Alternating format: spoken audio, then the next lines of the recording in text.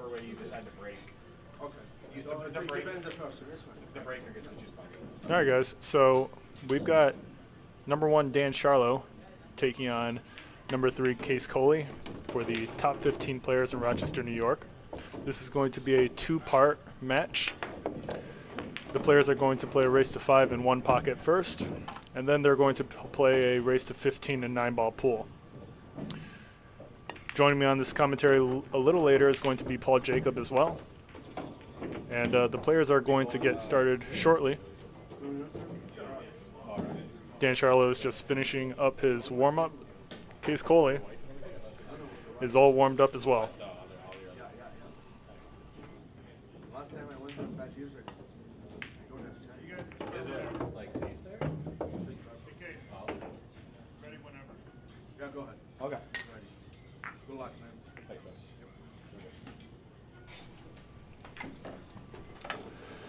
Good luck to both players. A lot of people have been anticipating this matchup.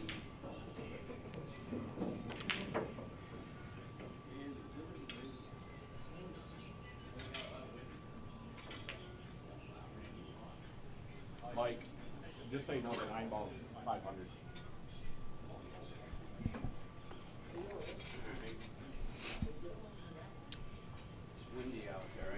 Dan Sharlow has let me know that the 2 players are actually going to be betting a total of 1,000 rather than 600 for the set of 9-ball that's going to be played after the set of 1 pocket.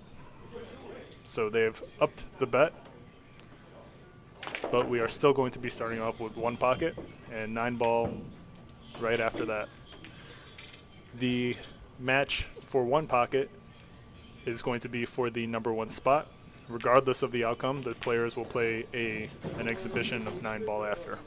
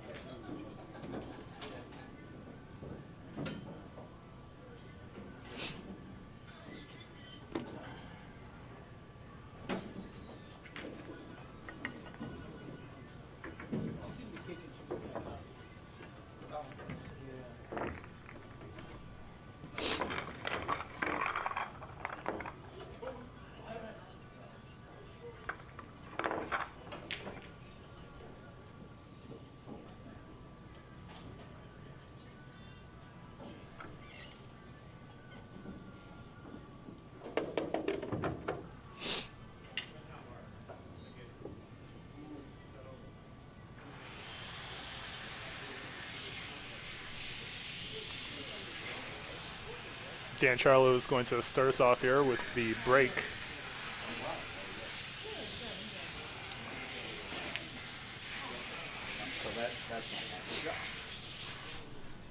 Dan Sharlow broke from the right side of the table. That means the left corner pocket is Dan Sharlow's. Qais's corner pocket is the right.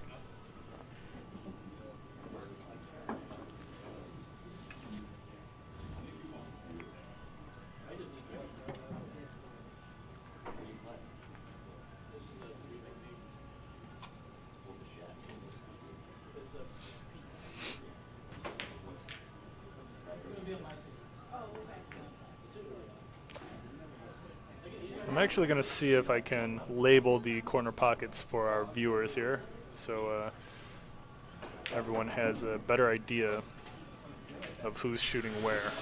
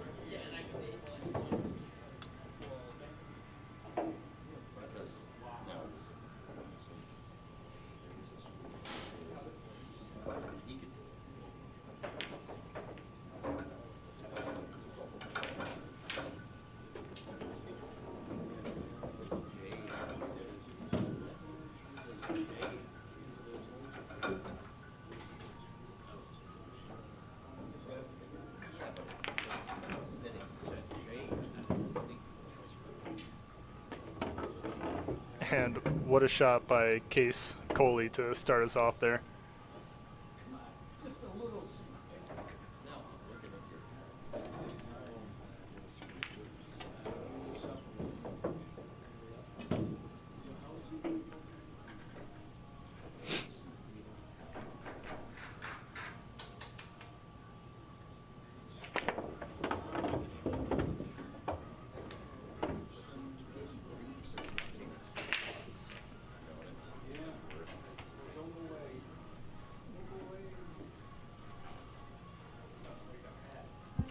We got Cory Payne in the live chat. Bodyguard Cory says, "What's up, Mike?"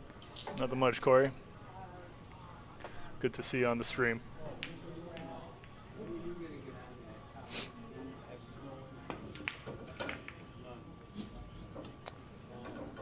Really nice way there for Qais to start off this rack. Well done.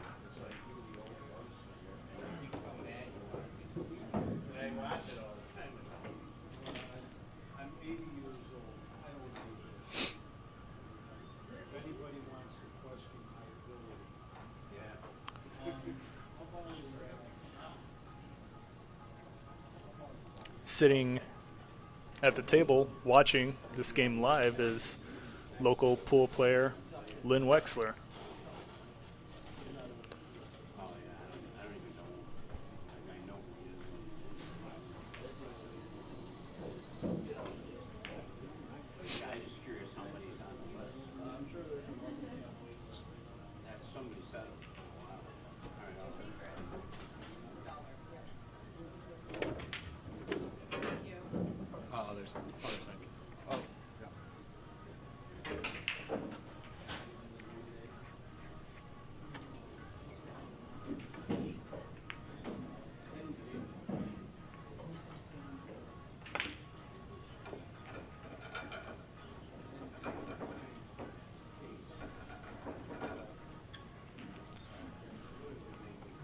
Qais attempts to move the 3-ball to his, well, to the area around his corner pocket. Curious to see what Dan's considering here. Let's take a look.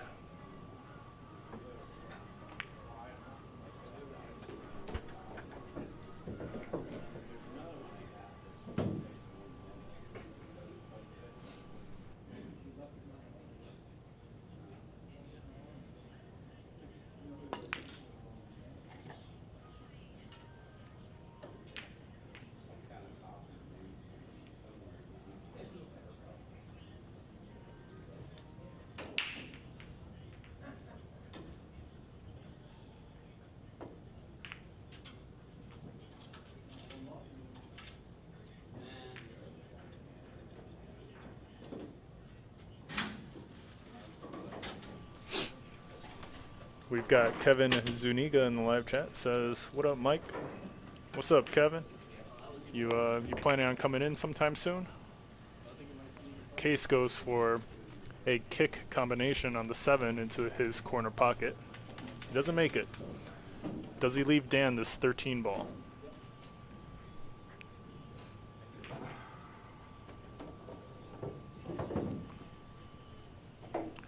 This is a possible cut.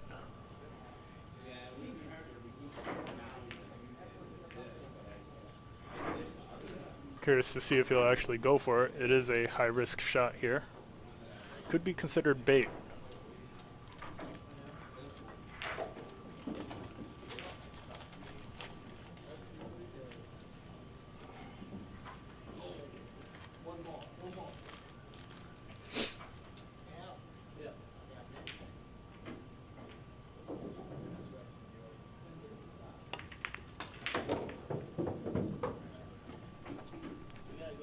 He goes for the shot, and he isn't able to make it. Qais does not have anything too obvious right now. He may just attempt to shoot the 13 out of Dan's pocket. He's got a good angle for that, to use maybe a touch of right spin to kick that 13 out. Kevin Zuniga in the live chat says, "Yeah, I'll be in soon. Cool. See you when I see you."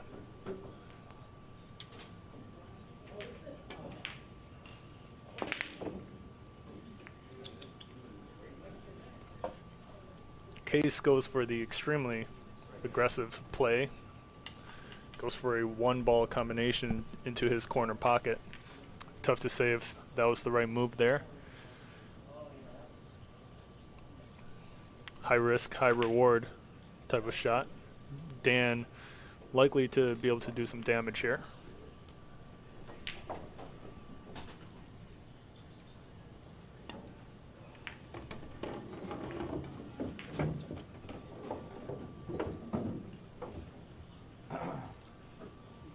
Dan was trying to clear the 7 without making contact. He doesn't really have a follow-up shot. He's going to have to move this one ball out of the way now.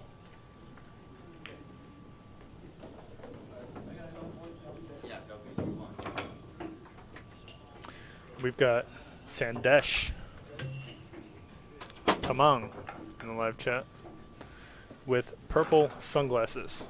Good choice.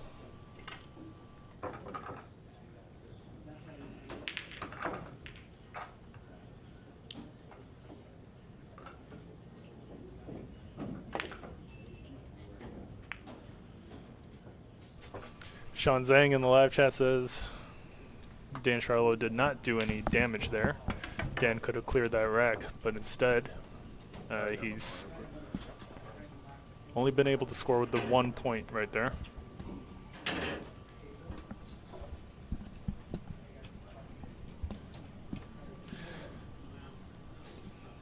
Paul Jacob is here now in the commentator booth. Hello, everybody. How's everybody doing today? Sean Zhang is starting us off early with the roasts, and Bob Hendrix tells Sean to be quiet.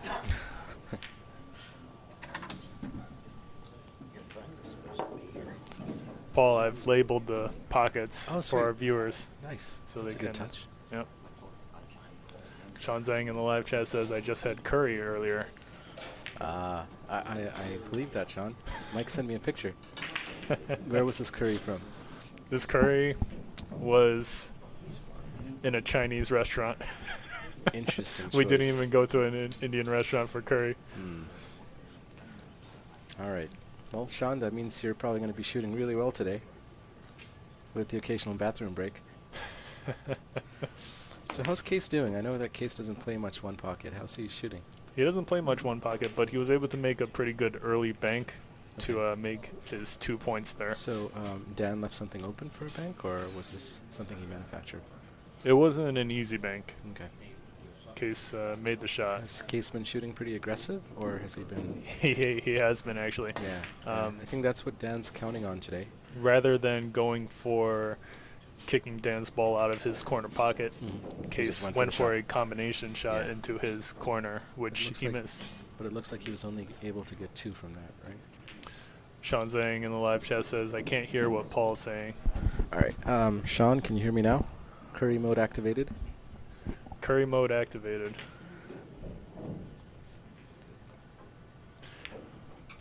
All right. Thanks, Sean. Just move the mic a little closer. Not the Mike Lynn. I'll keep a distance from him. Oh, nice shot. Nice bank by Qais right there. Really nice shot He there. should be able to run a couple balls here. Everything's wide open. This needs to get the cue ball back down table for a shot at the 8 or the 15. Sean Zhang in the live chat says, Paul, I think I heard you said you want some of this. The curry? You, him, Pool.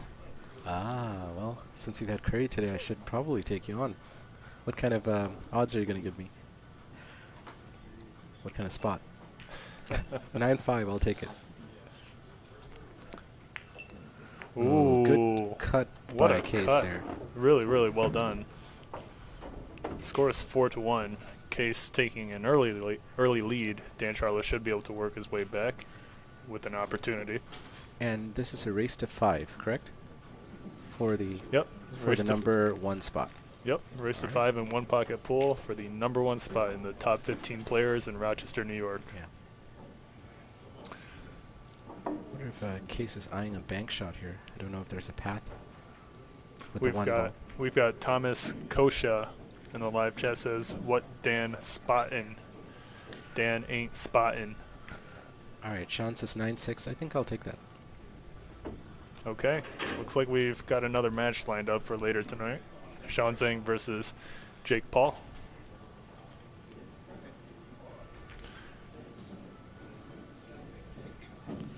Thomas in the live chat says juicy, but he spells it like, I don't know. Mike, I'm really liking the new monitor here. It makes everything better. Thank you.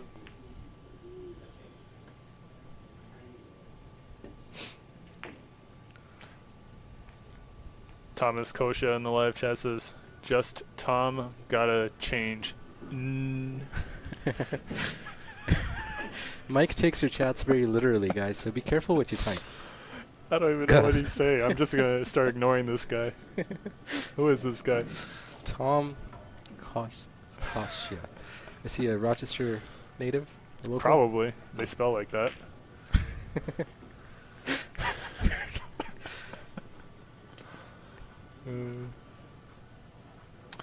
Sean Zhang says, Qais Kolee, my horse, got the shirt on today. I'm guessing Qais has his lucky shirt on or something.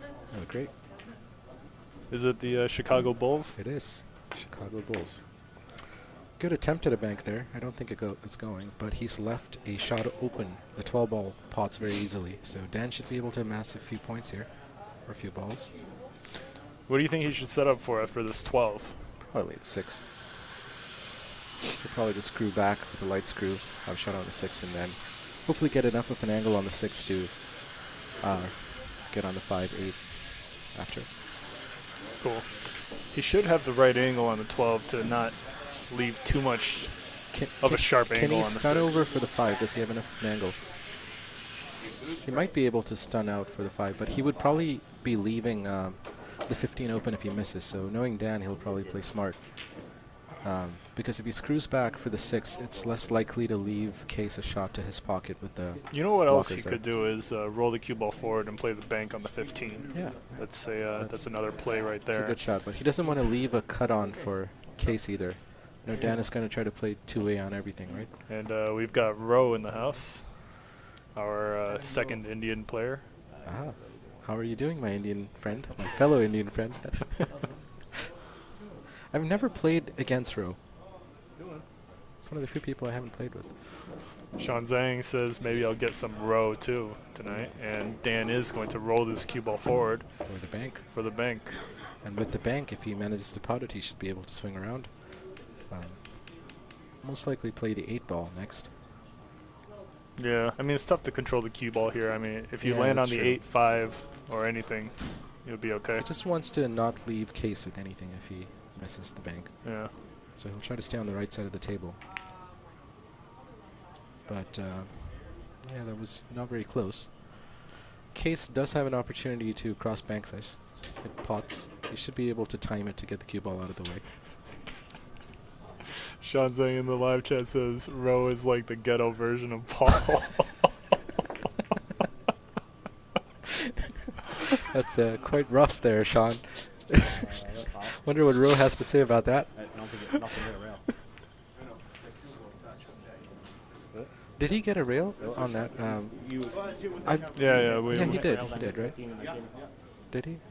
Can we do a replay? Guys, in the chat, if you can rewind, I think Dan was asking if it hit a rail. If you guys can just go back 10 seconds. Was that a legal hit on the 15 by Qais? Let us know in the chat. Sean says it was a good hit. Okay, thank you, Sean. We But were Sean distracted by your comment about Ro. But Sean Zhang is also biased. That is true. Sean has a horse in the game. Oh, great shot by Dan there. Yeah, good job leaving the 5 or the 8 And he in the way covers, here. and yeah, he covers the 7, so Qais won't be able to go for the 7 directly here. So let's see what kind of shot Qais will play here. Will he try to leave the cue ball down on the rail, on the short rail at the bottom? Do you play a lot of one pocket, Mike? Me? Yeah, I used to actually. really. Yeah, I'm pretty good, man. Who did you play against? Um, Yourself. myself. That doesn't count.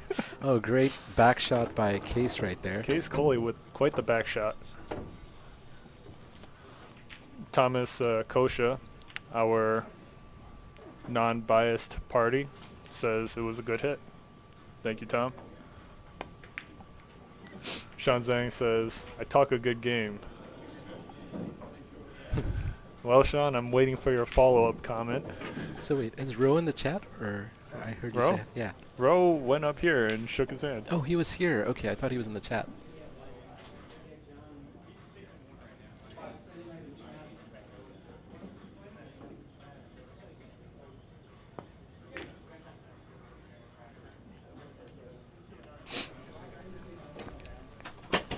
Good defense by Dan, taking the 7-ball out of play. You think Qais is actually going to go for a 10-ball The bank 10-ball here?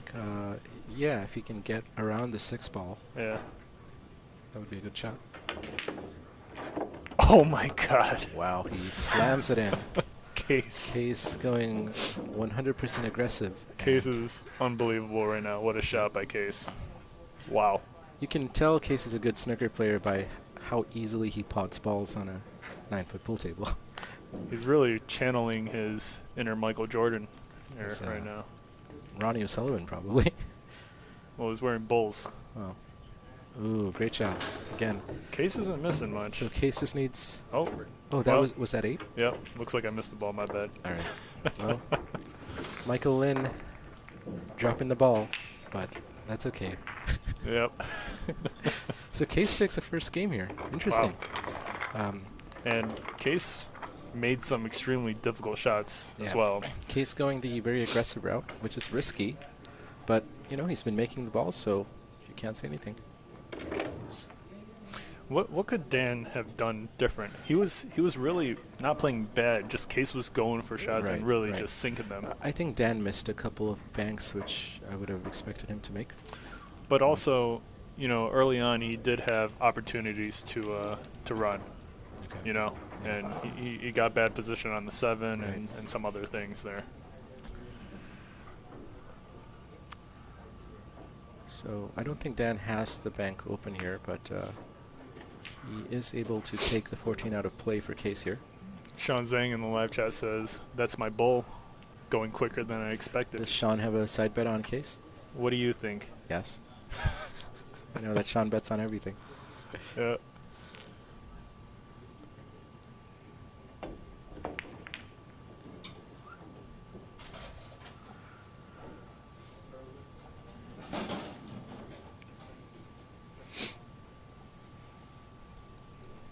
Let's take a look at the overhead, see if Yeah. there's any anything lined up here. I don't think there's any plants.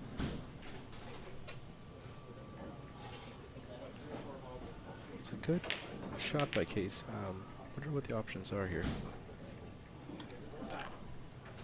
Dan's looking for something aggressive, but Yeah. the play might be to just... Is he going for the 12-8-1?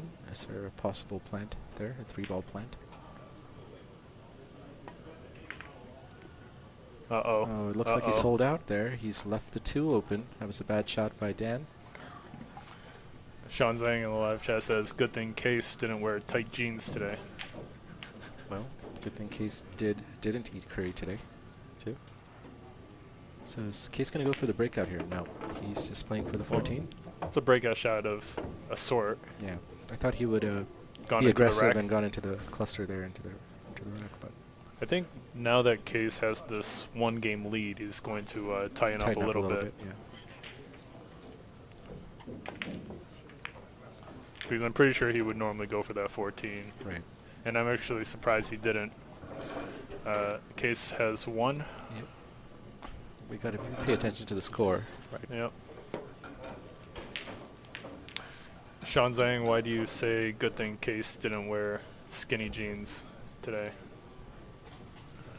Does Qais usually wear skinny jeans? Does that increase his power level or decrease?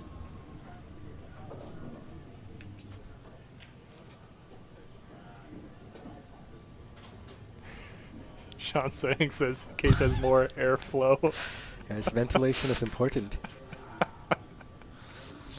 Oh my god, Qais has proper ventilation. It's So kind of a containing shot from Dan there, but Qais shouldn't have any problem bringing the 10 back to his side of the table here. He doesn't want to leave any banks on for Dan after this, though, specifically the 1. But it looks like Qais does leave the 1. A little tricky with how straight it is, so... Well, and also, you got to be careful of the double hit on the cue Exactly. ball. Got to get the cue ball out of the way. And I don't know if he has enough of an angle to get it out of the way, so we'll see. Tom Kosha in the live chat says Qais is free balling. Well, it looks like Dan's just going to screw back, so he could get the 1 out of the way, the cue ball out of the way here. I'm fairly certain the bank does go, but depending on the angle, you have the overhead cam. You might be able to use a little bit of inside here. Nice shot by Dan. Great shot. Well done. But he doesn't have an easy next shot, except for the 8 ball. Banking it is an option, possibly. Sean Zhang comparing Qais's loose pants with proper ventilation to a vehicle. Just like the car. And Tom Kosha says free balling. I did say that. Oh, you did? I'm sorry, Mike. I'm paying too much attention to the match. It's all good. One of us has to. Right? Tom Kosha in the live chat says, I thought Dan knows how to bank. He Dan, does. Dan has left a bank open for Qais, though. A free bank. He's not going to leave anything on if he misses, so that was not a good shot by Dan either. That's Qais. The previous shot by Dan. Oh. Yeah. This was a great shot by Qais because he's left nothing on. Yeah, the 8 ball's in there pretty good. He's not going to be able to remove that 8. So Dan might try to pocket the 8 ball right now. And Yeah. You know what another play is? If he's got enough angle on the 12, he could blast the 12 into the 8 with a stun shot and remove the 12 as well from that location. can he control the cue ball after that, though? With that kind of pace? That's the $1 million question. But Last thing he wants to do is open up the cluster now and give Qais an easy run. Right now, the 9 and the 14 are pretty tied up. I think Dan will just pot the 8 and contain the cue ball. I'm not much of a one-pocket player, so... for me, I would shoot the 12. Yeah. But let's see what he ends up doing. If the 12 is clear for the Okay. correct angle. Does the does it clear the 15 or 13? That's what I'm trying to figure out here. Looks like it does, right? So the GoPro has fisheye correction, which makes some of the balls look larger or smaller than they actually are, especially off-center. It's hard to tell sometimes, but it looks like he's just going for the 8 ball here. Yeah. And Okay. he's cleared the 12 on Where's way the back. cue ball going? Oh, man. The cue That's ball scratches. very unfortunate. But the 8 ball comes back now, right? Yep. Because he... Yep. So in a way it works for him. Yeah. Not the worst result Yeah, there. so he doesn't give Qais the free ball. Qais will be able to shoot the 13, though. Dan Sharlow gets -1 for that. Yep. -1, but the ball he just pocketed comes out, too, because he Yep. pocketed the cue ball as well. Score is 1-0. 1-0. Well, 1 to -1. Are you doing negatives on the Well, scoreboard? Dan was just at 1. Oh, he was at 1. Okay. Yep. Right. Yes.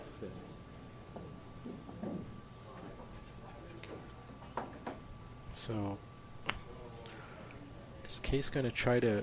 Does the 8 ball bank? It should be frozen to the 1, so it'll be interesting if he plays the bank shot off the 8 ball next. Looks like he's playing for it. He should be. This should be a good shot because he's less likely. He's not going he's for not it. going for it. This is an interesting choice because where's the cue ball going to end up after? Wow. What a shot on the 9. Good shot, but is he going to get a good roll here? And he's safe. And he gets a good roll. Really unbelievable result there for Qais. Well done. A bit risky, but he's covered. There's a good shot. But he had the eye for the 9. Yeah, he did. Wow.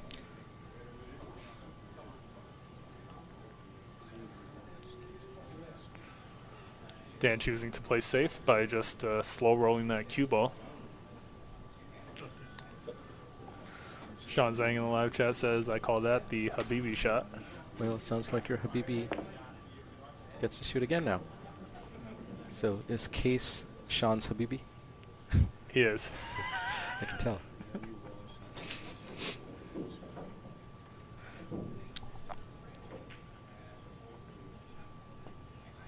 Is it Habibi or Habibti?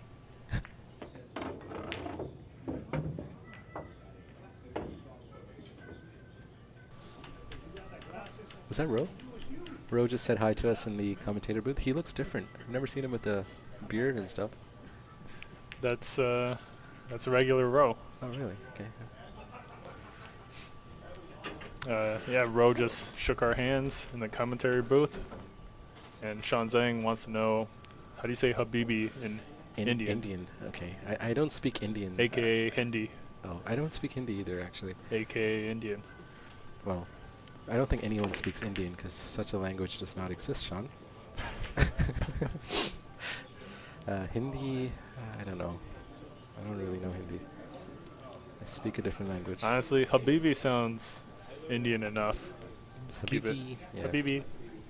Habibi's got a good ring to it. What is Dan doing here? Okay. Ooh. Interesting. Creative good bank shot. on the 10. And he leaves nothing open, so... Hindi. Sean, you'll just have to look it up on Google Translate. He's about to start typing in Hindi. Remember last time? I can read and write Hindi, I just can't understand or speak it. So Really? yeah. What? Yep, that's strange. That makes. Where's the 10 going? Does he pot it? No, he doesn't. He doesn't pot it, but And he leaves it open for Dan, so honestly, would have been preferable to pot it than leaving him this Right. potential. Dan should be able to swing around. He could probably play for the 8 next, right? So do you think that's what he's going for? Or I will think he the go for 3. the 3.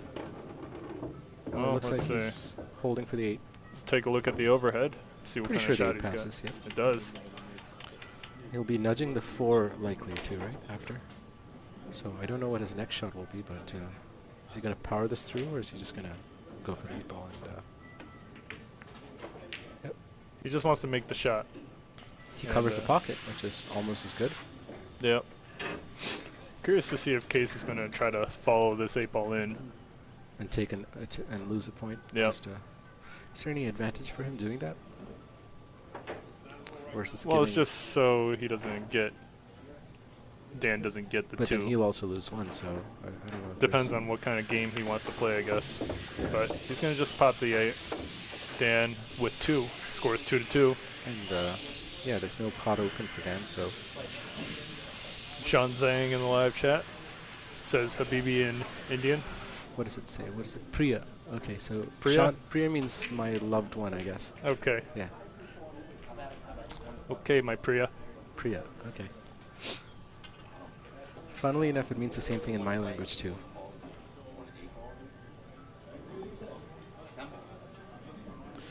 Sean, if you want to go the extra mile, the language I speak is called Malayalam.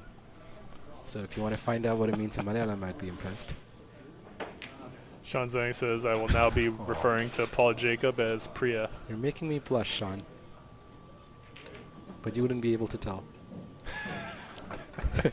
That's because Paul Jacob is brown. Thank you for that, Mike. So wait, does Qais have a nickname? Okay. Ooh. Dan Sharlow has a nickname that consists of 10 different words. Let's see what's Qais got. Oh, Habibi Qais. Maybe Qais. Habibi? I mean, Habibi's good, but doesn't flow with Qais. Look wow, at that! Look at that shot. Look wow. at that shot by Qais We need that Kolee. instant replay soon. Wow. Great. Was that a 2-railer? What a shot, yeah. Great shot by Qais. Man. Qais is really bullying the pool table, bending it to his will. Yeah. What a bank. Is it good enough? Looks like Ooh, it the will cue be. ball's going to travel above the 1. I think Dan can still see the 14. Yeah, but that 14 is not going anywhere. Right. He might just have to pocket it. I don't know if he can kick it out. It's possible. Nope. Is Just it? gonna make it. Well, if you slam it at an angle, hope that it goes off the jaw somewhere. I don't think you can control it. But you know, Dan leaves Qais with a shot on the 1 ball. a risky one, but Qais is the type to go for it. and he's also the type to make it. But if he makes it, the breakout is game. Exactly. Cue ball's probably going to slide all the way down. But to you the know, short even rail. if he misses it, it's tough to sell out here. True. Maybe going for this is the right shot. And it looks like he's got on the 4 as well. So the score is 5-1. So, wow, Qais is 5-2. 5-2. Okay.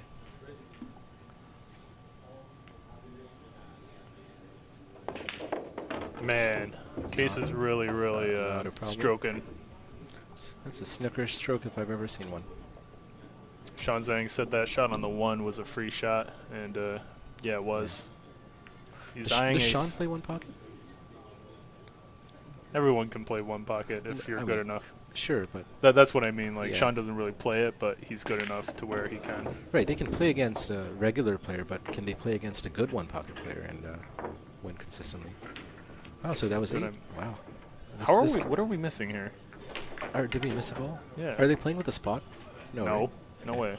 We just have to count the number of balls left on the table. But Mike is regularly missing a ball from the score. You want me to pull up your phone? You can keep track of it? I'll just pay attention. How All about right, that? just pay attention. Yeah. Stop talking to Sean Zhang. Okay. He's Well, he did call me Priya. he called you Machali Priya. Machali Priya? Machali Priya. I don't know what that means. What language is that? Indian. Indian. Well, it's a language no one speaks.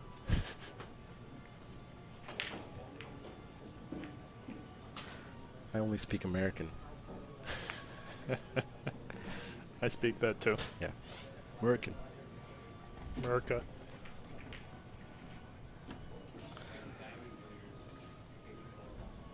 Wait, which pocket is Dan's? Okay. Dan's is on the left. So a Qais broke this game?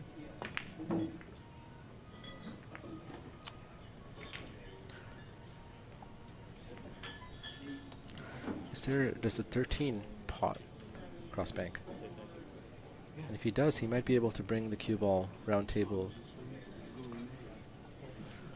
Let's see. Sean Zhang typed out some calligraphy for you. Oh, Muchly. I don't know what that means. I don't know enough Hindi, Sean. You gotta type in Malayalam. I'll spell it out for you. It's a palindrome. Malayyalam. That's my language.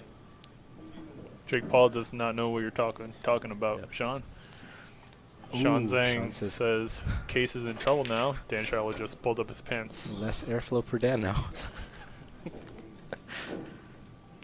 Maybe Dan runs better on a lower air fuel mixture. This conversation is too technical for me. I just drive cars. I don't know how they work. Yeah.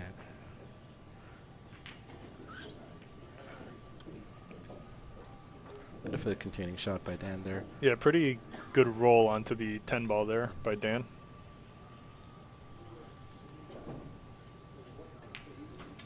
So Dan's shooting pretty defensive, right? Is he? Yeah, I mean, And it Qais is is, shooting very aggressive. it is time to tighten up. Yeah. I mean, Dan is very capable. At We've being got aggressive too. Suhas Chinta in the live chat says Machali is fish. Muchly. Okay. All right. You're a pretty fish. I'm a pretty fish. Muchly. Yeah, Muchly is fish. I know that too. Oh, he's calling you a fish. That's hilarious. Sean. That negates calling me Priya. My fish lover. Hey Suhas, how's it going? Suhas is one of the RIT guys who plays here on league nights and APA. Good to see you here. There is a bet between. No, there isn't. Let's move on. There is a One bet pocket game going on here. A lot between of stuff Suhas. to analyze. Suhas and Paul Jacob, Mike, we should stay on topic here. where Suhas is going to dye his hair pink. This And conversation is happening in Hindi now. I don't understand. Paul Jacob is going to dye his hair blonde. Let's see what kind of shot Qais has here. Got to put on the thinking caps and ignore all the, distractions. We've got Zach Robbins, also known as Kratos, in the live chat. Hey, He wants to Kratos. know, why do they keep missing? Good question, Curtis. One Pocket is the game where you don't need to pop balls.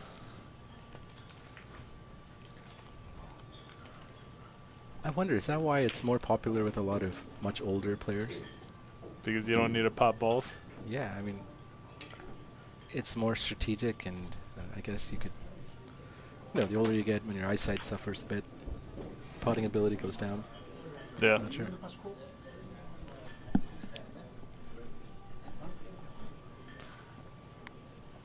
Sean Kelly in the live chat types Sean out is typing in Malayalam. I can read this. an entire paragraph for you, Paul. It says, "Nyan iporana Hindi stating." Wait, what's it? Stating up. I can't see. It's too small for me.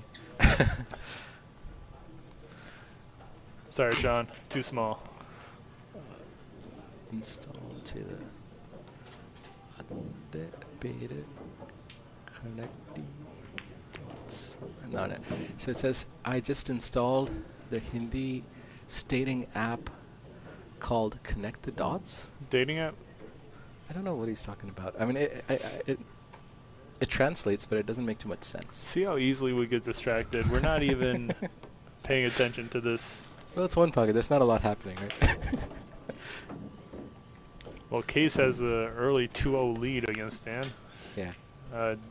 Dan can still come back here. It's going to be tough, but so it's doable. Sean is talking about installing an app called Connect the Dots. Okay.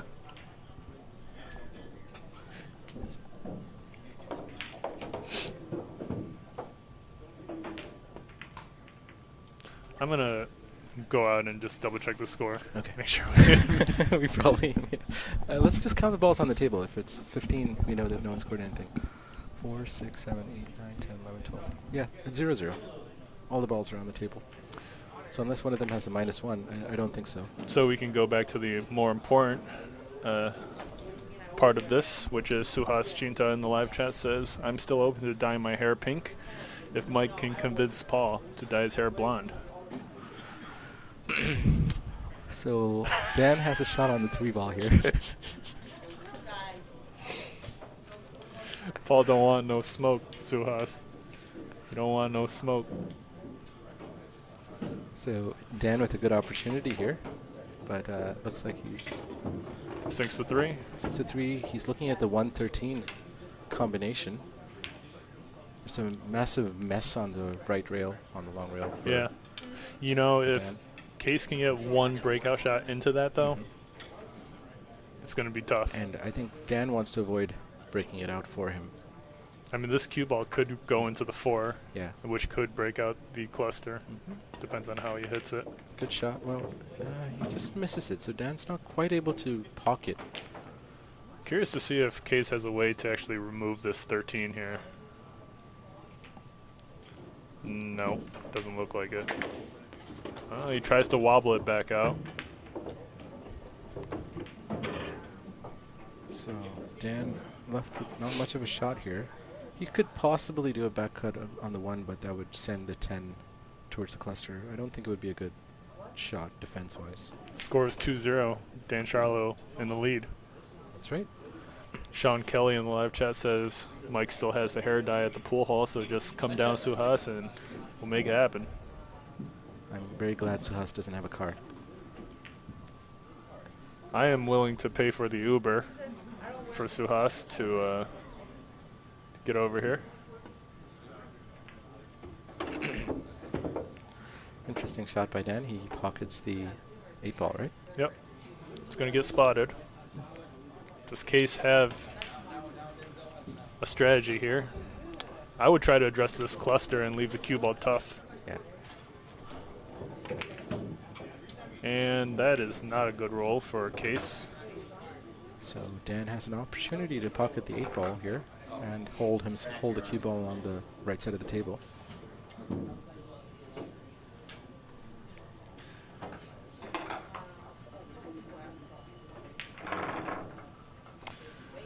Sean Zhang wants to know when Zach Robbins is ready for round 2. That'll be fun. The Kratos versus Sharlow rematch. Sharlow's name is way too long. We gotta condense it.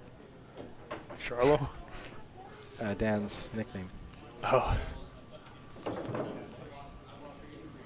What was it? I like Qais's nickname being Habibi.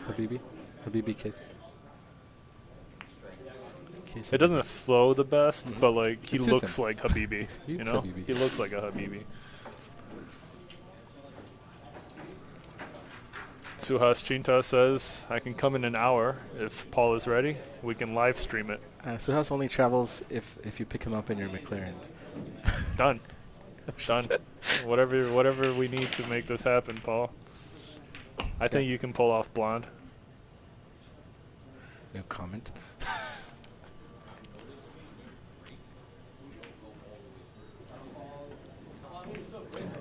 Kratos in the live chat says he's got a match with Dan Sharlow, and after that he'll be willing to play Sean Zhang. And Sean, I'm very curious. Where did you find that block of text you just posted in the chat in Malayalam? That was Sean Kelly, wasn't it? Oh, it was not. Yeah, it was Sean Kelly. Yeah, but still, I am very curious. Sean Kelly. Where'd you find that? That's very random. Connect the dots. Alright. Agent Shah is going to double check the score, so he's going to check if it's indeed 2-0.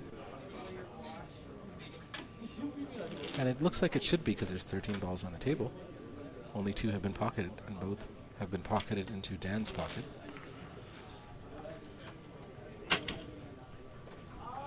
Yeah, there's 13 on the table.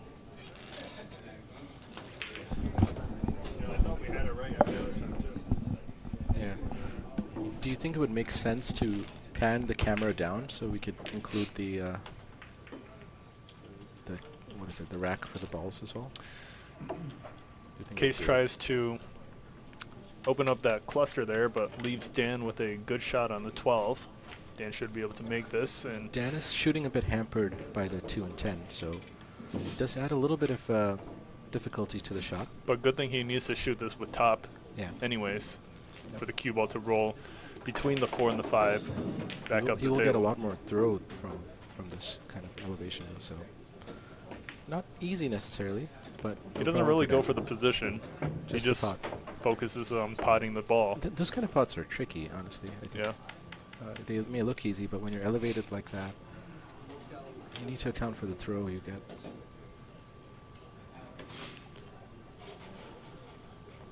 Sean Zhang in the live chat says, someone give Habibi a cup of coffee on me. No problem, Sean. It's $5. Is that okay? Sean Kelly says, Google Translate. I download Hindi dating app. It's called Connecting the Connecting Dots. That's hilarious, actually. That's funny. Connecting dots. Oh, I just got that now. Dots referring to The red dot on the their bindi. forehead. Yeah, That's hilarious. yeah. And he translated that to Malayalam. Okay. Sean Zhang says, no problem to a $5 cup of coffee. I thought your coffees were 50. Like They are $50. Coffee is $50. special discount for Sean Zhang. We'll do it for 40. Yep.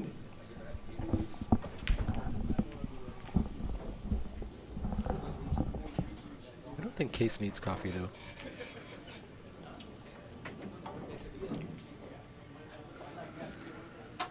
This is quite a messy cluster of 5 balls or 6 balls on the right rail for Qais.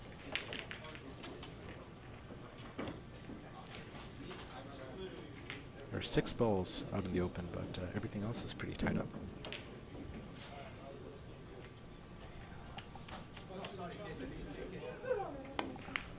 Manh Nguyen has gone to go get coffee for Qais, but what happens right now? Qais scratches, so Qais is now at -1.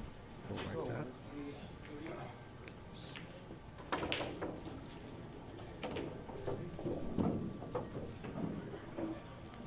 So Dan Sharlow should be able to get ball in hand, and it looks like the 15 does pass the kitchen.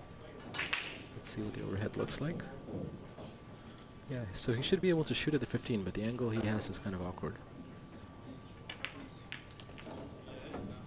So not an easy pot.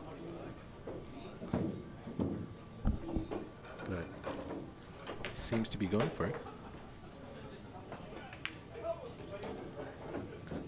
Bit of a back cut here, or back shot.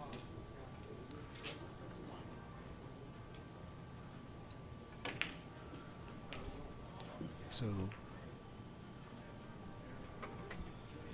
let's see what's happening here.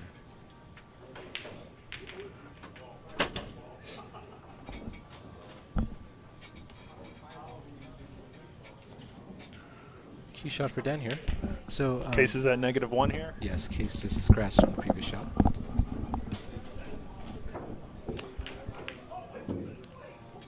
And has he left the 4-ball on for Qais? He has. Let's see if Qais is going to consider something else. There is no plant in that cluster, right? 6-ball definitely does not go into the corner. Yeah. It looks like he's going for the back shot here. What Wow. a shot. Wow. Great shot by Qais opening up the cluster, but he's not really rewarded with a shot here. But he has developed a bunch of balls. He was at -1, so that ball will eventually have to come out when he's done shooting. Yep. Score is 3-0. Dan Sharlow in the lead.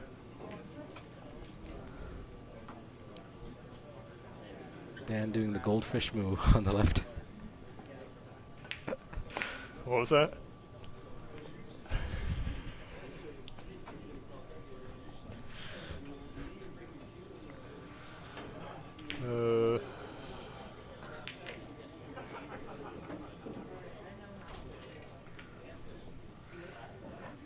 Did you, Dan had quite a good run of 10-ball on the sound footers last night.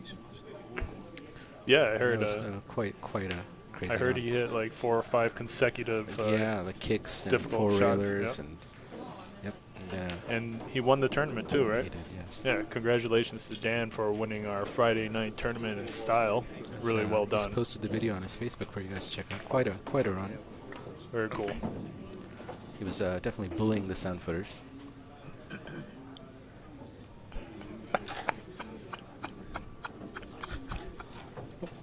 Who did that? Sean Kelly. Sean Kelly is.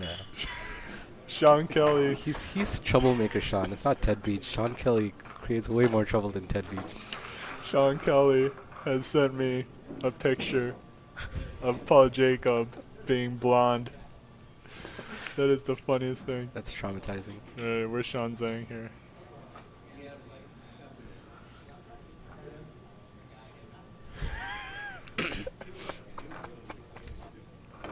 It's very distracting, Mike. Trying to focus on this game. Sean, check your text messages. That is hilarious. Suhas, we have to make this happen. We have to make it a reality. Are we still at 3-0? We're still at 3-0, I think. Let's see. 1, 2, 3, 6, 9, 12, yep.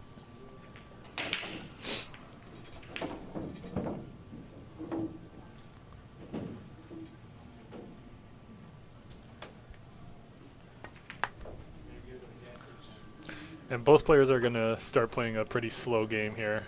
All the balls are kind of up the table. Sean Kelly is pretty good with technology for a middle-aged guy. He used to work in IT. That was his profession. Ah, that makes sense. Sean Zhang in the live chat says, I think Paul would be gay with that hair. Thank you, Sean. Good thing that's not happening. Aren't you the one that made the bet? Paul Jacob is the one who made the bet. He said, if Suhas dyes his hair pink, I'll dye my hair blonde. And all that tough talk. Now he's got nothing. Yeah, he's got no shot. That's what you're talking about, right, Mike? Oh, man.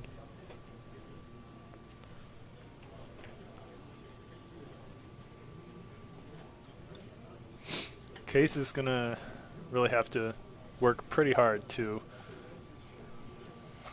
turn this game around. Yeah. Looks like he's clearing the 1. That would open up, well, he's developed a couple more balls, so now it's a much more open layout. But Dan's going to have a shot here. He will. Tough shot, though. Cue ball's on the rail. And the cut is difficult to judge here. Yep. Dan has to pot this. If he pots it, he can get fairly natural on the 7 next.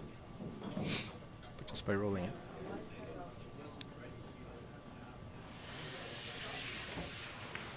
Not enough pace for it, but he pots it, which is the important part.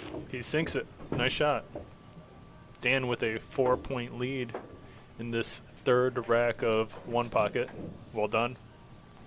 11 balls still on the table, so the score should be correct.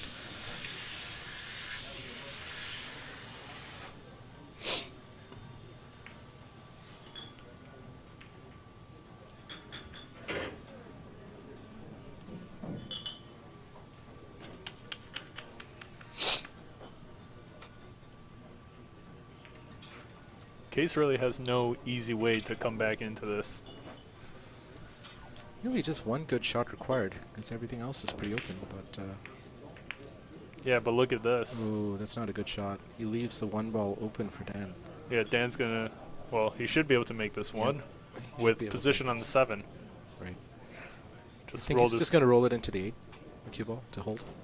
I think he can roll it past the 8. I think so. He might clip the 8. Let's see. I don't think he can avoid the 8. He's going to Yeah, you're right. Yep, he clips the 8. Does he pot the ball? He does. Nice shot. Good shot on the 7 required. And Dan's at 5, so he just needs 3 balls, and Qais needs 8. He needs 8.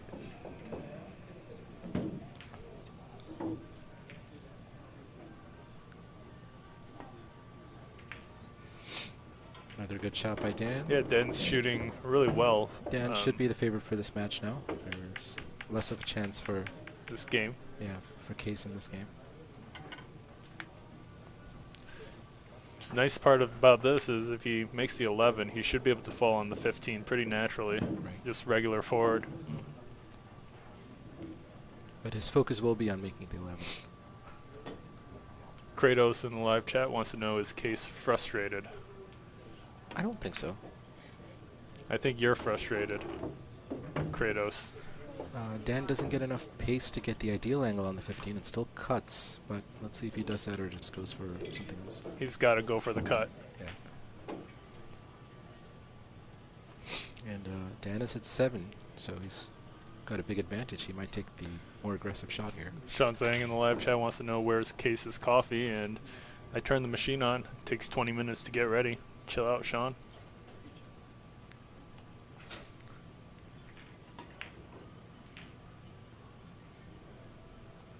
Good shot by Dan. Qais should be able to bump this 15 ball back out. That would be the play, right? Because at this point, Qais needs all the balls on the table. Oh. But he scratches, so Qais is at -1 now. But surprisingly, Dan does not have a good shot. That's true. Is he going to go for a crazy cut on the 15? Got it. Is the 8 past the head string or the kitchen? Good thing we have an overhead cam, and it is not. It's not. So the 8 is not. He might be going for a long bank on the 14, maybe. Not too much risk for Dan here because Qais needs everything.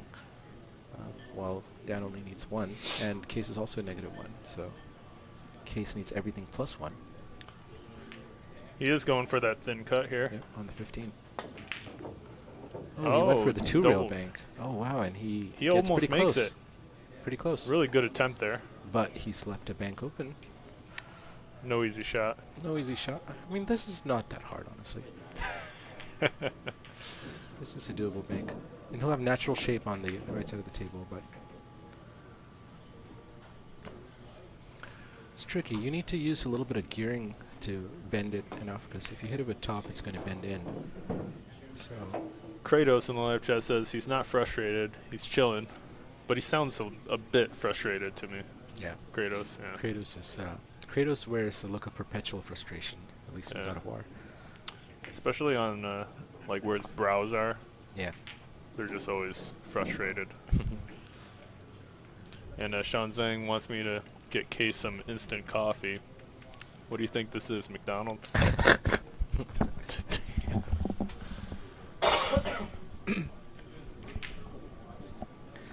Dan doing the goldfish again.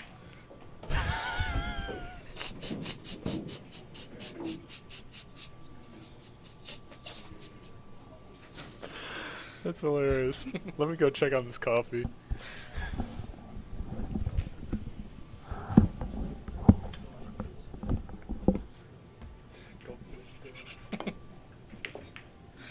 Good attempt by Qais here. He's not going to make the pot. Is he going to leave a bank on? Tricky bank because the double hit on the cue ball is looks like it's fairly hard to avoid, but let's see. Yeah, it's going to be tough to avoid the double kiss here. But he does avoid the double kiss, but doesn't get the right angle for the bank. Now, Qais should have a very similar shot, but he's got more room to get the cue ball out of the way. Again, risk of a double kiss here, but it could be avoided. And great shot by Qais there, but where's the cue ball going? It's safe. Alright, so we have to fix the score soon. So Qais is at 0.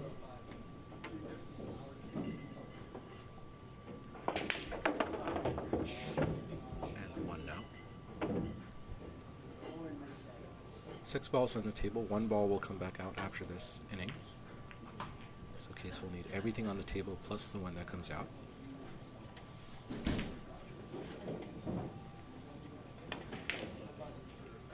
Ooh, that's an interesting type of shot there. He doesn't leave anything on for Dan. One of the balls he pocketed will come out. And the score is 7-1. There are... It doesn't look like he brought the ball out. Hold on. 1, 2, 3, 6. I think Dan realized that, and okay, I was just going to go and tell the players, but Dan caught that. Good job. Okay.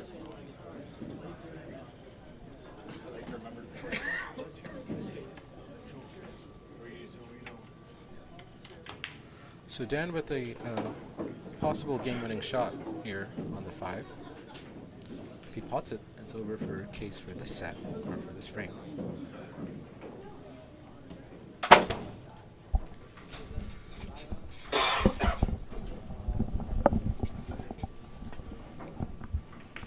And it looks great. Nice shot. Is over. Dan Sharlow with 1 on the scoreboard. Qais is still leading 2-1. Yeah, really good rack there for Dan Sharlow. And it should be, who's breaking this one? Is it Qais? I think it's Dan breaking, right? I'm not sure if they're doing alternate or winner. It's usually alternate for 1 pocket. I don't think anyone, because the break is such a big advantage. 1 pocket is almost always alternate. I thought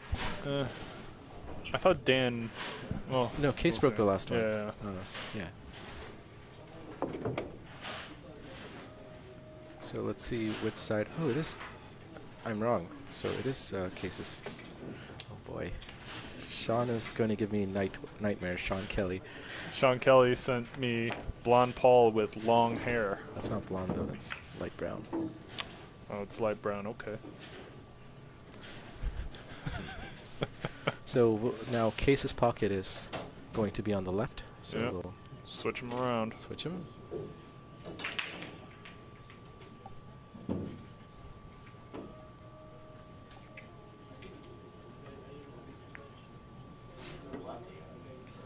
Good shot by Dan there. Has he left any bank on? Is Qais going to attempt to bank the 2 ball in his pocket? It's something that pots. Interesting. He's going for the 9 ball, but is he going to leave the 2 on after if he misses? Did you see what Kratos said? No, I didn't. He says if the gods of Olympus abandoned you, I'm sure you'd be frustrated too. Is that why you're frustrated, Kratos? So Qais has not left anything on directly unless there's some kind of a plant, which Dan is eyeing. He's looking at the 5-4-10 perhaps. I don't think it To goes. do what?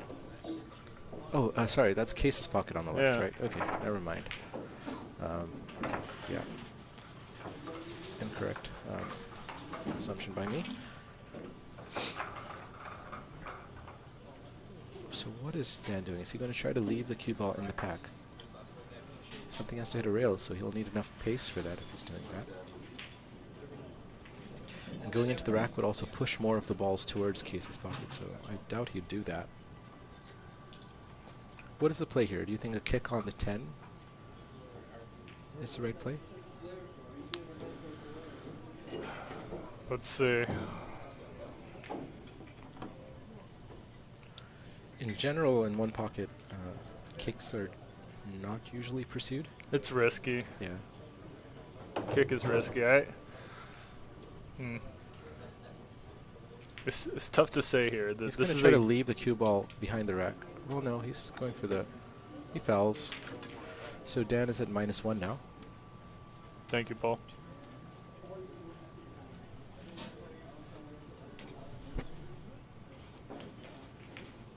Qais going for a bank shot here. Has to avoid the 9, which he does not. But he's contained the cue ball. Does Dan have a similar bank on the 10 to his pocket? And I've been notified Qais's coffee is ready, so I'm going to go get that for Habibi. Habibi's going to get his coffee. I'll add it to Sean Zhang's tab over here. Great. $40 coffee coming up for Qais. Very generous of Sean Zhang.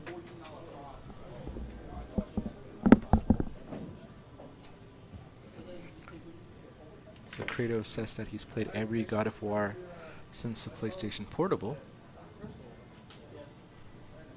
Impressive. So the name definitely does suit Zach Robbins.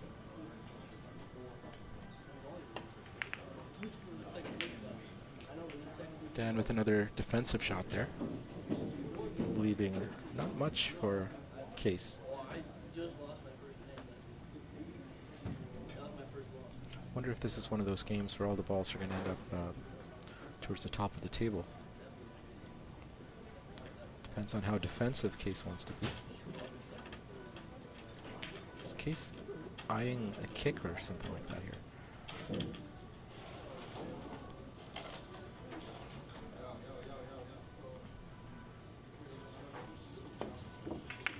Looks like he's gone for a kick, and he's left the 4-ball on for Dan, so that didn't work out for Qais. Let's see if... No, well, he got a little lucky there. The 4-ball doesn't pot. It's blocked by the 11. So Dan banking the 2. And he nails the bank. Great shot. But doesn't seem to have any easy next shot. Now, keep in mind, Dan is at -1, so after this inning, that ball is going to come back out.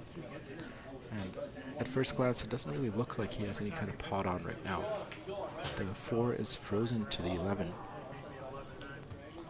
And I don't think he has enough of an angle to try to throw it in. He is eyeing the carom off the 1 ball, which would be a very clever shot if he's able to pull it off. So the 4 off the 1 to Dan's pocket is what Dan is looking at right now. Now, does the 4 clear the 11 to get that? Let's see. Dan going for the 4 here. Interesting. Looks like he went the other way. He tried to carom the 4 off the 11, but he is not able to get that. Dan's ball comes back out. Whoops. Dan is now, the score is again 0-0.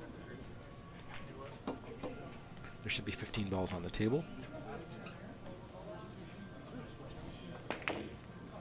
Great bank shot by Qais. Excellent shot. And he should have a shot on the 3-ball and the 6-ball. So Qais with a chance to get some points here. He'll want to get as many as he can here. Getting on the 3 next is tricky. He doesn't quite get the angle he needs. So the score is now 2. Let's see. 3, 6, 9, 12, 13.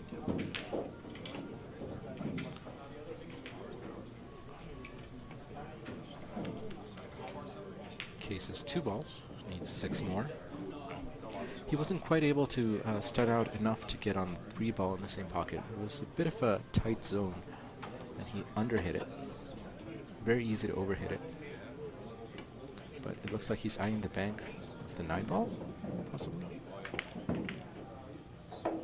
He plays a good safety there. He near freezes the cue ball with the 3 ball, cutting off a lot of the angles for Dan Sharlow.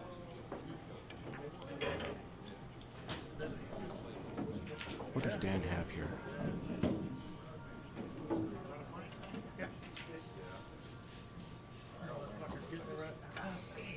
Yeah, I don't know what kind of options Dan has here.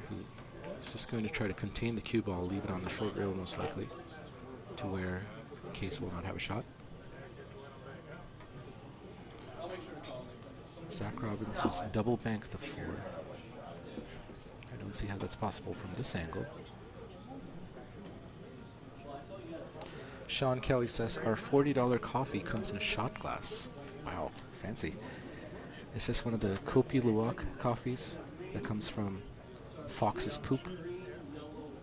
It's a very famous type of coffee from Indonesia. And it's very expensive, the most expensive coffee in the world, over $400 a pound or something like that. Sean Kelly, have you tried $40 coffee, aka Kopi Luwak? Civet cat poop coffee?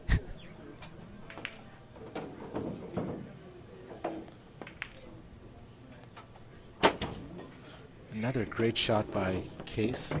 Qais potting everything today. Good bank.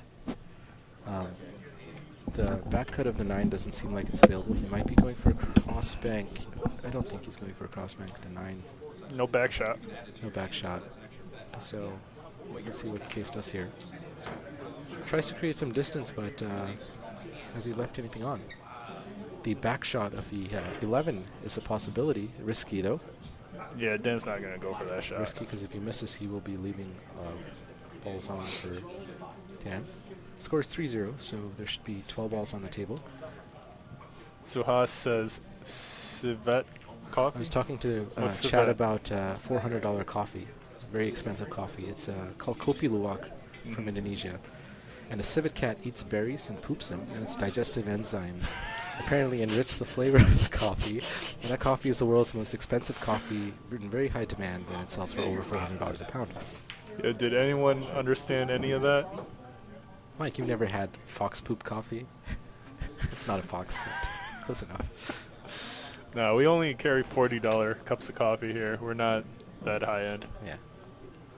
Well, for charging $40, I was saying it better be Kopi Luwak.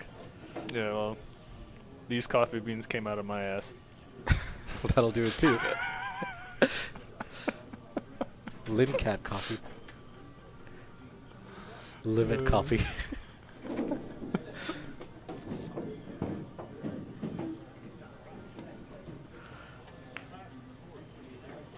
Dan with a containing shot there, but he's left the 9-ball bank on for Qais, so... Yeah, but is Qais going to go for something like that? Yeah, he should go for this, yeah.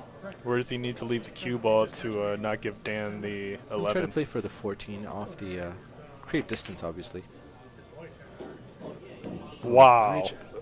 That's interesting. The 9-ball sort of hugged the rail wow. after. Yeah. What a bank. That was a good bank. What happened there, though? I believe that it hit a weird part of the edge of the right side pocket, which straightened it out. You know, I think that would have been a miss if it weren't for that, right? Yep.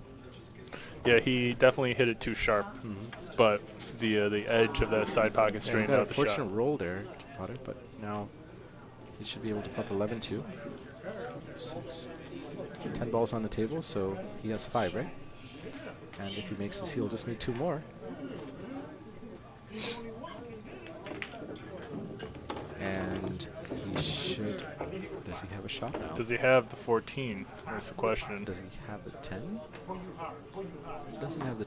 He does have... he has the 8-ball probably. Past the 10. He's shooting at the 10. He does Wow. have the 10. Powers it in. Wow. Seems like he's sort of geared it in. He needs one more. Score is 7-0, and Qais just needs a single ball. Dan should be able to get back at the table, though, but this is quite the uphill battle. Does he have any shot on here? I don't see any direct shot. He's going for the 8-ball. I don't see the path to the pocket.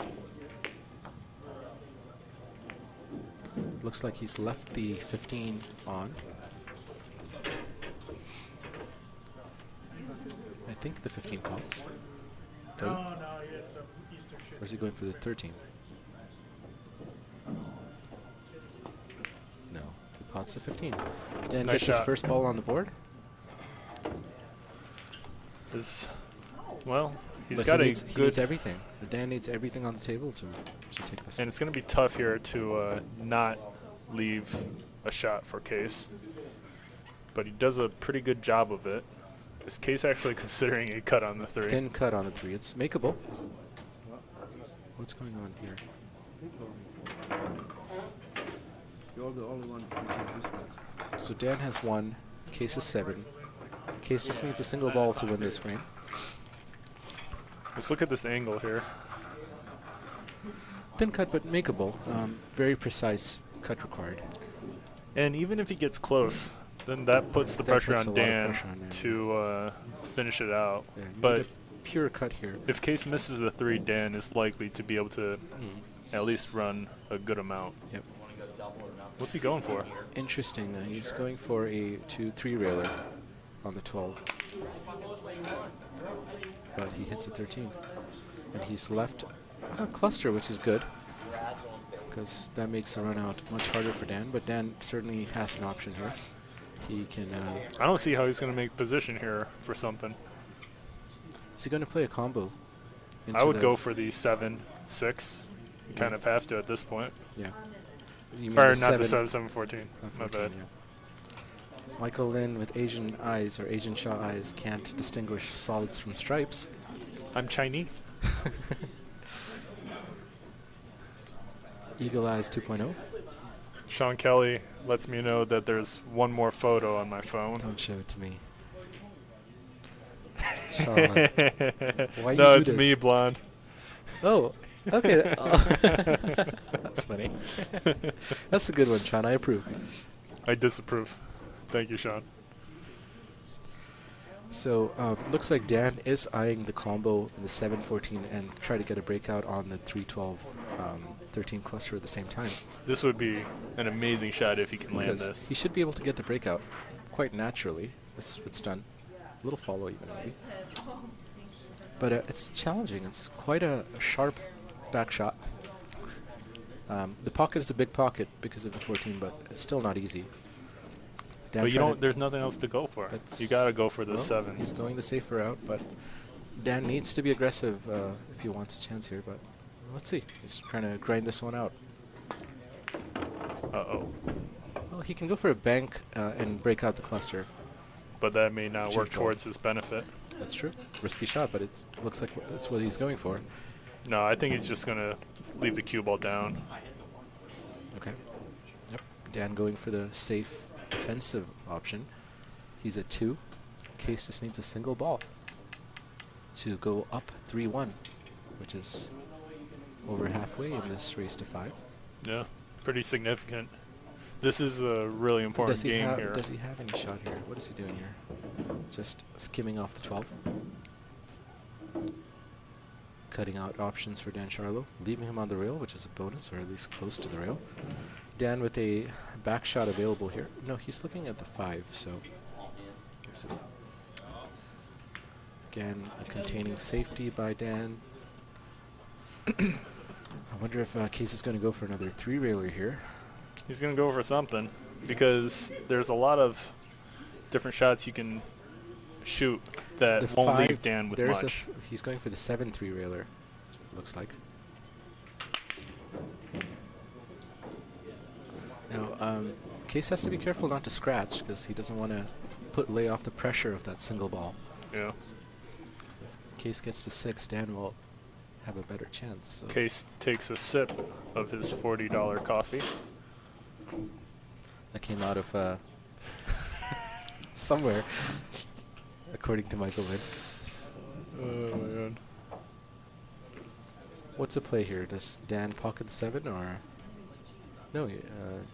Does Qais have any shot that pockets easily? The 5 ball probably clears, right? Yeah, the 5 does clear. 12-13 may even be doable. If it clears the 3 ball. Well, it looks like Dan is going to disturb the cluster. Pushes the 13 out. Not much to his own advantage, because now the 13 also pots in Qais's pocket. So that's an extra option for Qais, not just the 5. So Qais is eyeing like a bank combination, the 8 into the 13.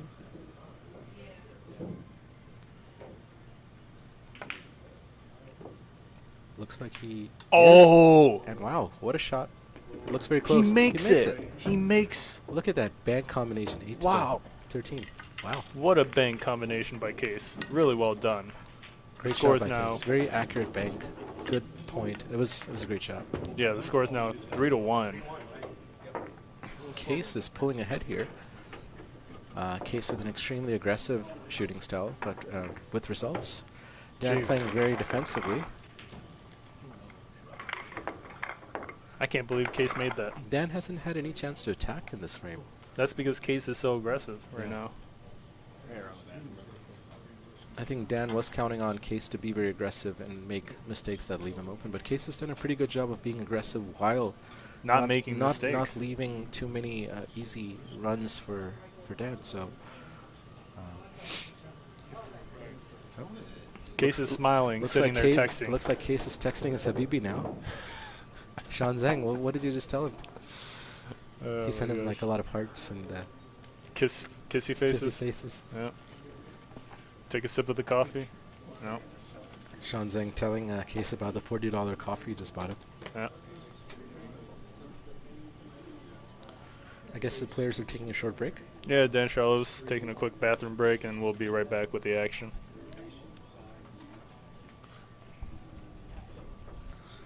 So why did these two start so early today? Well, we got a race to 5 in one pocket, then we got a race to 15 and 9 ball. 15. Wow, that'll be a long race. Yep.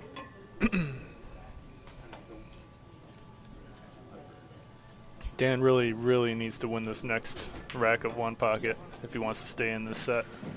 Yeah, I wonder if Dan is going to be more aggressive or if he's going to keep with the same strategy of... I mean, Qais is an incredible shot maker. You know, He goes for shots most players wouldn't go for. yeah, Dan's strategy would typically be okay. But when you're faced with a great shot maker who will manufacture pots, like, it's no problem, like Qais, you know, what's normally safe for most people isn't necessarily safe. Yeah. And yeah, definitely, Qais is very entertaining to watch because He makes the shots. he makes a shot, he's aggressive, and I enjoy watching pool like that. Obviously, it may not be the correct way to play one pocket. I don't know. I'm not enough of a one pocket player to know. But it sure is fun to watch. You know, it's really dependent on the player, and if you're winning, then it's correct. Yep. It's risky because if you miss, you're just gonna, you know, make a very dumb choice. Yeah. But Kratos in the live chat says, Qais is just aggressive. I thought he was frustrated. Nope. Qais is playing for Habibi. Does Qais look frustrated to you? Look at him. He's Qais is rearing to go. He's like, he's tuned in. He's like, come on, Dan, get Look out at of the this. bathroom. Let's finish this. It's like Qais already looking at each ball, saying, I want this in my pocket. I want that in my pocket. All of them in my pocket. He's hungry for pots. I wonder how long ago Qais played snooker, and I want to know what his high break was. I should ask him later. Speaking of snooker, Yes. your buddy in the live chat. Yeah, so Suhas Chinta is also a snooker player. Suhas, what was your high break? You mentioned something earlier. Suhas played snooker competitively when his teenage years, in high school, I guess, and he was quite a good snooker player. He's still adjusting to pool in some ways. I mean, he has the capability of shooting pool at a high level once he plays a bit more. Do you think he still has any jet lag Suhas? from India? Yeah, he's perpetually jet lagged. Hey, we've got Nick the Viking. Also sipping on a $40 coffee. Yeah. $40 coffee is your best seller here, Mike. It is. Imagine more people drinking alcohol here, but everyone wants your $40 Michael Lynn's special coffee. Yeah, it cost me 10 cents and a bathroom break, and these guys. Nick Capola had a match against Kirk Foley 2 days ago, right? Kirk Foley defeated the Viking. Oh, he's called the Viking? Yeah. Well, he looks like a Viking. Yeah, he does. Yeah. You know, we settled on Big Nick, and then during the post-match interview, Captain Kirk came in. Call him the Viking? Yeah. Interesting. So that's a pretty good nickname. Okay. Yep. Nice. The Viking. Viking. Nick Capola. And Charlotte to Kirk break. has moved up the board quite a lot compared to everybody else. He started at 11, and now he's, what, 6? Yeah, he started from the bottom, and now he's here. Started from the bottom, now he's here. But the whole team is not. But look at this really, really good break by Dan Sharlow. This is textbook perfect. Look who's here. What's up, Priya? Sean Zheng is here to cheer on his Habibi. I think that's who Qais is texting earlier, saying, Habibi, come here. I need to see you. And now that Sean is here, let's see how Qais shoots. Is he going to be distracted by his Habibi, Sean Zheng? Or is he going to shoot better? Let's see. But, you know, Dan Sharlow hits a really good break. That was a good break. And he's rewarded now. And he's got to make at least 5 here. He should be able to send out for the 5 easily here. No, I mean at least 5 balls. Yeah. Let's see. Dan needs to amass quite a few points here if he wants this to count. He could potentially even run this out. Get all 8 balls in this visit. Sean Zhang in the live chat says, I think I should come down now while he's slapping up Jake Paul. Uh-oh. Kratos says he's like Tony Choen. Is that referring to Qais? Yeah.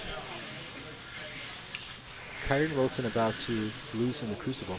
So the World Championship is going on now. I haven't been following it. Is Ronnie in it, Zach? Or did he not play this year? I don't follow it. Shit, it's fun. I only follow Billiard Breakdown. Yeah. So Dan Sharlow with 2 now, right? Where's the cue ball going? Where's the cue ball going? He's safe. Oh, almost. So let's add Dan's score. That's 2 so far. We gotta flip the names on the bottom. That's Thank true. you, Suhas. At least we got one Indian paying attention. And Suhas told me, or someone told me from RIT, that Suhas's nickname in the APA leagues he plays in is the Spindian. Yeah. Spindian. That sounds about right. Yep. Spindian because he's always a little loopy. Wanting to dye his hair, this and that. So, you never answered his question. Are you going to make room for a snooker table? Suhas wants to know if we're going to put a snooker table here, over here at Billiard Breakdown. The score is, what, 2-0 right now? Yeah, Dan made 2. 2-0. Let me check the number of balls. 3, 4, 8, 12, 13, yep. And I don't think so.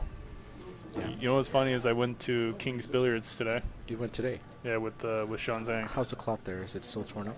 Well, we didn't actually play. We just walked around. Did you see the snooker table? We did. That thing's huge. Yeah, I've played on it. And, you know, in spite of the issues, I think it's okay. It's better than nothing. Well, anyways, my point is it's too big. It takes a lot of space, yeah. I don't got the room for it. You could potentially charge more for the snooker table. I don't know how many people. No, who's going to play on that over a regular table? Me. As far as numbers go? Me. All right. Split the cost with me. I'll buy it.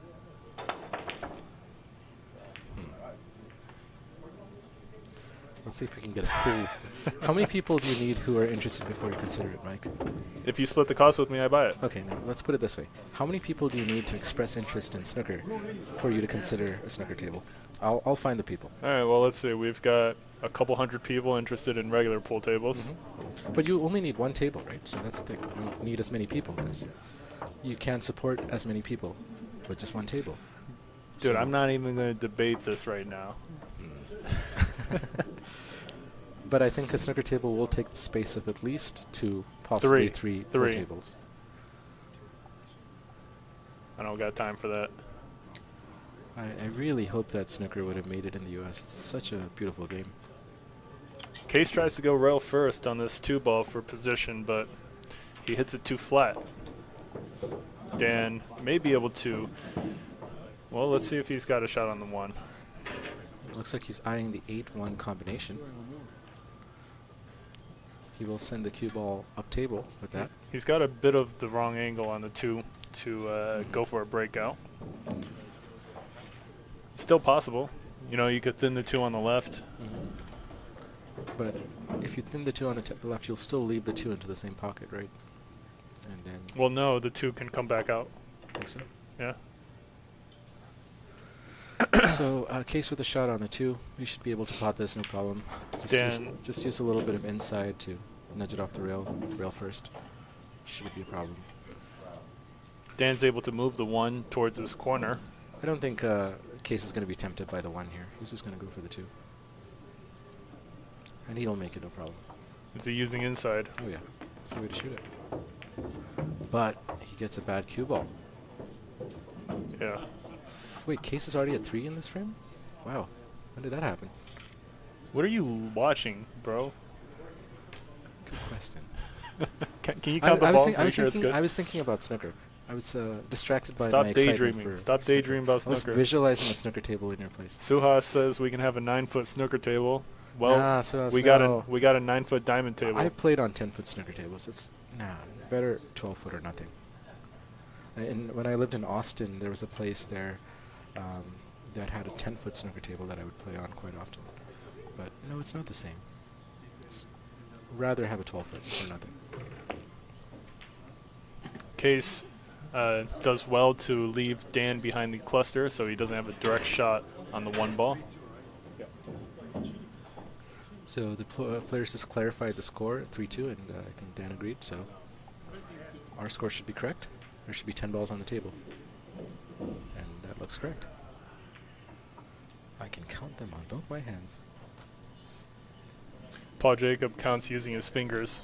That's how all the Indians do it. That's why we're so good at math.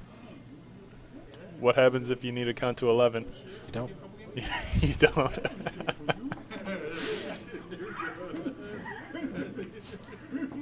We only count to 10. Well, some of us have an extra finger, so they can go to 11. Actually, you know what? I can count to 10 in Hindi. Really? Yeah. Let's hear it. Suhas will verify. Ek do ting. That's quite an accent you have there. Is it char ban che? Yep. Sat at no das. Yep. Very incorrectly pronounced, but yes, you got it right. Hey, look at that. Dude, I pulled that knowledge out of nowhere. Damn. I forgot I could do it. This is the Asian shot cheat codes. You know? This is why you don't compete against... char ban che, sat at no das. Yep. Suhas, is that correct? It sounds good to me, except for the pronunciation. Are you impressed? I am impressed. Thank you. That's crazy. That was quite crazy. Where did you learn this? I learned that years ago, and I never repeated it until just now. Michael Lin with quite the memory, guys. Dude, I can't believe I just remembered that. That's crazy. Well, we need Suhas's approval. Bang on, he says bang on. Ooh. That's pretty good, actually. Oh, that's Dan's pocket, though, right? Yeah. Can Dan shoot this in? He could probably make the 1 just going in with the cue ball with a double hit, right? Yeah. Do you think he's going to do that? But cue ball control is going to be difficult here, although he's got several options. He can compress it into the rail a bit and make it, but I think he can make it easily. Just compress it, thin it. It's practically in the pocket. The shelf is deep, but oh, he's going to go for the 13 bank into the 1. Nope, he's just kicking at it. What's going on here? I don't know. Okay, he doesn't want to go for the 1. He wants to leave it there. Well, he wanted Qais to be behind the 7 or the 8, likely. Okay. But Qais is going to be able to pot this and leave Dan tough. Bob Hendrix in the chat says, if you have house snooker cues, I would play. Played that while stationed in England. Well, Bob. Why would you have house snooker cues in a pool hall? I don't know. House snooker cues suck. Sorry, but I have yet to play with a good house snooker cue. I always bring my own. Yeah, Bob, they suck. For those of you that know about snooker, one of my prized possessions, which I got in 2017 after waiting almost 2 years, was a John Paris cue, champion cue, which I have kept very safely. John Paris is the cue maker for nearly all the top pros. Ronnie O'Sullivan, Mark Selby, everyone. Kratos in the live chat says he's been to a couple pool halls with snooker tables and no one plays on them. It's too hard for Americans. Yeah. Zach Robbins falls under the American category, right? Sure. Yeah. Zach Robbins is very American. But you see what snooker does to you. Like, Qais's shot making comes entirely from snooker, no doubt about it. Yeah. Every shot which a pool player thinks is hard is easy for a good snooker player. Because once you play snooker at a high level and start making century breaks, like, pool is a game you can bully your way into shot making, right? Kind of like what Dan did on that 7-footer. That's probably how Qais feels on this table compared to snooker table. Wow. Qais. Yep. With a Qais sick demonstrating very good shot making. What a bank by Qais. That's not easy right there. Well done. Gotta ask Qais what his high break in snooker was. I'm sure it's a pretty high number. Suhas has a message for you. Still waiting to see the Paris cue ball. Yeah, so I'll show you sometime. It's in my room, so I'll show it to you.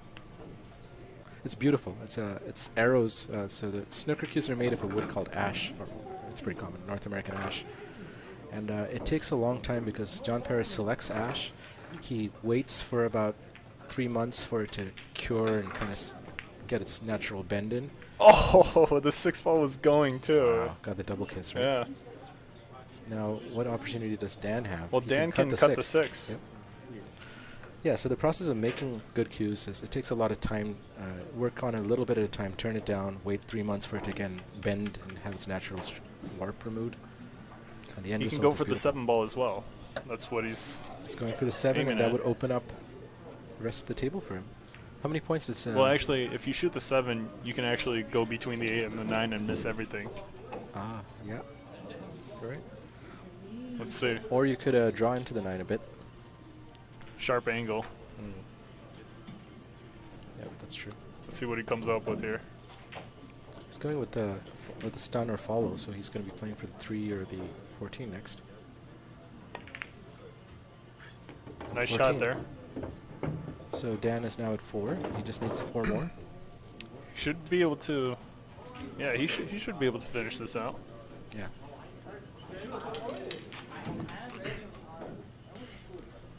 So Mike just told me yesterday that he's getting ready to refelt these tables soon. I am. So we're getting what is it? Simona's 860. 860 HR on 7 of the 9-foot tables. What about the TV table? TV table is going to get Simona's 860 What's the difference between them? HR. Wait, you said 760 and 860, right? No, 860 and 860. Oh, both are 860. But one. What's the difference between 760 and 860? Do you know? 2 letters. 2 letters? Just one. Well, no, I thought you were talking about 860 HR and 860. No. But I'm not getting 760. Yeah. Does anyone in the chat know the difference between 760 and 860? Is one slower versus faster? 760 is faster, I think. It is, okay. Do you know what's currently on the table? 860. So Dan Sharlow able to clear out this game with just 1 more ball. Yep. Really well done. So Dan should be able to bring the score 2-3. Nice shot. Good out by Dan. Well done. Yeah, the score is now 3-2. Qais Kolee still in the lead, but Dan Sharlow working his way back in the set. So Qais to break now. Casey Pal in the live chat says thread count. Okay. From what I remember, Simona's is made of wool from Australia or New Zealand, right? Who? Wool? Like sheep fur?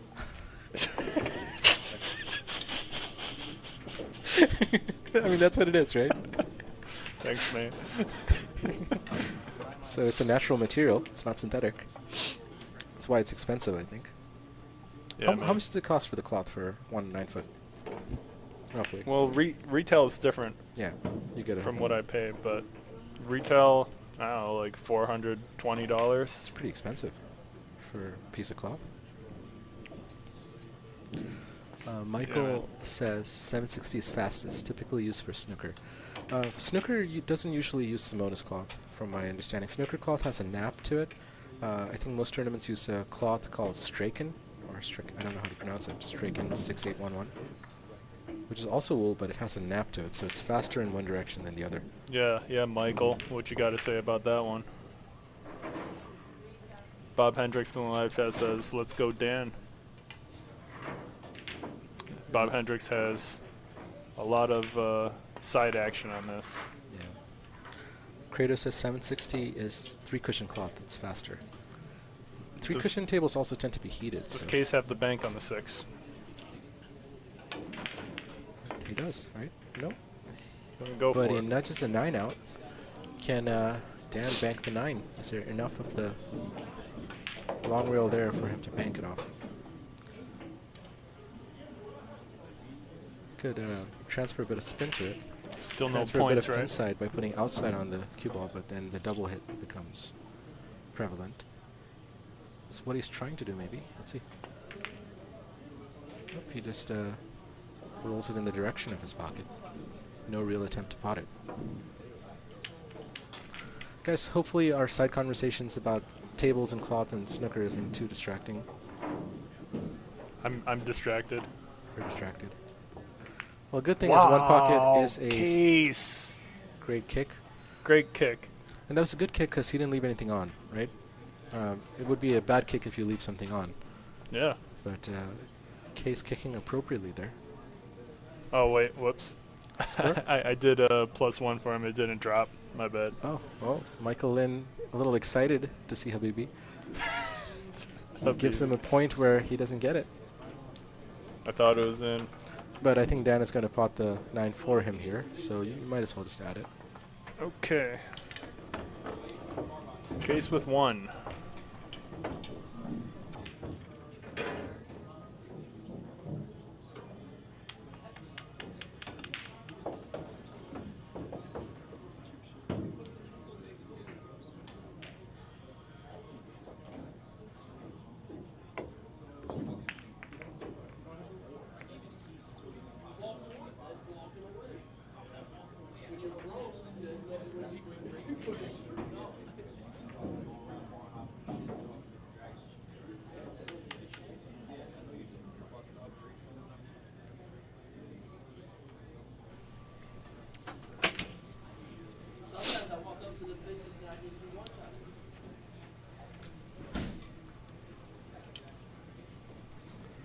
Dan with a good opportunity to shoot the 10 ball into his pocket. Are the labels correct? Yeah. Yes. So Dan should be able to screw out for the 6 ball. Just done a light pinch stroke here. Just rolls it. So that was risky, but no damage done. This is still good for Dan. Yep. But he definitely should have been able to make position for the 6. I would have, pinched it with a bit of draw rather than just roll it so close to the 6. Seems like Dan's just like really focused. Whoa, what was that shot? Wow. Wow. What a carom by Qais. I did not see that shot. I didn't either. I didn't look very carefully, but yeah. No, I mean, like, I didn't even see how it would have gone. It was a carom off the ball ahead of it. Yeah, really, Yeah. really nice shot there by Qais was Qais. very quick to identify it. He didn't waste any time. Score is 2-1. And that appears correct because there are 12 balls on the table. Good job, Michael Lynn, keeping up score. He's counting on his fingers. And he can count to 12 on his fingers. That's impressive. Dan Sharlow makes the bank on the 6. Really well done. Good shot by Dan. Score is 2-2. Is Dan going to go for this cut or just play defensive? Problem with going for the cut is the cue ball is not going to be safe. So he's going to play a defensive shot here. I'm looking forward to the 9-ball match between these two. Do you think that they'll get a little burned out by the one pocket? It's going to be interesting to switch from one pocket to rotation, It is. right? You're going from a game where you're just trying to get near a pocket to potting. Right. But I think Qais is playing one pocket with a very similar stroke to what he would do for a rotation, right? He's really opening up his stroke. He's not pinching and playing tight and compact Case is playing his regular game. Dan is definitely switching up Dan, his stroke. Dan is playing short stroke, more one pocket / straight pull style of stroke. Short, compact, push stroke rather than opening it out. So Dan will have to adjust to rotation next. We'll see how that works.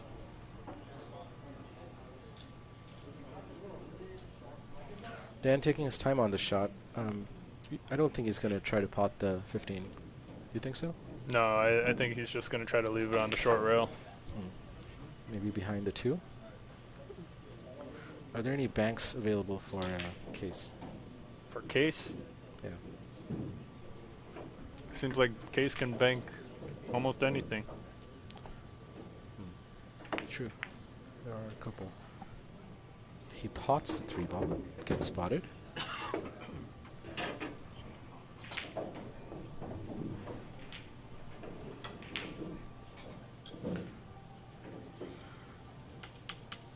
So how has Case been doing after his Habibi showed up? Where is Habibi? Habibi Shanzeng. Let's see him. Case sells out the 5 ball for Dan Sharlow with a breakout. Looks like Dan is going to go for it. Dan touched the 7 ball, but I guess they're not playing all ball foul. Which is interesting, because you'd imagine in a game like one pocket or straight pull, all ball foul would be. Yeah, I mean, like, normally I play all ball foul regardless of the game, Yeah.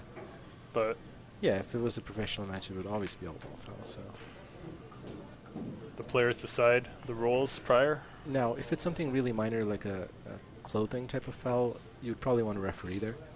Yeah, I mean, I wouldn't call it, Yeah. but technically it is a foul. Yeah. Foul, you know. But then, if it's just one player's word and you can't really see it on camera, and there's no other witnesses, then that becomes a kind of a gray area. But something like this, where you actually touch the ball and it's visible, then. Yeah, But it's up to the players what they play. it is. So But you know, later on, Case could accidentally touch something, and I doubt that would be the case, because now pun you've already. intended. You've already you weren't being serious, right? Interesting. Dan is not going to go for the 5. He's going to try to bank the 2 ball. I don't know. I think He doesn't want to move the 3-14 Yeah. closer to Case's pocket and yeah. open them up. You know, right. because right now the 14 and the 8 don't really go. Yep. It seems. I think Case is getting a bit impatient. He wants this to be over. He's standing. He's not sitting down anymore. He's like, let me get back to the table. And I think he clear just everything." knows he's probably gonna have a shot next, Yeah, so he's not sitting yet. but he hasn't been sitting for the last couple of. You know what I think it is? What? $40 coffee. It's got him standing. How much caffeine is in that? All of it. All of it. Fair enough. Maybe he just wants a better view of his Habibi who's sitting down here. Hmm. Habibi Sean. Sean's the receptionist. Habibi receptionist. Dan Sharlow taking a lot of time on this shot. Are there ever shot clocks for one pocket? You want to start one? I don't know. This looks like it's been at least 2 minutes. Yeah? Yeah. Wow.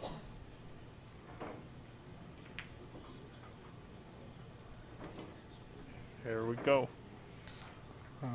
Dan going for the 14, it looks like, or the 8 ball. He's shooting at the 8. What's he going to do with the cue ball? Or the 15. He pots the 15, adds it to the cluster in the center of the table. Score is what? Still 2-2? 2-2. So 11 balls on the table. Let's see. 4, 8, plus 3, 11. Yep.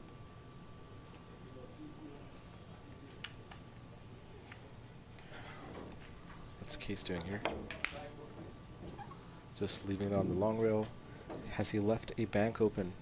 The 15 should be frozen to the 4, but it might pot. It does look like it goes. Might pot. He won't be leaving much on if he misses, except that bank on the 15 if he misses. But he misses. And Good attempt.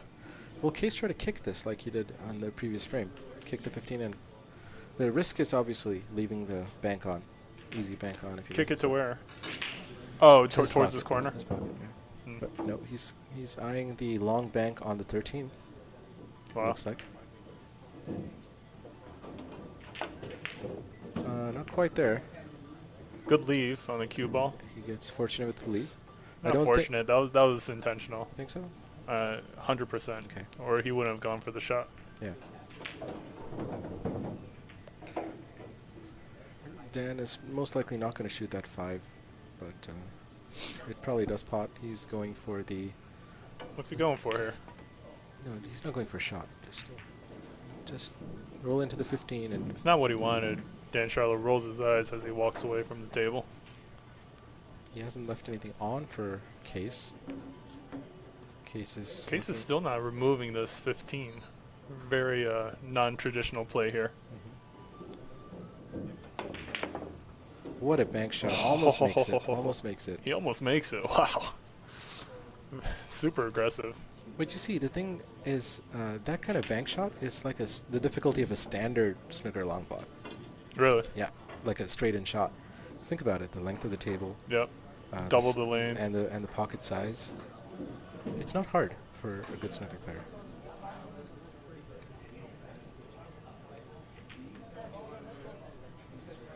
Yeah, I've really never seen a player like Qais take so many like high-risk shots in one pocket and have still get success. away with it. Yeah. The thing is, he's leaving it in a place where Dan can't do too much damage. I mean, I think this kind of playing would infuriate a good one-pocket player. They'd keep thinking like, how is he taking these risks and getting, I guess, and lucky still beating, and still and still not leaving anything on, right? So a very different type of play style. Qais has an incredible stroke, so he can really control that cue ball. He's got a lot of cue power, and that gives you options. When you have cue power, the game becomes, frankly, easier. Most people don't have the type of cue power that lets you bend. Oh, wow. My God. Off the 11. The 15 caroms off the 11 after a nice kick from Qais. Oh, how the turns table. Well said. Dan pockets the ball for him. And he hooks Qais on the edge of the corner pocket. Nicely Do you done. think Qais is going to go for another bank shot here? Or? No, he's going for that 4. Disturb the cluster in the center of the table. Let's see what he's trying to do here.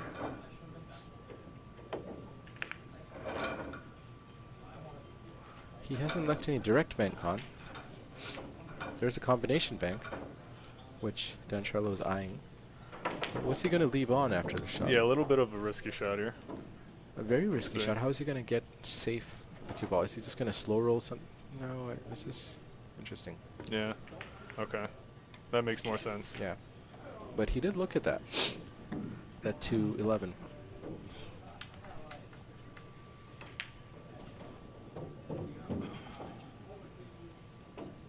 So it's been nearly 2 hours since the players have started. The score is 3-2. One pocket is a long game. Do a lot of people enjoy watching one pocket? Definitely not as much as other games. It's not fast-paced. It takes a long time, but it is very. It can be pretty chess-like. Yeah, but with the money involved and the we got the top players in Rochester, New York, playing with the amount of money, and plus you've got a shooter like Qais that does go for some I was just talking shots. about one pocket in general, not necessarily referring to this match. Just general viewership and interest in one pocket. Well, in among general, the current generation. then no, for sure. It seems like a game better suited for slower tables back in the day before the equipment was as good, right? Why do you think it's a game for slower tables? There's less cue ball movement generally, right? Yeah, but the more cue ball movement would make it a more difficult game. Yes, yeah.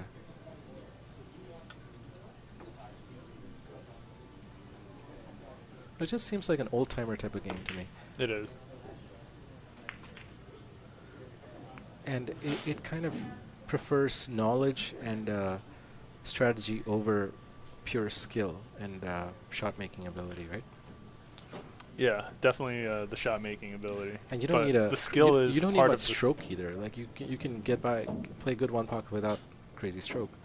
But the positional and strategic part is part of the skill. Yeah, it is for sure.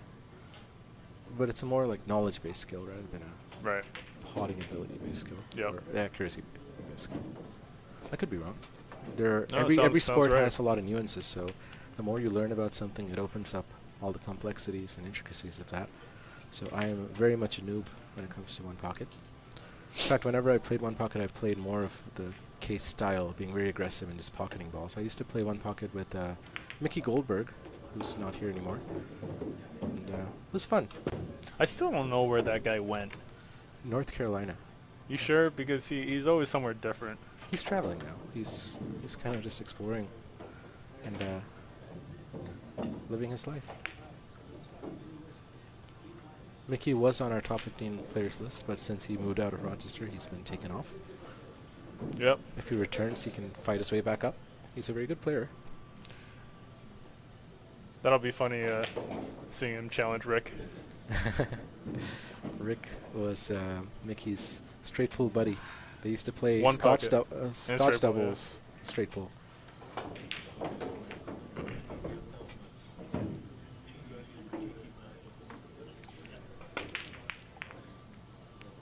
I have no idea what he was going for there. Let's see. He doesn't even leave the angle on the 2, does he? Does Dan have a shot at the 2? No. Does Doesn't it look clear? like it. Does it clear the 11? No. Close call. He's shooting at the 2. It's elevated a bit, so the throw will come into play. Oh, it does go, no problem. And he has a bank on the 11. Nice shot by Dan. Score is 3-3, so there should be 9 balls on the table, which looks correct. And this should be an easy bank, but he misses. That's his. Well, he makes it. Interesting. Spoke too soon, Paul. I did. He played Nice at a shot good by pace. nice shot by Dan Sharlow there. Let's see what he can come up with next. Really important game here for Dan to win. To equalize the score to 3-3. Yeah, you don't want Qais to get on the hill while you're down 2. Right. And we have quite a crowd here sitting by the table watching. We have about 6 people in the audience spectating this match, so I think one pocket is more intriguing than we thought. It's the numbers. It's the numbers and the players. It's the numbers. Okay. Qais playing non-traditional one pocket, very his own style, his aggressive style. Oh, we've got Kevin Zuniga in the live chat says, what you guys want to drink? He's sitting 5 feet from us, and he wants to Kevin. know what we want to drink. You want a seltzer? It's not too early. It's already What time is it's it? already 6 o'clock. If it's not too sweet, sure. I'll get you a White Claw. Oh, thank you. Be right back. Thank you to Kevin Zuniga.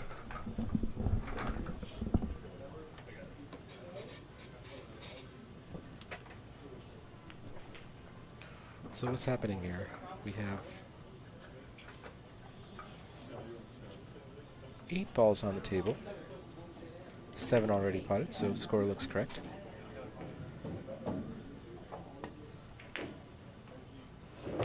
Dan sends the 5-ball up table. So this is evolving into one of those games where balls cluster towards the top of the table. So slower, we could expect this to take some time. It's one of those longer, drawn-out one-pocket games. This does cut down a little bit of the attack options that Qais has. Qais will naturally have to play a little more defensively with the layout of the table, which he does. Dan will be looking for every 2, 3, or even 4-rail bank opportunity that leaves a cue ball safe.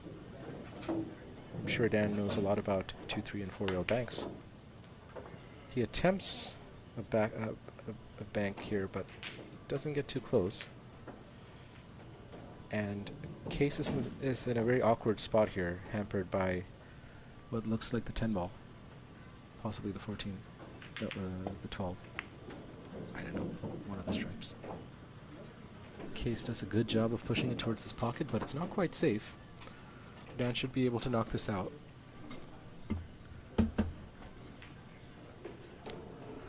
Michael Lynn has drank too much coffee and is going to the bathroom. Thank you to Kevin for the drinks. Dan able to put Qais in a spot where no pots are on. At least nothing obvious. Possibly a 2-railer on the 13 to his pocket. Not sure if it's worth the risk reward, but he just rolls, plays defensive. Suhas in the chat says, need coffee to watch this. I can only imagine what it takes for them to play. Yeah, Suhas, it's a different kind of game, One Pocket. You need a lot of patience. Sometimes the game can go on for an hour or more. And Habibi Qais is drinking his coffee. I imagine it can be kind of a relaxing game to watch while doing other stuff. It's not quite as fast-paced as rotation 9-ball or 10-ball, so you watch the game develop slowly. It kind of becomes like a long game in chess.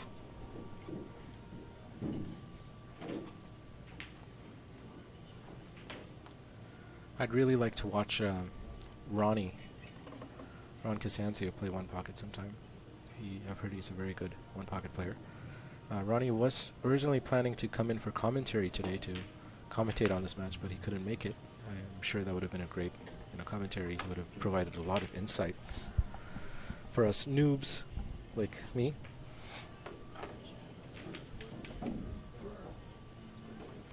Hopefully we'll get Ronnie in the commentary box someday.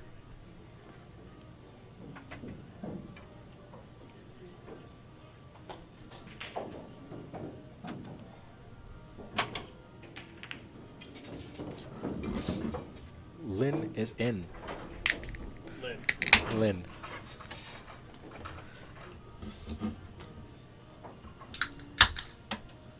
Cheers, Lin. Cheers. Wow, Hopefully that was a very creative shot if he was going for that 14. No, that is Dan's pocket. Never mind. Guys, I'm tripping.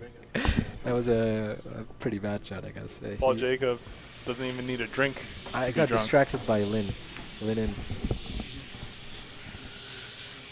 Man. Dan with not much of a shot on the 14 now. I mean, he could possibly go rail first, but with elevation, it's risky. He doesn't look elevated, so he might be able to just... Okay, he just nudges it. Still quite in the pocket, hard to knock out. Qais looking at the options here. The 5-rail bank is blocked by the 4. The 4 is not potable. Qais is texting a friend for help. Hotline. Yeah. Well, Sean Zeng is here. Could have just walked over 5 feet. Qais pots the 14 for Dan, so Dan is now at 5, needing 3 more balls.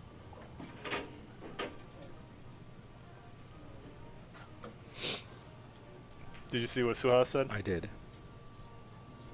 Well, Suhas, we're not drinking coffee anymore. We have the best coffee here at Billiard Breakdown. Feel free to stop by and spend your paycheck on it.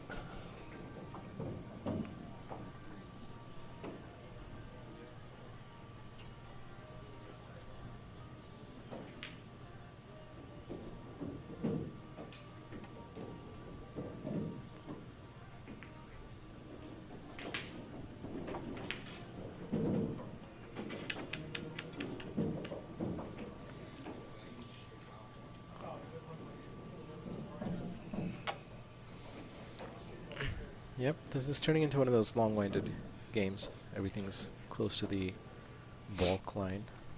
Well, I don't think that term applies for pool, but we'll use it. I need to change my air conditioning settings. Oh, okay. Is it too cold? Yeah.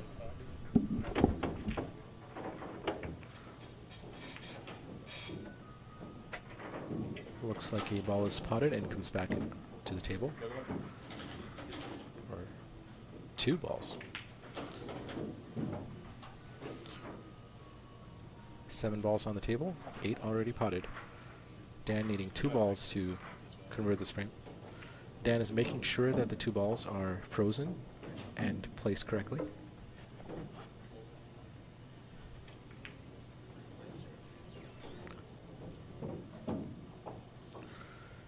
Dan with a t-shirt that says "Real Pros Wear Pink." The Pink Pro, Dan Sharlow.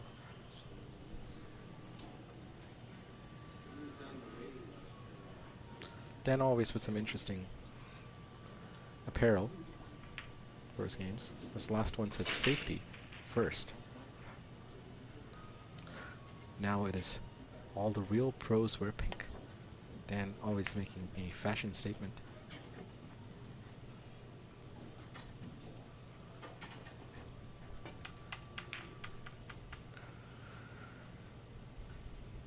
So this seems more like an end game style situation where neither player wants to leave anything easy for their opponent.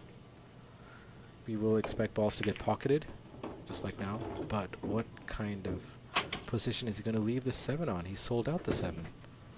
The ball he pocketed will come back to the table, which they haven't done yet.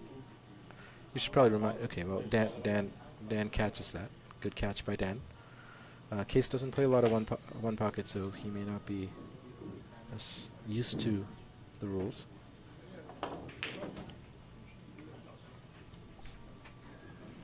But now Dan with an opportunity here.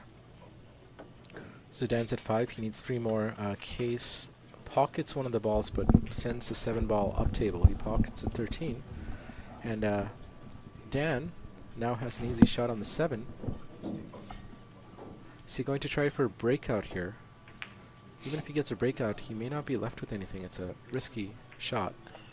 Or is he going to try to swing back all the way back to the top of the table for a shot on the 5 or the 12?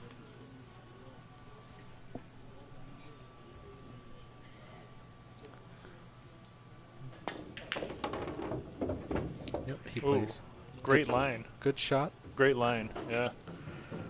Unfortunately, he doesn't have an optimal angle on the 5. It's potable for sure, but still, like, just to get back around that area is difficult. It's a great shot. Well done. Did we add that to Dan's score? I did not. 6-3. Thank you. Dan just needs 2 more, so he will be going for this 5 ball. Is it there? Not quite. But gets close to the pocket. That's pretty good. Qais will be trying to kick this out. Yep.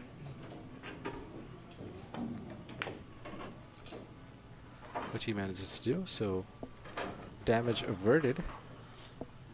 But Dan with a couple of bank options here. He could reverse bank what looks like the 2 ball. That's the 4. The 4? Okay. Purple, blue. Close enough, right? Uh-oh. And wow, Qais with a back shot on the 4 with a breakout opportunity here as well. Is Qais going to be aggressive here? I don't think so. I don't think it's the smart play, but it's Qais. He can. He has a higher chance of potting this. He's a shot maker. Players, yeah. Man, if you think I can't make the shot, just say I can't. You can't. Dang it. No, I know you can't. No, back shots. No, this is tough. Yeah, this I don't think back shots are your specialty, Mike. Your specialty is playing. Oh, wow, good shot. No way. He pots it. No way. Pots the 5 ball kick. Great shot. He gets a round of applause from the audience. Wow. What a kick. We need that instant replay, Mike. Unbelievable kick by Qais there. What a kick. That was a great shot by Qais. With right spin to reverse. Yeah, I think he shot it with a little bit of inside. That was actually ridiculous. And it was a good shot because he didn't leave anything on if he had missed. Oh, man. Besides the shot he played.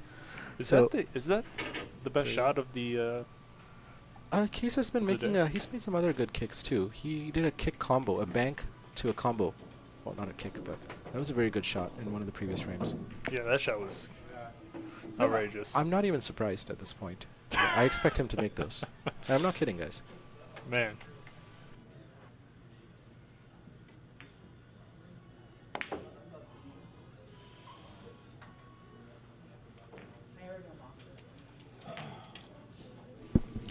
Michael Lynn stepping out for a moment to sell some pool cues. For those of you that aren't aware, Billiard Breakdown also sells a variety of cues. So if you don't have a cue or you want to upgrade or get something different. Good bank shot attempt by Dan, and he manages to block the 8, so great shot. He misses, but Qais is not going to be able to remove this easily without pushing the 12 ball. Was that the 12 or the 14? The 14 probably. Nope, Qais goes for a bank, but he misses. There are 5 balls on the table, 10 pocketed.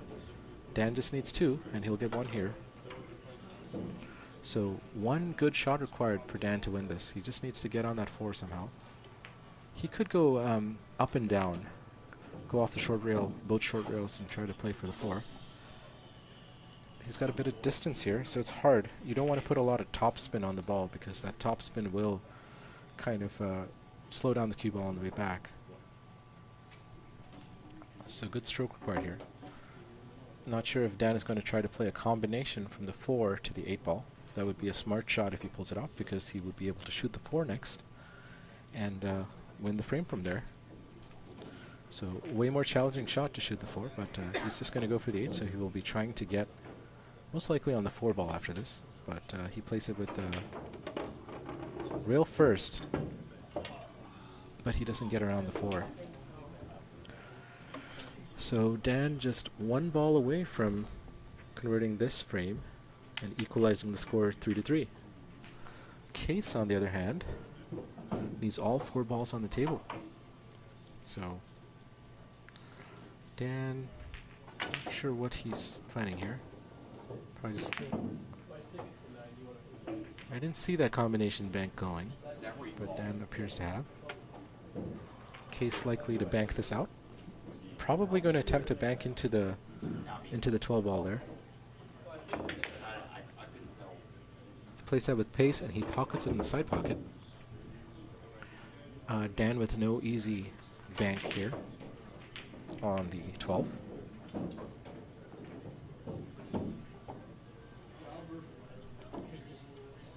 Remember, Dan only needs 1 ball here. Justin Nilsson in the chat says, "Yo, what's up, Justin? Good to see ya. Are you coming in today?" Justin played Sean Zheng last night in 2 frames. We were having some internet connectivity issues, so part of that stream got affected by it, but everything is fixed now.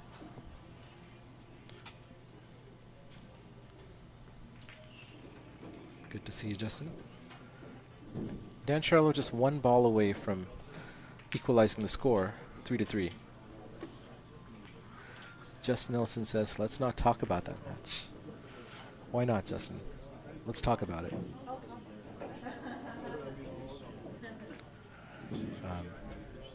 Interesting shot by Dan there.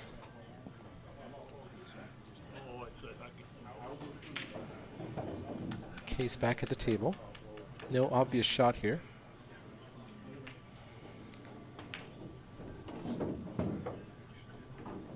There is a possibility of a Z shot on the 12, but it wouldn't leave the cue ball safe. And at this point, since Dan only needs 1, that doesn't seem like it would be the good shot to do. I just sold a cue. Sold a cue. Michael Lynn just sold a cue. What kind of cue did you sell, Mike? Sold an action cue for a newer player. Nice. Do you have a lot of newer players coming by cues here?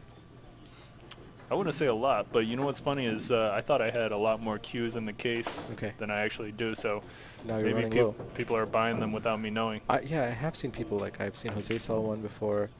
Like I've seen at least 3 or 4 people buy cues. Wow, what a shot. What a shot by Qais. But no way. He scratches. Wow. Wow. That is a frame-changing shot. It would have been great for Qais if he didn't scratch. But now Dan with a pretty easy opportunity to equalize the score. The 3 should pot, no problem. Yeah, Dan's going to be able to make this 3. Dan's just going to roll the 3 in, and we should be moving on to the next frame. Could you imagine if Qais had actually made it? Yeah, but then he'd still have to run everything else out, so he wasn't out of trouble just yet. Well, like the comeback's alive there, yeah, you know? Yeah, it's alive. But good for Dan Sharlow, able to make it 3-3 after this one. This game, Qais hasn't been able to be as aggressive, except for that shot, which didn't work out for him. Have you spoken to this guy in the live chat yet? Yes, I have. The first 2 messages. The last one is unaddressed. What's his name again? Justin? Justin, yes. Justin, yeah. Do you know him?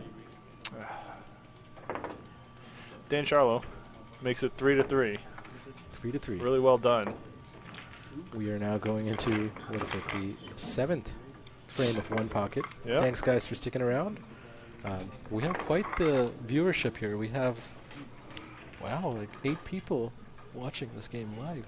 Yeah. That's a huge turnout for one pocket. Wow. And it's only 6 o'clock. 6:15. Wait until Nineball starts. We're going to have like a full house just for this match. Wow. Guys, if you want to see this in person, come by Billiard Breakdown. Justin Nilsson in the live chat says crazy. What are you referring to, Justin Nelson? Also, Justin does not like anyone to call him Justin Nielsen because his name is pronounced Nilsson. Just a side note.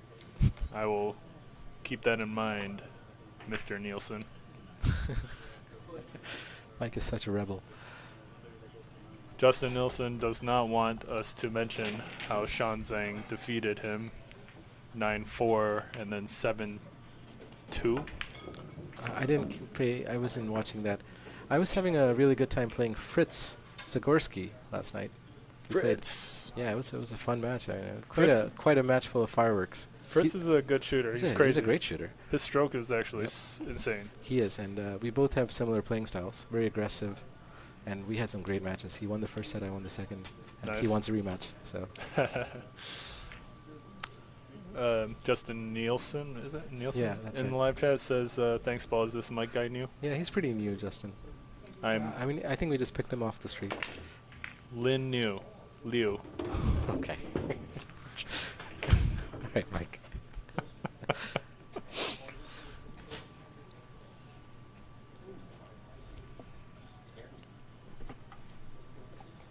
All right, the score is equal, so 3-3. We have a race to 2 on our hands here between these two players. So pressure is building.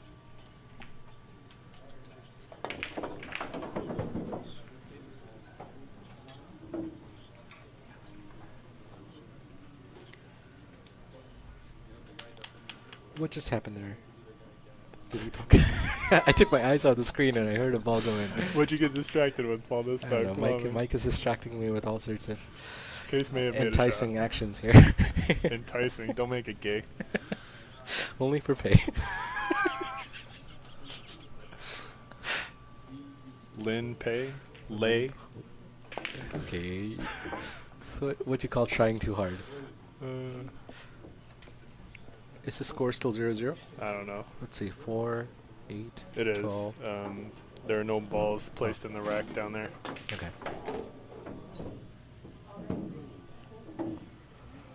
Oh yeah, Paul, feel free to order some food if you're hungry. I'm good for now. Thank you, Mike. Creative shot by Dan there. Yep, great shot. You had curry for lunch, right? I did. Mike? Yep. How was it? It was brown. Okay, so brown makes it better, huh? Yep. What was it, beef or chicken or? Beef. Nice. That's the way to go. Whoa. Ooh, Case aggressive. almost makes it, but he leaves the 12 ball on. Yep. Dan's going to be able to get back on the 14. Thomas Kosha in the live chat wants to know what table we like better, the 9-foot diamonds or the gold crowns. Mike Paul, is a good person to ask because he has a gold crown at home. I have a gold crown 4 at home. So you answer first, Mike. I prefer diamonds. Personally, me, I grew up playing on gold crowns. Diamonds are pretty new to me. I played on gold crowns for almost 8 years. I feel like diamonds bank differently, and on gold crowns, my bank percentage is much higher. So is my kick percentage. I'm still getting used to diamonds, but yeah, I'd say I like gold crowns better until I can get really used to diamonds. Man, you've been playing here every day for like 2 months. For like 2 weeks. Yeah. That's recent, yeah. Which is paying off, which is good. Yeah, you are shooting way better now. I used to shoot like that all the time before. But table time really helps. My undergrad, I was playing 40 hours of pool a week, so Really? yeah. Get a life. I would skip classes and play pool. Still managed to graduate somehow. Nice.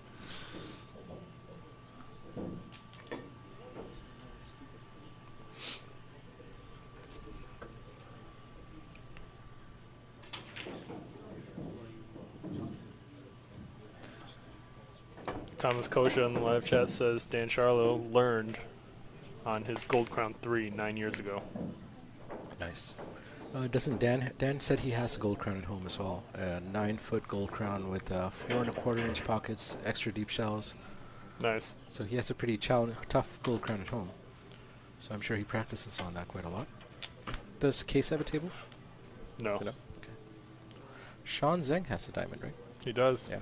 And That thing's freaking mint. yep. I saw a picture of that. It looks really good. No wonder Sean shoots so well. He plays. Qais is starting to let off a good amount here. Yeah. 2-0 for Dan. Score right? Let's check.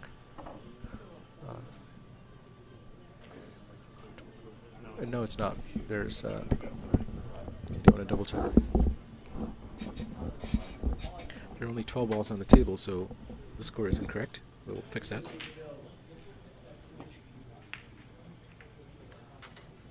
Six, 9, 12. So the score is 3-0. Dan had pocketed a ball earlier. We did not add to the scoreboard. Qais is adding a little bit of what looks like baby powder or something like that to his hand. Have you ever seen Qais play with the glove, or does he always play raw?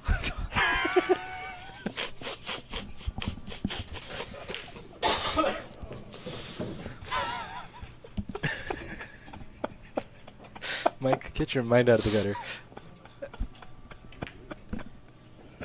Does Qais play raw, he says. Guys, that was a perfectly clean way to say it. Don't let your mind go there. Yo, does Qais play raw? What the heck? Yo, what a sentence. I don't think I've seen Qais play with the glove. Apparently, only Dan wears the safety first shirts. Dan uses protection. I was talking about, when you were gone, I was talking about Dan's t-shirt, how it says, only the real pros wear pink. Okay. So Dan always has a statement to make with his apparel. Dan's a real pro. Lynn Wexler in the... What are you laughing at? What, Mike? What's so funny? Did I say his name wrong?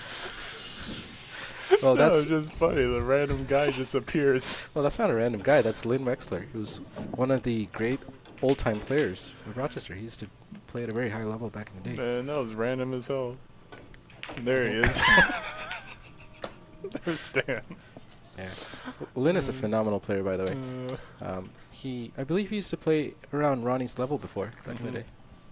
Now I don't think he plays as much. He still plays on the leagues, and I played him once on the 7-footers. How'd you do? He won, but it was one of those games where I had a chance. It was not a high-quality game. Cool. I don't like 7-footers. I don't play that well on them. Yep. But yeah, it was not. I wouldn't say he played exceptionally well there either. I had a chance to win. He had a chance to win.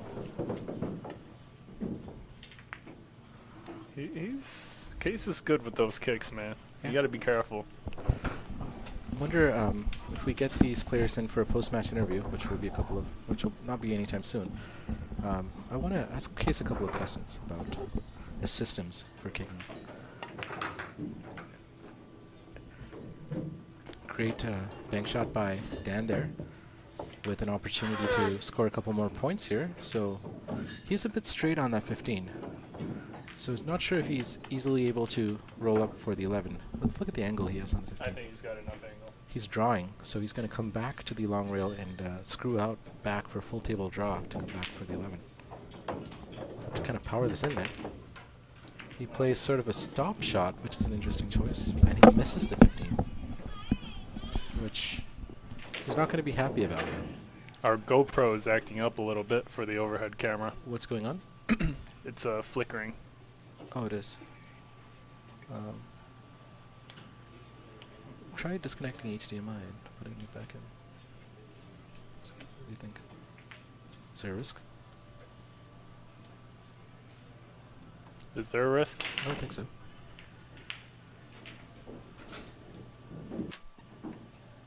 It's not going to turn off the GoPro, so you may have to... Oh, what a kick by Qais there. Great shot. Really, really Sorry, nice that was shot. a bank, not a kick.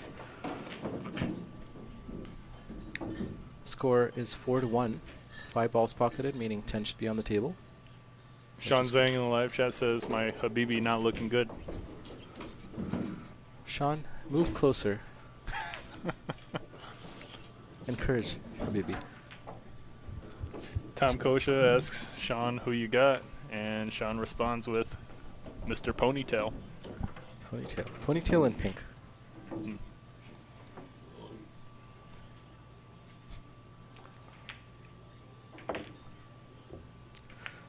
Qais with another bank attempt. Doesn't cash in. Dan's left with the 8 ball. Not an easy pot, but certainly makeable. It's frozen on the rail, so that does make it easier. It seems unplugging and plugging back in the HDMI resolved the flickering. Great. That's why you have your Indian IT tech support right by you. Thank you very much. Well, Dan will be disappointed to have missed that. He's left the 8 ball on. Qais is able to bank this 8, and that 8 should have been his, and now Qais is it on his side of the table. Not quite enough pace to pot it. it was going. He's got to hit it harder than that. I think Qais is worried about the cue ball and where he'd leave it. He didn't want to leave anything on for Dan, but he underhit that quite a bit. Justin Nilsson in the live chat says, Paul, look at Dan. He's playing raw. Oh, interesting. Did Dan have a glove on before? He's playing raw. I think Dan has a tan line on his hands from how much he wears a glove. He's just white. Yeah. It's Sean Zhang offers a $20 wager against Thomas Kosha. all right. Some side bets going on. Where is Damon Betlow? Is it too early for him to show up? Damon Betlow will show up for 9 ball. He's not a one pocket fan, huh?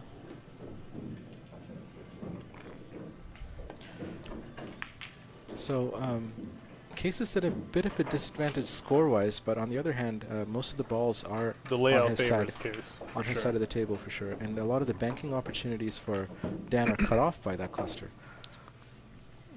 Rick Hovey in the live chat says, I may show up.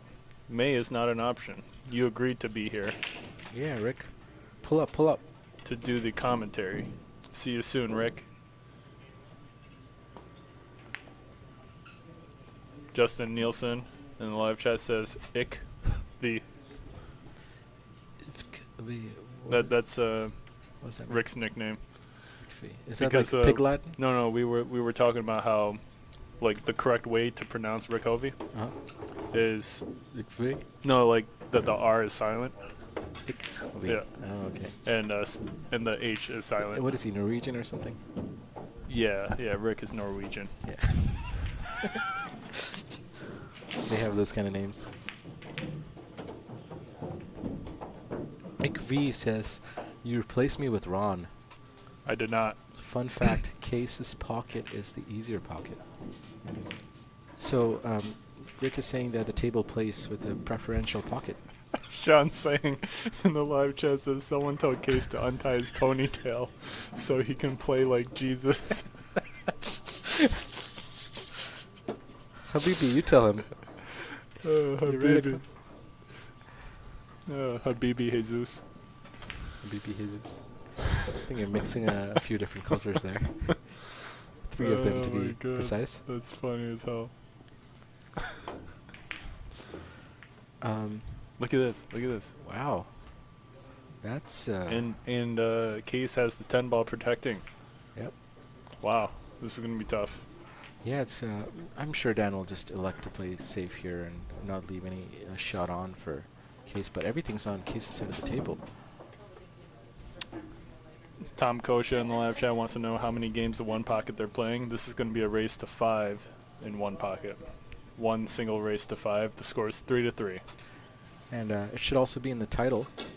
Race to 5 in one pocket pool. Sean Kelly with the clever comeback says, Jesus doesn't rise until tomorrow. Correct. Might be too late for Qais. Tomorrow is Easter Sunday. So Dan playing a safety there. Can Qais pot the 10? Does it clear? I don't think the potting angle is available. And Sean Zhang says it's daytime in Iraq. Probably is. I know a lot of good Iraqi pool players who all played snooker. I think snooker is quite popular in Iraq. Hmm. And why do Americans call it Iraq? It's Iraq, right? I don't know. It's 4 I letters. think George Bush was Say it how calling you it want. Iraq. I mean, like, Iran, Iraq. It's not like a game of pool where you rack. take Justin Nielsen's name for Right. example. Nilsson, right? Nilsson, what's the difference? Tomato, tomato. Rick, Ick. I mean, Ikve. same stuff.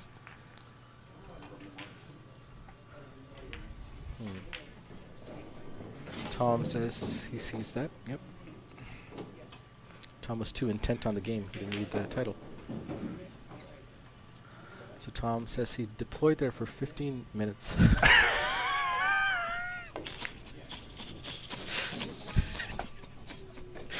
I think it's months. Thank you for your service, Tom. Tom was in Iraq for 15 minutes.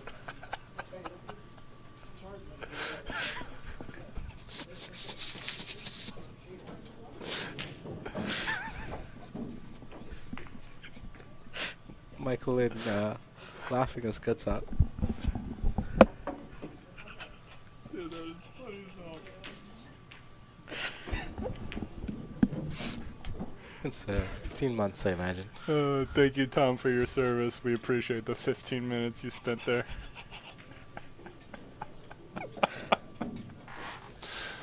Oh my god, that is top tier. Sean Zhang says, Case, tie that ponytail tighter than my daughter. It's pulling his scalp. Man. Dude, Tom's 15 minutes in Iraq. Can you tell us how it was? Did you see any snooker there while you were there, Tom? Did you get a chance to play or see anyone playing? No, you just did a trip around the airport. Yeah. Came back.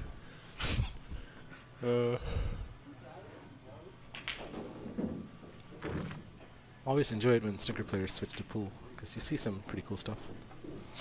I think there was a show called American Hustle where Ronnie O'Sullivan came to the U.S. Oh. What a shot by Case. Case with all the kicks and banks and creative shots here. Yeah, even though Dan Sharlow is up, Yeah. I don't really see any real follow up here Right. for him. Again, good shot there. Will Dan be aggressive and try to take something on? He would be leaving the cue ball close to that cluster. Or Well, the cue ball would go directly into it and does break the it out. Yeah, does the 8-10, is that a viable combination? Of course. Yeah. Also, the 4-7-10 is a viable combination. They're all sort of lined up and... Wait, what? Oh, it looks like the GoPro's hung. That's not the same. May have to power cycle it. I don't know. Turn it off and on again, maybe. Oh, you know what I can do? What? No, I know what I can do. Hmm. I'm going to plug this in, deactivate, reactivate. Yeah, Should be fine. sounds good. It has I think Case might go for this 8-10. 8-10 from this angle. Yeah. It's a pretty Because narrow you don't margin. need... Well, Yeah. you don't really need much angle on the 8. You can hit this Right. kind of flat. Yeah. It's a missable shot though. It's not a gimme. Nope, he's not going for it. He's going for the Going for the slow play. slow play. Well, he's at an advantage here, so he doesn't want to give away the initiative. Sean Zhang says, I noticed Case's bull shirt is too tight. Too tight or fitted? It might be fitted. Interesting. What a shot. I mean, Wow. That's Clever, clever, creative. very That's clever. extremely creative right there by and Case. look at where he's left the cue ball. Yeah, wow. Perfect. Dan is going to have a hard time playing a good defensive shot here. He might try to go behind the 8 and 10 with the cue ball and leave the cue ball behind it so Case doesn't. Nope, he hits. Oh, wrong side. And he's left a shot on. The 5-8 combination is, With the breakout. with the breakout, is quite natural here. Wow. So Case should be able to pot the 8. What kind of roll can he get here? And the 1-10 could go here.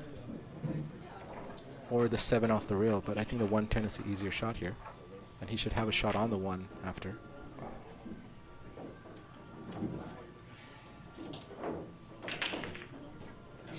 But he misses it. Doesn't cause too much damage. Is our score correct? Probably not. Okay, 7. So that means 8 should be on the table, which is correct. That's right. All right, this is becoming a interesting game. This is The 9 ball is out in the open. So we're working on getting the overhead camera restored. What do you think happened there?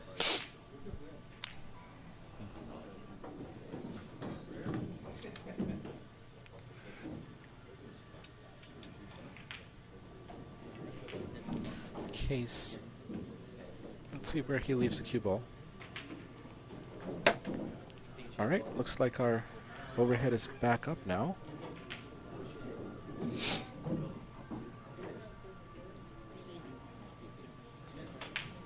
really. It looks like you'll have to resize it.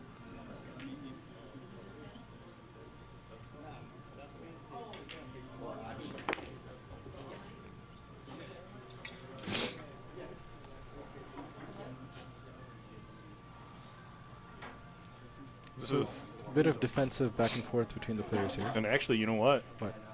The battery logo's gone. It's gone. Oh, yeah. Huh. Interesting.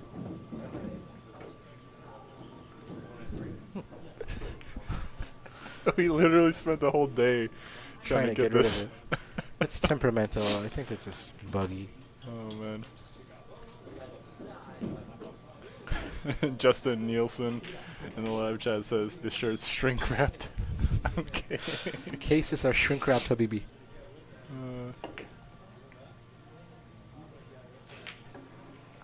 Now the position's less clear because Qais is left with a weird cue ball position down by the short rail, where if he's not able to send this cue ball back up the table, Dan is likely to be able to find a way to clear this out. And when I say clear this out, I mean remove the balls. Wow, what a pot. I don't think he was going for the pot. Do you think he was? And he's left it open for Dan. A tough cut, but I think it passes. I'm going to go ahead and double check the score. Right. 3, 4, 8. It should be right. That's good. I think so. It adds up correctly. Unless you attributed the wrong score to either player. So Dan with a good chance here on the 10. So Qais potted the 10, but the cue ball ended up in a position where the 10 is pottable once spotted. But Dan does have to use the handicap stick. T-Tam trademark. Trademark T-Tam, so make sure we credit him for that. That and back shots and what else? I'm sure other stuff.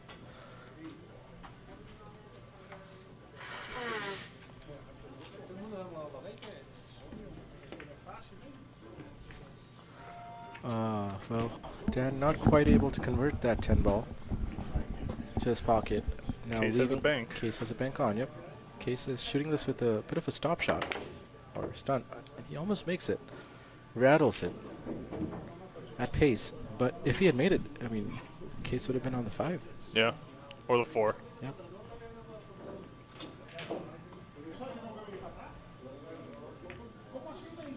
Now it's gone back to sort of a defensive back and forth. Yeah. Sean Zhang in the live chat says Qais did a premature ejection. Sean sharing things about his Habibi that are best kept private. But thank you, Sean. But you know, Qais did not do a great job of protecting that cluster he's got. Yeah. Dan should be able to. Dan is chipping away at that cluster. 3 of those balls are now out of that cluster. Potential for... Is there a 6-1 plant into the corner pocket for Qais?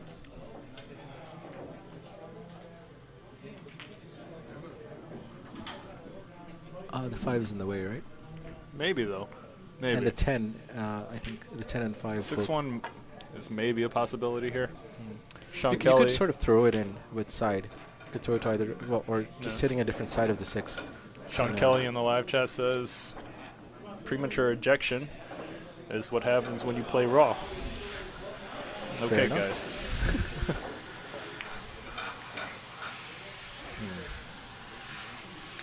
Justin Nilsson in the live chat says, just wait until all of the terms come together. A raw handicap stick back shot. There is no game that has as many innuendos as pool. Correct me if I'm wrong. The pool world is just full of them, right? Like even the equipment and. You know. Yeah, I wonder what kind of shaft they got. And no, the tip is so important too, right? Hard tip, soft tip, soft tip, medium tip, super soft tip. Guys in the chat, what kind of, just a different kind of pull, not a pull really. What kind of tips do you guys play with? Soft, medium, hard, or super soft? And what kind of butt you got? I'll start. Ooh. I play with a hard tip, a Kamui clear hard, and I've been playing with hard tips alone for the last 13 years. Dan does a nice job of hooking Qais on this edge of the corner pocket. Oh and boy, he scratches. And Qais scratches. Does the 4-ball pass? Is the 4-ball potable?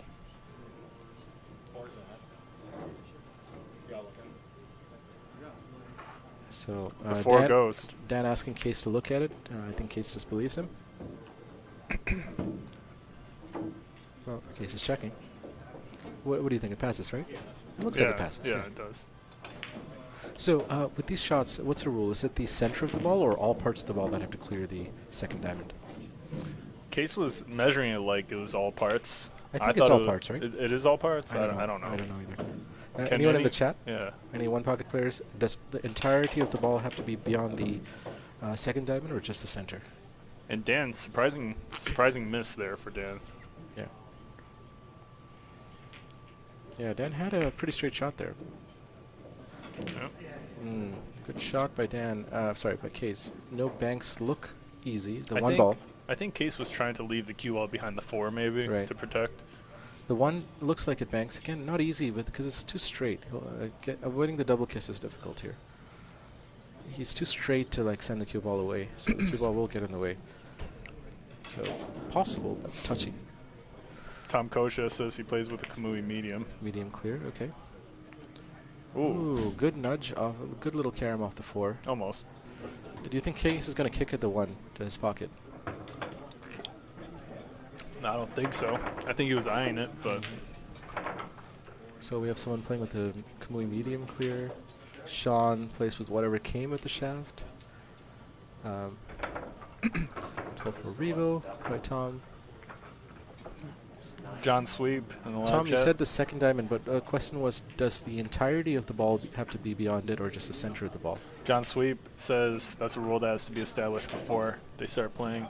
And he says we play whole ball at Hard Times in Sacramento. Hard Times is a very famous place, right? I've heard of that being mentioned before. Hard Times Billiard is one of the all very well-known pool halls. Cool. A lot of big money matches happen there. And I've heard that a lot. There's some famous player plays there. I don't know. That's cool. We've got some Californians in the live Yeah, chat. John, what's Hard Time known for? Are there any local pros there that are well-known? Tom Kosha agrees with the whole ball, and we got Jeff Turzo in the live chat. Whoa, hey Jeff. Jeff Full ball. Turzo. So I didn't know Jeff was a one-pocket player. Jeff, does he even shoot pool? Nah. Nah, can't really tell. I don't think Jeff has ever shot pool. I'm kidding. Jeff is a great shot. Great? I think so. Yeah, Okay. he shot All well. right. He had a couple of great runouts, and I know he didn't play at his best. Yeah, He yeah, shot against me. we'll give Jeff great. Yeah. He's capable of playing very well.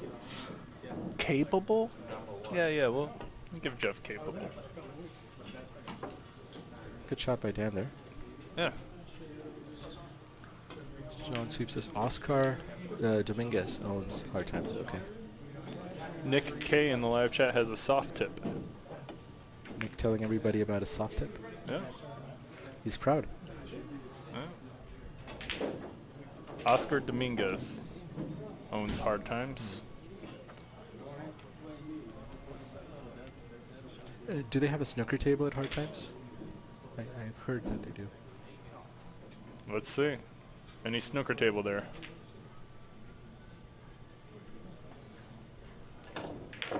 Mike, so you said kind of no to a snooker table. What about a 3-cushion table? Is that something that's appealing? Look, the thing is, I would love to play on a snooker table. I would love to play on a 3-cushion table. Mm-hmm. But as far as money making goes, Yeah. For the space. yeah. What size are 3? Wow. Oh, Dan scratches. Wow. Wow. Unfortunate scratch there But for Dan look at how Sharlow. the game has changed with all the balls being clustered on Qais's side to now a completely different layout. Qais should be able to pocket the 10, no problem. But beyond that, He's what are looking his for options? more Yeah, he wants more than just a 10 ball. because there's no good follow-up after the 10, Yeah. but he might have to settle for that. So John says not anymore. So there used to be a snooker table. What size are 3-cushion tables? Are they 9 foot? 9. 9. Okay, so just standard size. And they're heated tables usually, right? I don't know about all that. And the balls are larger too. The radius of the ball is a little larger. And Qais! Scratches. That was that was a bit odd. He didn't stroke through. He pushed, and the cue ball followed. I wonder if there was a bit of a heavy contact there, or something weird. The cue ball should have come off the rail more at that angle. Bit of sticky rails or some weird kind of kick. Maybe some chalk on the ball or heavy contact of some sort. So, Mike, do you know when the refelting is going to happen? You said you called the guy. Do you have a time frame? Well, I texted him. He didn't respond yet. Okay. Let me blow his phone up right now. Yep. Hopefully very soon. These tables are, they could definitely use some fresh cloth. And it will be fun to play on them after. Dan going for that 8 ball with the breakout. See what he's able to do. He gets the breakout. Does he have a shot on the 6? Does the 6 clear the 1 ball? 4-1. So are there 10 balls on the table? There are. Score looks to be, it adds up. How do you count the balls so fast? I have Indian eyes, or Indian brain, I guess. It's pretty nice.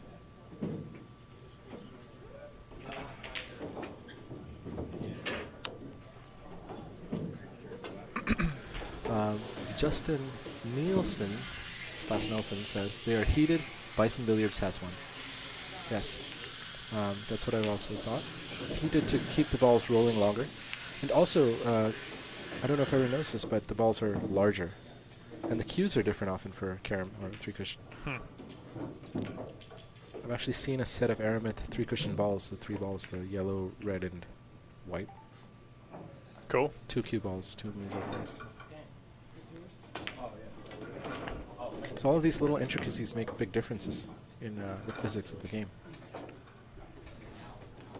Snooker, as everyone knows, has smaller balls. You know, I went to Venom Trick Shots, his house, and he's got a 3-cushion table at home. Oh, okay. He's actually got 3 9-foot tables At his house? at his house. Why 3? Does he use one for trick shots and one No, for... he uses all of them for trick shots. Okay. I'm sure his tables are quite beat up from all the masses he does, right? But he gets them refelt so often Yeah. that you don't really know. Right. Uh, Venom Trick Shots, a.k.a. Florian Kohler, was here not too long ago, like a couple weeks ago? Or a month? I don't know. I don't know anymore. What a shot by Qais. Wow, Qais. Wow, Qais. Qais making these long banks look like they're straight-in shots. Excellent. That's just a sign of how well he's Wow. stroking. And look at that shot. Perfect stun to hold for the 1. Next level. Next level for sure. He's going to roll this forward for the bank on the 4. Yep. And he's lined up perfectly for it. Scores 4-4 now. Wow, what a turn. 7 balls left on the table. Is it right? Yeah. That's right. Both players only needing 4 balls to close out this frame. Yeah, I didn't realize your ability to count to 10 would be so helpful. I have 2 hands and 10 fingers. What else do I need? All the tools. Good bank by Qais. Is he going to go for the same bank on the 9? I see him going for it. Yeah, I don't see a sellout. And I see him making it. Well, can't speak too soon, but Well, you know, it's possible to sell out the 10 here if you go for the 9 does ball. the 3-10 go? Well, the 10, yeah, the 10 into the left corner left, yeah, to Dan's pocket, yeah. That is true.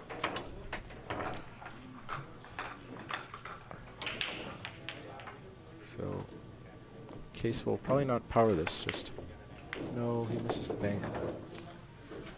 But I actually believe he was intentionally going into the 5 to Yeah. stop the cue ball roll. And therefore For the his 10. angle changed and he... Yeah. Yeah, those kind of banks, you just have to hit it pure. You don't have the option to change the angle much. You can't cheat it that much at those kind of angles. Sean Zhang provides his commentary from right outside us, saying he got lucky. I can't come down this shit. I'm about to pop off his fucking ponytail. And you call him Habibi. Habibi. Wow. Sean Zhang saying he got lucky there.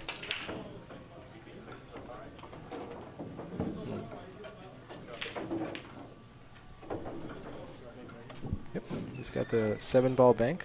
Is he going to do it? Looks close. Looks great. Oh, Awesome. What a shot. Do you call that luck, Sean? Sean says Habibi was not lucky this time. That was all skill. He's got this one, yep. Justin Nilsson. Oh my god, why did you fucking play that shot, man? Sean Zhang is Not happy. not happy about that shot. Habibi not playing the right shot there. He could have cut it, right, and avoided the scratch? I believe so, yeah. Yeah, just a pinch stroke. Yep. Dan Sharlow left with a shot on 12. Is he going to go for it? It's a He little should. risky. I believe he should. He should. This is could be a game-winning ball if he does, but we'll see.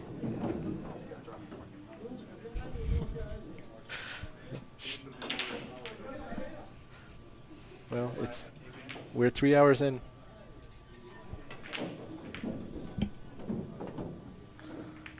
Goes for the 3. And he misses. Wow. And he leaves the 10 ball.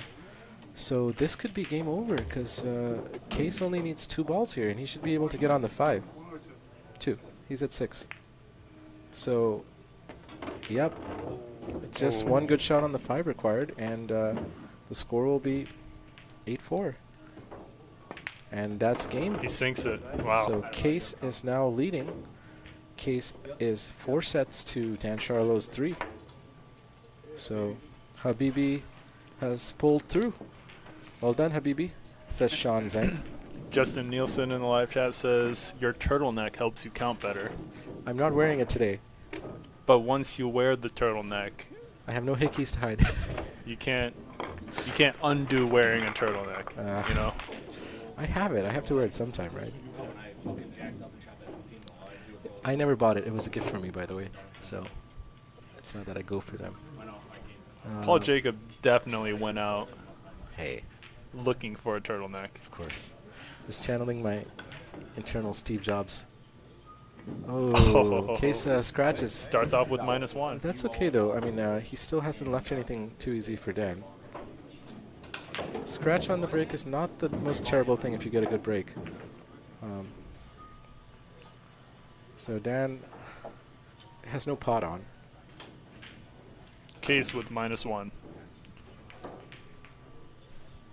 Tom says, do you know why it's called In the Kitchen? I don't, Tom. Can you tell us? Yeah, that's, that's a good one. I've never thought about why that. is behind the second diamond in the kitchen? Yeah. Tom with the fair an amount of pool trivia here. Anyone else in the chat know? So Tom asking if anyone else knows. So let us know in the chat. We don't.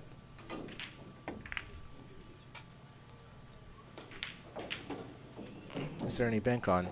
Doesn't look like it. Could Dan sort of bank the 11 into the 3-10 cluster? But he would be leaving the 12 on, so I don't think he would try to do that. Seems too risky. Paul, you want any food? I'm going to get something. I just ate like right before I got here, so I'm not hungry. I probably won't be, but thanks, Mike. No dumplings? Is it light? Yeah. Sure. All right, cool. I'll be right back. Thank you, Mike.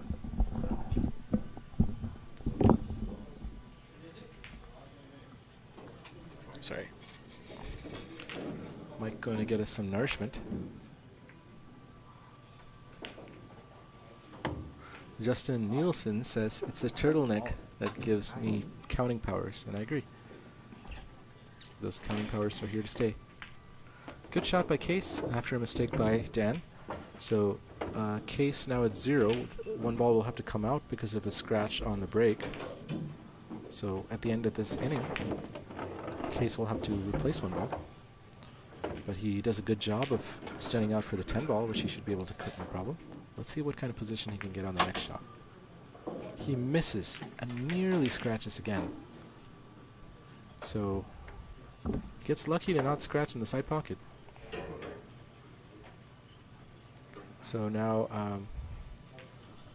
the score is... Let me just check the score. He made 2 balls, right? So he has 1 because of the -1. And there should be 14 balls on the table. Let's double check. Yep, there are 14 balls on the table.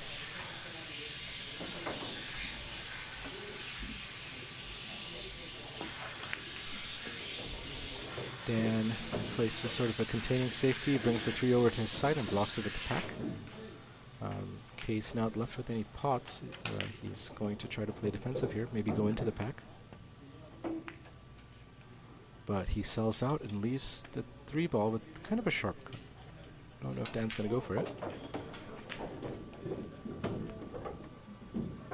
So John says he broke from damn near center table. Yep, that's not a common one pocket break. Tom with the answer to this trivia question on why it's called the kitchen. He says that the first table in the early 1800s, the break area was in the kitchen area of the house. Interesting, Tom, that's interesting. 1800s. So from my knowledge of the history of pool originated in India by British officers stationed in India while India was a colony of Britain. And, you know, they had a lot of time on their hands and a lot of money. So they had early pool tables back then, and the balls were made of ivory because there were a lot of elephants in India, and ivory was a available material. So did this happen in India? Like the kitchen and all that stuff? I'm curious to know more. And then Vinny says it's because in the early days they would put pool tables in their parlors, which were small, and it would extend into the kitchen, hence shooting from the kitchen. Interesting. Good to know. John asks if this is a tournament, and John, no, it is not a tournament. It is a challenge match for the #1 spot on the Rochester Top 15 Players list. Currently, Dan Sharlow has the #1 spot. Qais is challenging him for it. And if Qais wins this race to 5 in one pocket, Qais will be the new #1 player in Rochester. Now, of course, the champ is Ron Kazantziev. So, #1 is not the top. The #1 can challenge Ron Kazantziev, though. So far, no one has been able to take that title away from Ron.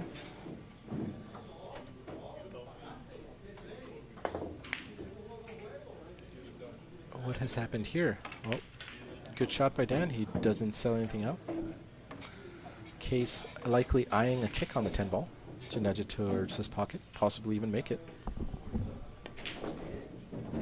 He doesn't quite get it, and that's an example of why kicking is a risky shot in one pocket, because now Qais has left the 10 ball bank for Dan, and Dan should make this without any issues. Vinny3 in the live chat says 1600 in the middle.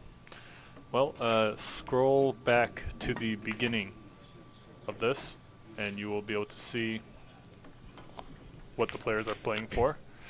Really nice roll for Dan Sharlow there. Now, would it have been preferential for Dan to make it or just leave it where it is? Because, you know, you'd expect that to be a pretty makeable shot from where Dan was shooting it. Well, it depends on if the 3 clears the 5. Yeah. It Qais does with not. an attempt at a bank. He leaves the cue ball kind of buried in the cluster, which makes shooting at anything awkward. Yeah, this is a good leave, but Dan's left with the bank on the 1. And the 1 should be able to bank into the 10. It should clear the 3. Don't see why it wouldn't. It's probably what he's going to go for, and then a shot on the 8 afterwards. But He doesn't quite get it, but no damage done. Qais may be able to make the 10 ball here. He's shooting at it. I think he's kicking at it, but no, he just makes it. Scores 1-1. Let's double check. Yep, 13 on the table.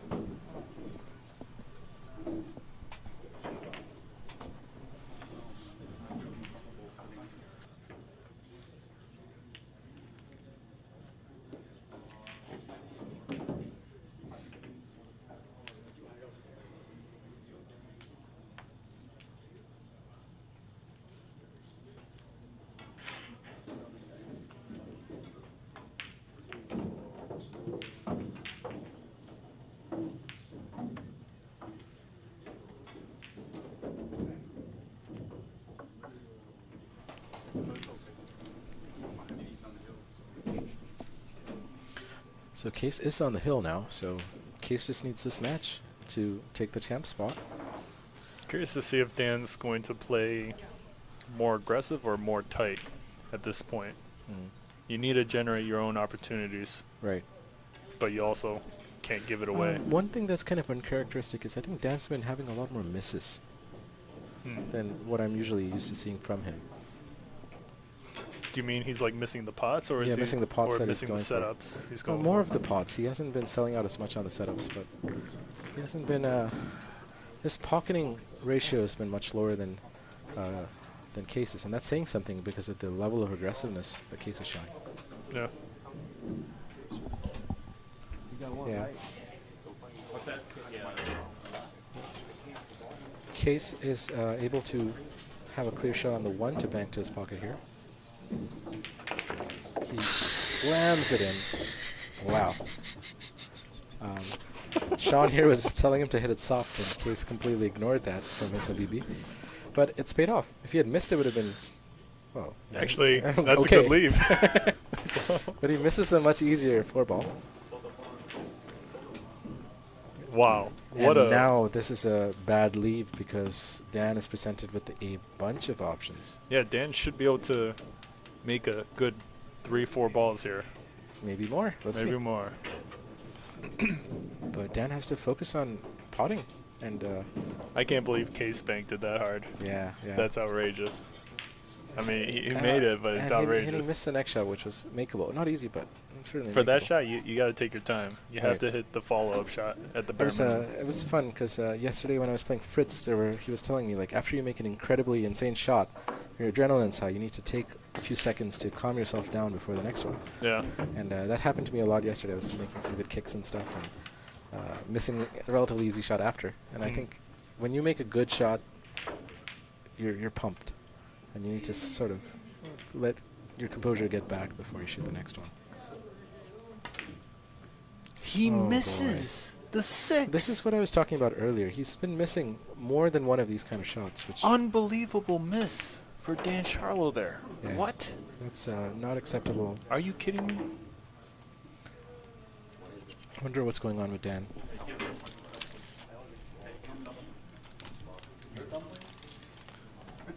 We're talking about Sean Zhang's dumplings. I can't believe Dan wasn't able to make that. That's not something that, that's easy to get away I mean, he with. was working on getting position for something else, Yeah. but still, it's a He should straight have shot. he could have even run out from there, Yeah. Yeah. finish the game. Like he missed a relatively easy one. So, Dan, yeah, that's tough miss. That kind of miss is costly, but this is a pretty unconventional game of one pocket, right? We have very aggressive player powering Well, in banks. Dan would be more traditional. Yeah, one pocket. yeah. But fair enough.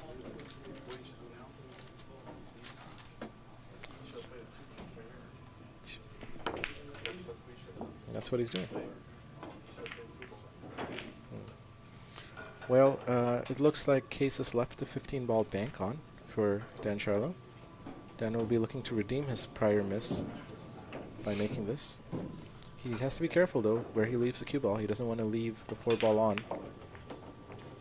Well, he doesn't go for the bank. He just plays the safety. He may have gone for the bank You there. think so? It's possible. It's Just tough had to a say, thick but contact. you know, he was also worrying about the cue ball leave. This is kicking to the Where's wrong it side, going? but he's fine. Leaves nothing on. Is there a gap for the 9 ball to pass through between the 3 and the 15? For the 9? Mm-hmm. No. Kick. He's looking at it, not to pocket it, just to bring it to his side of the table. Oh, well, Yeah, maybe then. and he might play sort of a stop shot there. That would be a good shot here, I think. If he can push the 9 down table, he could even push the 15 towards his pocket. So I think Dan will elect to just bank the 9, not to pot it, but to change the layout of the table in his favor. So let's see what Dan's able to do here. He'll have to try to get the cue ball in a good position. He doesn't want to leave Qais with any kind of shot. So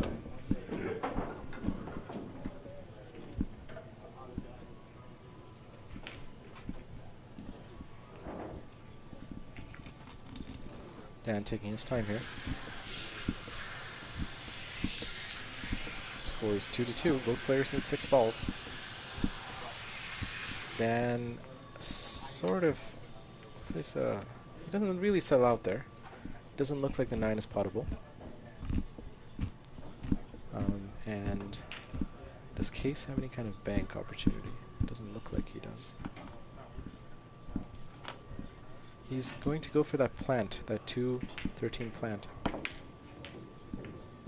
And he sends the cue ball to the top left corner pocket, so he scratches. Cue ball scratches. Wow. A couple of those from Qais today. Score is now 2-1. Dan Sharlow with ball in hand behind the kitchen, but Again, not much of a no shot. shot available. No, I mean direct shot available. The 14-6, yes, that's a combo. Not really. It may be possible, but it's potable, tough. but it's a very sharp cut on the 14. Too much of a risk. And it's going to throw the ball too, so tricky. Very tricky. He's not really considering that. I don't think so. And the chance of selling out with all of those elements is very high. Dan most likely going to play the 9 here, leaving the cue ball uncomfortable for Qais and bringing the 9 ball towards the side of the table. Or maybe he's eyeing something else.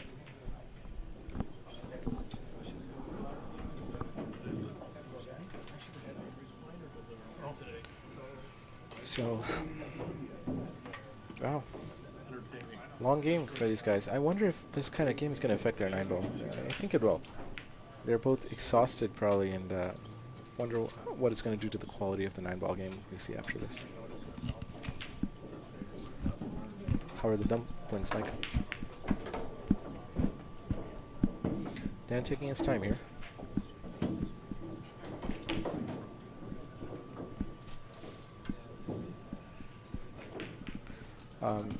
Just so you guys know, there's a tournament tomorrow organized by Christine Strong. It's an Easter Sunday tournament. So come by Breaking Billiards. My bad. Billiard breakdown. I got. Oh. Michael and Lynn is very mad at me for, yeah, rightful reasons. So if you guys want some good tournament action on the 7-foot tables, come by tomorrow for an Easter special tournament organized by Christine Strong. Do you know what time it starts tomorrow? 2 p.m.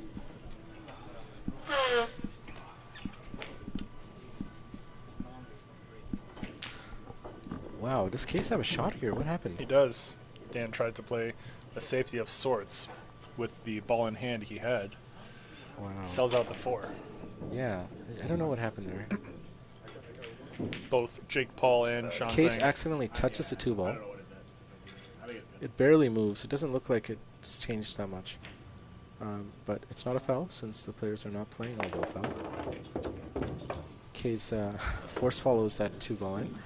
Almost 4 ball in. scratches as well. Almost scratches, but he had enough of an angle. I think he was trying to force follow out of that situation. But he kind of hit it too close to the jaws. I don't think there was a risk of him scratching there. We should start a live poll. What do you think? Sure, I think that's a good idea. Again, Qais gets pretty fortunate with the leave there. I don't think that was by design. No. The kiss on the one The on the kiss way on the back? one, yeah. No way. Helped him. Doesn't leave anything on for Dan. Scores again, 2-2. There are 11 balls on the table. So Qais is left with an open bank here on the 15. Should be a fairly low difficulty bank. Low difficulty? Yeah. Just has to clear the 11, but he kind of hits it too straight. Yeah, that bank is not too hard. If this is low difficulty, then dang. Yeah. Good for you guys. That one's easier than it looks.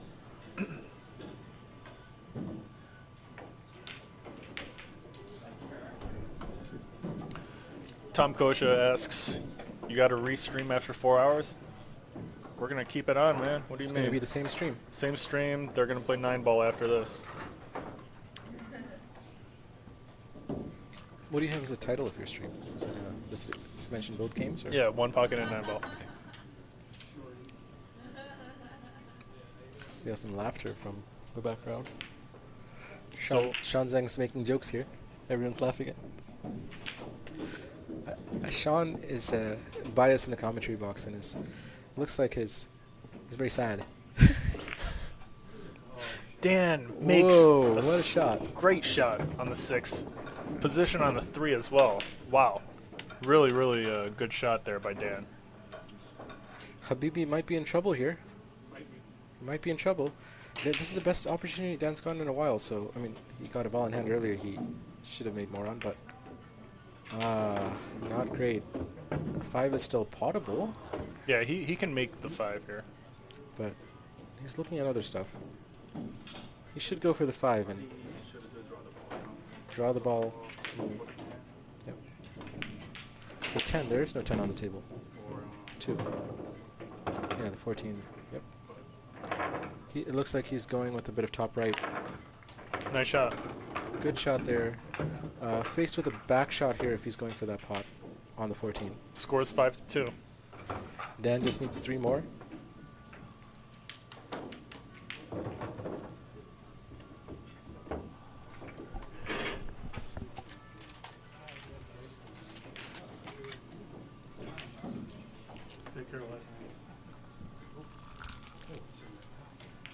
Is he going to go for the shot here? Looks like it.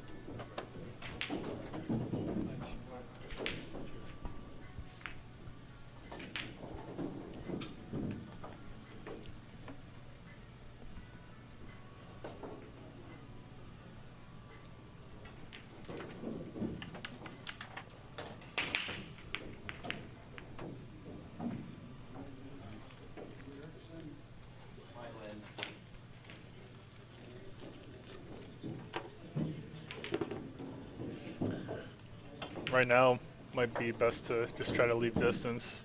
Although, ideally he would like to break out this 8-15 somehow and leave distance at the same time.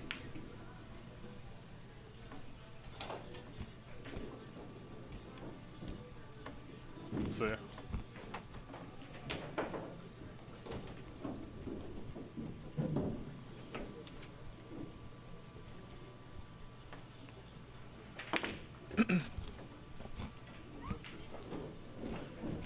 John Sweep in the live chat says, we like to say, if pool was easy, it would be called your mother. I've actually heard someone refer to it differently. They said if pool was easy, it would be called golf. Have you heard of that one? Is golf easy? I don't know. I don't play golf. I don't play golf either. Damon Bethwell plays golf, but he's not here. I think Damon Betlow wants side action. I don't see him. It's late to the party. Dan Sharlow is away at the moment. Seems like he's in the bathroom.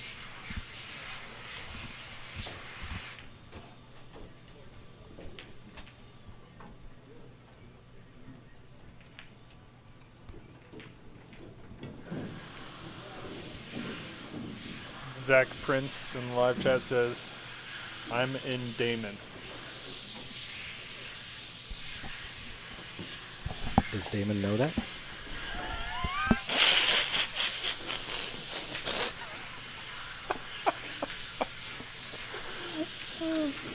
Paul Jacob says, does Damon know that? Oh, this is top tier. Good stuff. Alright, Dan Sharlow's back. Tom Kosha says our hand dryer is loud. Yeah, man, it's a new one.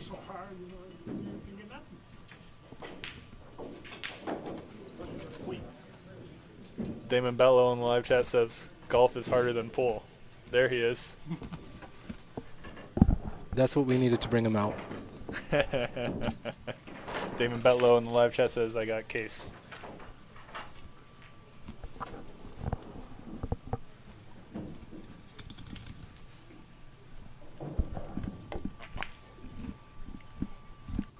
It's kind of nice to 7 there. Doesn't leave anything on.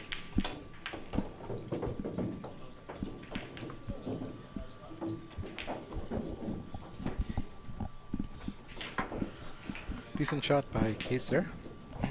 Score is 5-2. Dan only needing 3 balls. Goes the pace on this. It's pretty good. There is no shot obviously available to Qais right now. No pot. What's the move here? I don't know, just send a ball up table and play defense. You want to save the 15. Yeah, but he can really, well, I guess he's shooting at the 9. I would probably try to kick at the 7. Leave the cue ball. This is a good shot. That's yes. great. That's a great shot. Great shot. Yeah. Can Dan see the 9? How much of the 9 is blocked by the 11?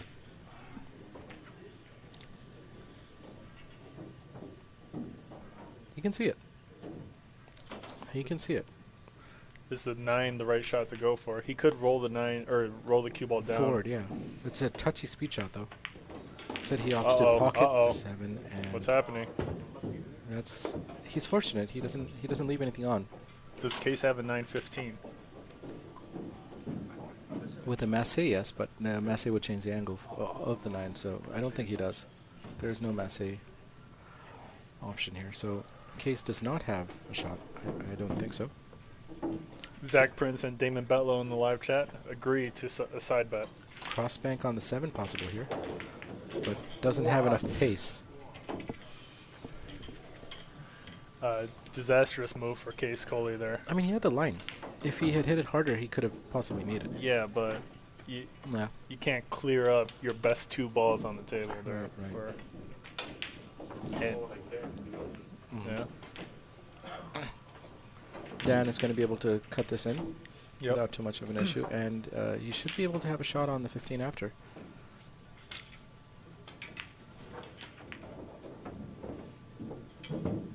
He leaves it over the pocket and sells out. Qais with a good chance here with the cut on the 9. This is still not bad for Dan. This is actually pretty good. This is a tough shot here for Qais. Especially with where the 2 and the 8 are. Can he bridge between them? He's taking his time. This is a crucial shot for a Qais.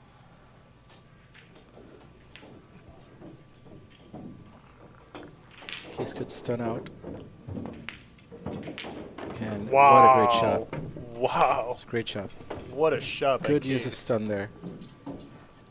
Right in between the 13 Very precise and with his angle, with his point on the rail. Good stun. Good pace too. Great shot by Qais. Again, crucial shot for this one. It's not a gimme. Every shot's crucial at this point. Yep. Needs good control here, which he gets. He's not good on this. He's overhit it. There is a bank available for the 11, but it's risky because of where the 7 is. Qais needs 4 more. If he misses this bank shot, does that this could be bank disastrous. even go? Yeah, it does. Certainly does. I think so. I don't know. Yeah, it goes. I'm positive it goes. It won't be a smart shot. But he, yeah, that's not a good shot. Dan Sharlow back at the table. He's got a good chance here. Dan looking at the rest of the balls, eyeing what to shoot next and what's available. Is he considering The like bank? an 8 bank? Probably a 2 bank. Well, Two yeah, or eight 8 bank? bank is probably easier because 2 may not clear the 15. The 8 will clear the 15. But no, he's just going for the 7, I think. The thing is, if he goes for the bank and misses, he'll again likely leave something on for case, like the 14 or the 2, or whatever he's left. So it looks like Dan is going for the 8 bank into the 7. Good shot required here. Because the chance of missing and leaving, remember, Case only needs 4 balls, where, Dan needs 3 balls and Case needs 4. Dan definitely has 1 ball that's his. If Dan makes guaranteed. the bank, he's out. Likely. Yeah, he just needs 2 more after. I don't know if the bank is the right play here, because if you miss the bank, which is missable, right? Yeah. What are you going to leave for Case? Everything's open, right? Once he opens his cluster, everything else is open, and Case can Maybe easily the win. right shot. I mean, not the right shot, but an option is to go for the 2 bank rather than the 8, because you. I see him just doing rail first with inside to bring the cue ball down table. He did rail first, but the other way. And it hasn't worked out for him as far as the shot. He's not able to get a leave there. Yeah, he's made the pot, which is good, but... Well, he can't miss that one. right. I mean, I could. Score 6-4. Dan Sharlow needs 2 more to go hill. I like how easily we were able to draw Damon out by Mentioning joking golf. about golf. Oh, we weren't joking. Well, yeah, it's true, right? Yeah. It's like, no, golf is harder than pool. Yeah, I mean, that's an easy game compared to It's pool. so easy. Yeah. Yeah. It's Very not a easy. serious game. It's not. Golf. People Huh. play for fun, right? People who can't play pool play golf.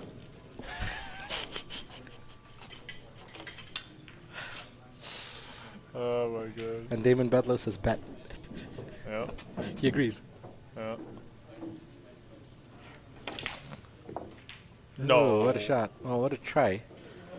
Nothing left. That was That's actually easy. super close. That was close. This bank does not go. The 14. The double kiss is too much. Too prevalent. You think? Yeah, I don't think this banks easily from this angle. It banks into the other pocket easily, but not the bottom left pocket. I could be wrong. Can we look at it? Well, he's not going. We have different definitions of easy. I mean, once you get used to it, I think banks are far easier than people think. And Dan leaves Case with a back shot. A back shot? Yep. What? Okay, never mind. It's true. Well, he's not gonna take that on I know, because but- of being hampered.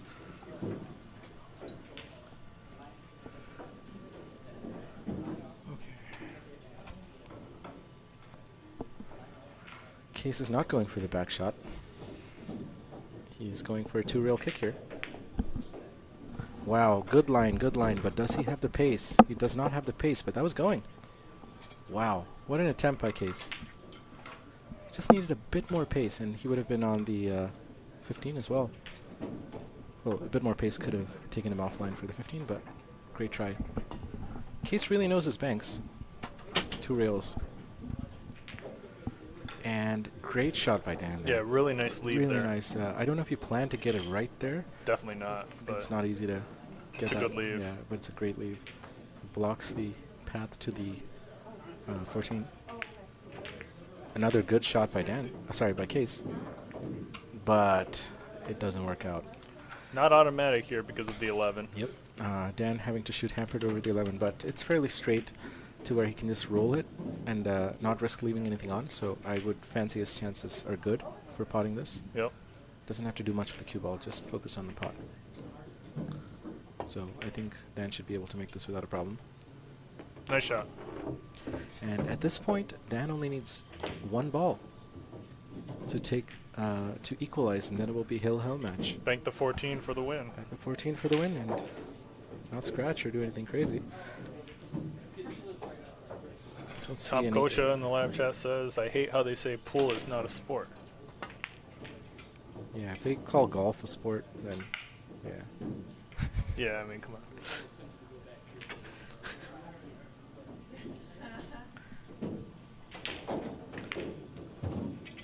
All right, so it's not over yet for Dan. Dan with an opportunity to cross-bank this. Is he going to take it?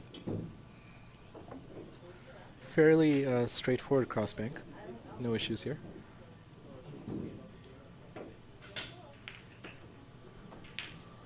But where is he going to leave the cue ball? I think the chance of selling out is not too high here. I think going for the cross-bank for the win is the right move. Just needs a clean hit. That was not a very good... He's going for more of the slow play, it seems. yeah. It's risky against a player like Qais. But, well, Well, let's Qais see. needs every ball here. It's not going to be easy. That is true. That is true.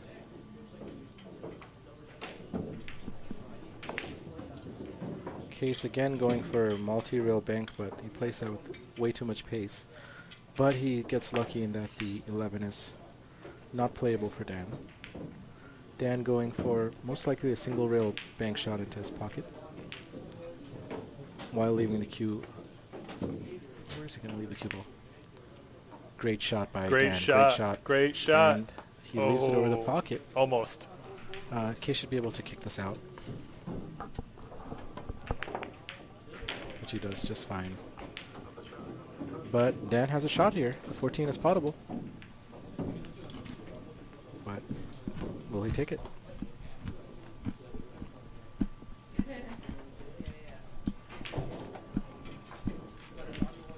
Qais is smiling to himself. I think he saw Sean Zhang. He's like, I won't let you down, Habibi. Oh, what a bank. What a bank. Great shot by Dan to equalize the score there. Yeah, really, really nice bank there from Dan. Now it is a hill-hill match. This is going to be the last frame of one pocket in this race to 5. The score is 4-4, so... Who saw Hill Hill coming from this? Right. Qais, yeah. Yeah, great match so far. This is going to be our final rack of one pocket pool. And Good luck to both players. It's been 3.5 hours, so... Jeez. Wow. Real pros wear pink. That is the message of the day.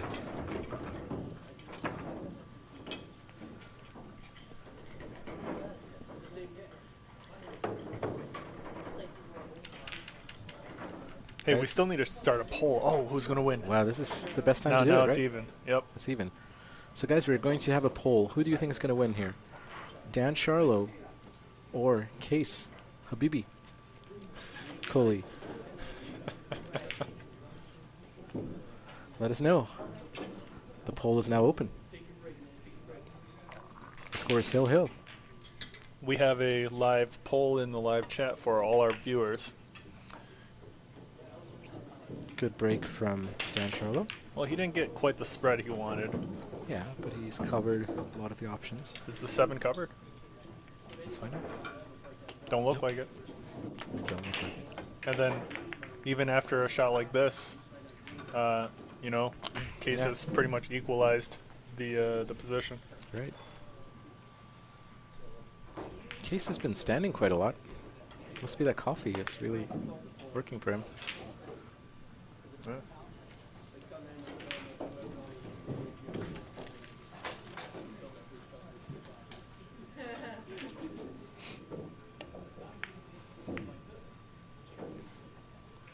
Qais tries to bury the cue ball in the pack.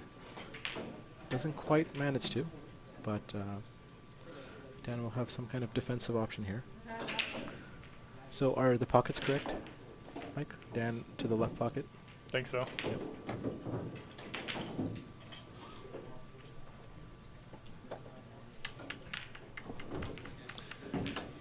Sean Zhang is on the edge of his seat. He's anxiously watching Habibi. Yep.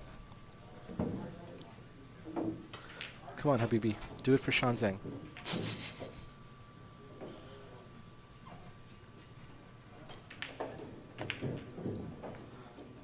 Good bank by Wow. Qais. Really well played. With But position. Qais will have to amass quite a few points here if he wants to He put can pressure make on position for the 13 here. Dan. Yeah. But he What? spreads everything. What? And it pays off. What an Yo. aggressive shot by Qais. What a shot by Qais. You know, Qais is playing like he's breaking the cluster in snooker. Like he's going into Qais the is pack. playing like it's not Hill right now. Yeah, he's just going for it. But that's his natural style, so he should lean into his strengths. Yeah. Qais is not the one pocket player. This is a must-make shot. And it's no problem. And you know what? I think he might even go for the 13 at this point. I think he might too. Yeah. Risky shot, but he's taking the risk so far. But It's he paid doesn't off. even have a good defensive shot here either. He doesn't. You so have to go for it. Just barrel the 13 in. He's playing it softer. Okay. But he misses. Well, Dan's left with a shot on the 7. He's got a And- thin cut here. and because of Qais's aggressive, cannon into the pack,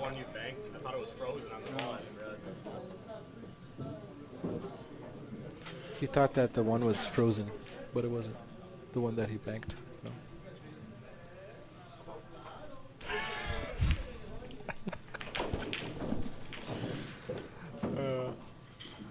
I'm actually I'm a little surprised he didn't go for the 7. The 7, right? Yeah. Well, Qais Dan going played the for it? long game in the last frame, and he came out ahead, so he's probably going to stick with that strategy. But Qais, again, errors. And, yeah, this is as good as a chance Dan can get. Dan can screw out behind the 12. Yep.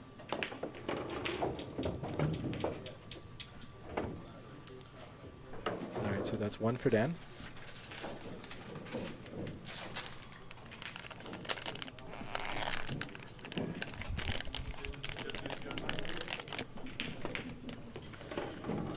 And Dan has a great chance here. He's at 2.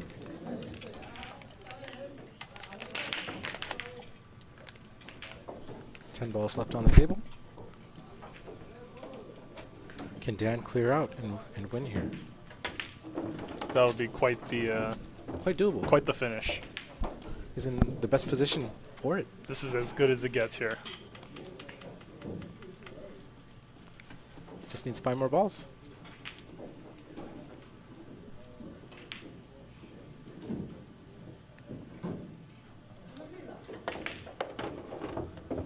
Bit awkward there, but 4 should be potable. Coming back around for the 3 should be doable.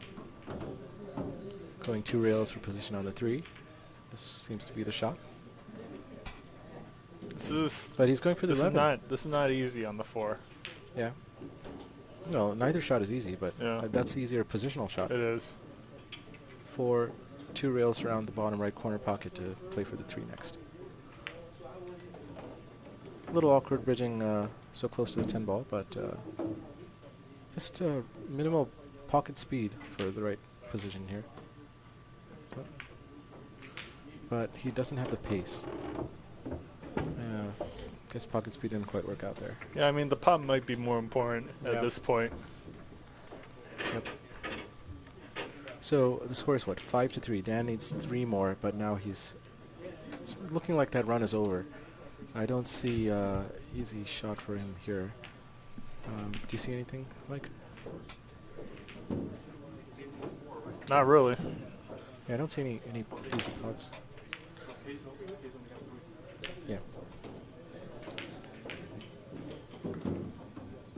Yep. Well, 7 ball bank doesn't really go. You could try to bend it with top left. I doubt it bends that much. It's possible, but a very difficult shot, and you wouldn't be leaving anything good on. Yeah, the 7 ball bank does go, but you'd have to hit that with top left or inside to bend it in. But tough.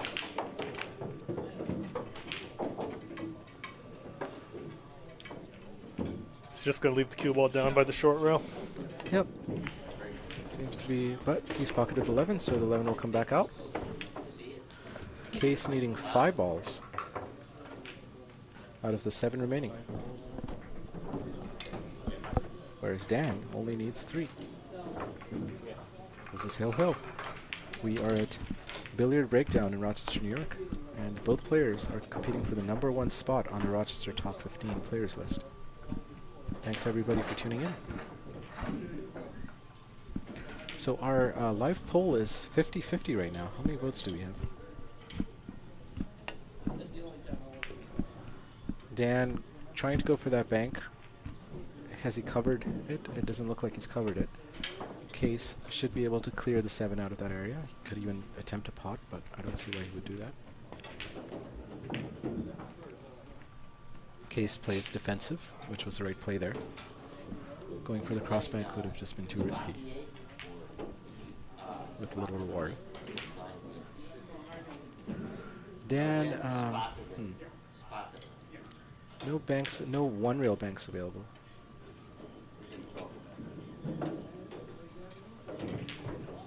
Possibility of 2 railers, but let's see what he does here. Probably just a defensive play.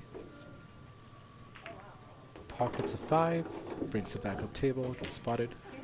Is Qais going to go for this 3 bank? 3 bank or back shot? Well, the bank? Yeah. Oh, that's a tough one. I wouldn't go for it.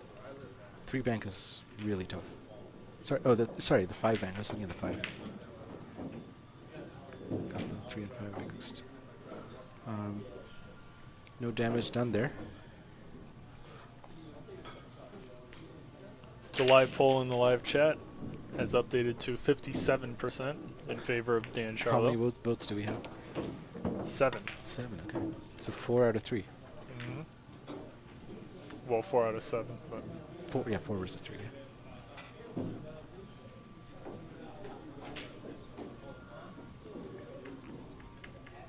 Qais probably going for a 2-rail. Oh no, he's just playing safety. he's really slowed down the game. Yeah. I thought he was going for the 2-rail or for the 6, which does go, but yeah.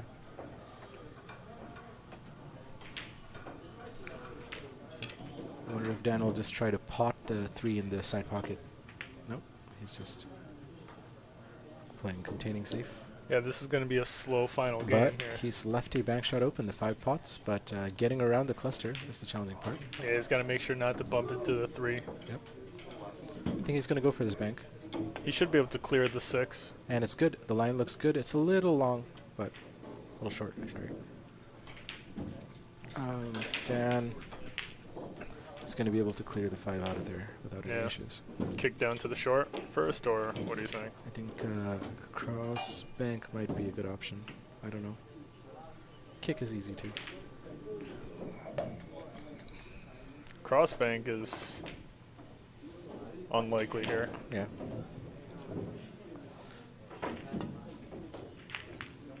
Well, that's an interesting way to do it, but works out. Well, now Qais has a cross bank available. So Qais gonna try to go for it. Yeah.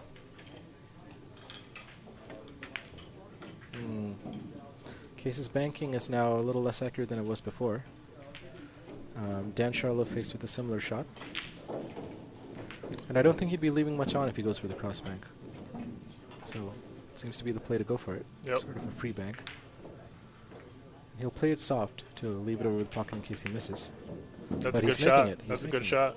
Goes in. So now Dan only needs 2 more. Qais needs 5. And Dan has a shot on the 10 ball. It's going to be tricky for him. The pot's going to get a lot harder if he stuns out. He's got to go for the 10. I wouldn't even worry about Position. position too much. You got to be careful though. If you just roll it in, the possibility of a scratch in the side pocket is. Well, still hit it with some pace. Yeah. But you don't have to worry too much. He's not going for the 10. He's going for the 3. Interesting.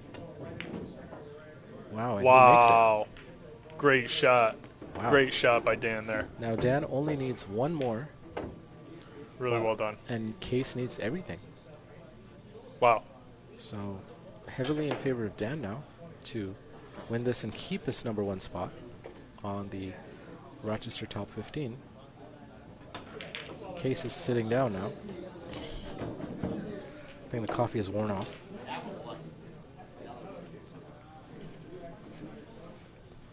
Z shot. I don't know.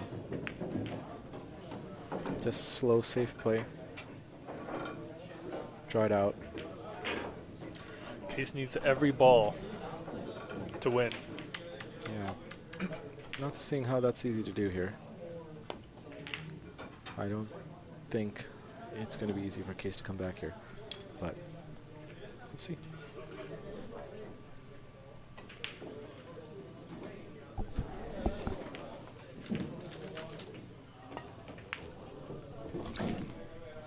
Dan almost makes the 10. So close. Good attempt.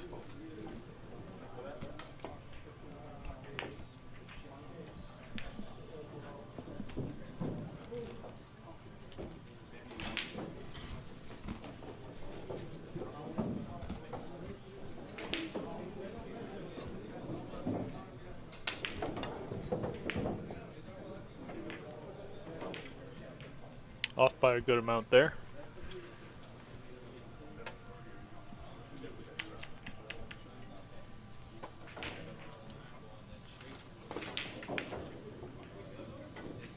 Where's the cue ball going? Good result there for Qais.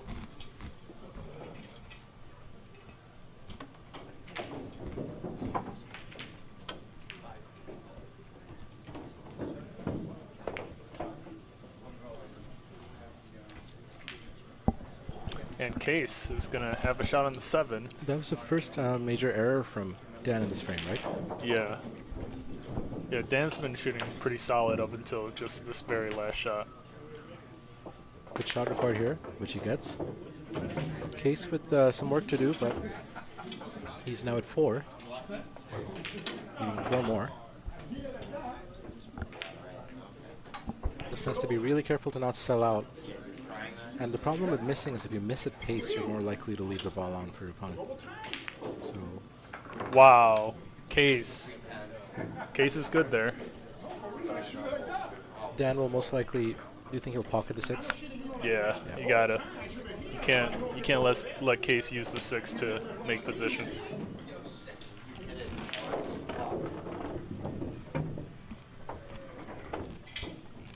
Qais needs the final 3.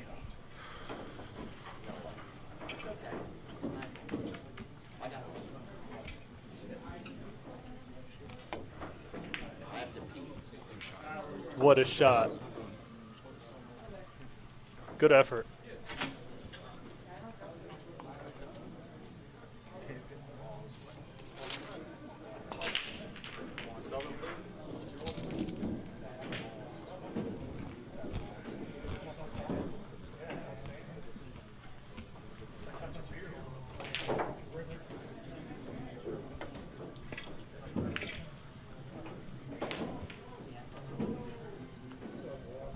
That might be a mistake from Qais right there.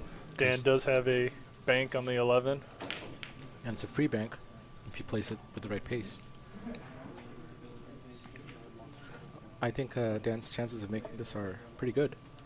Okay. Hard shot though, not easy. He's calculating. Certainly not an easy bank. But it's looking close, but not quite there.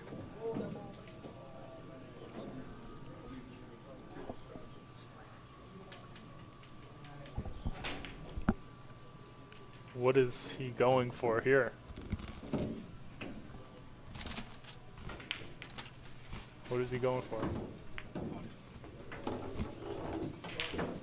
Okay. This is not the worst.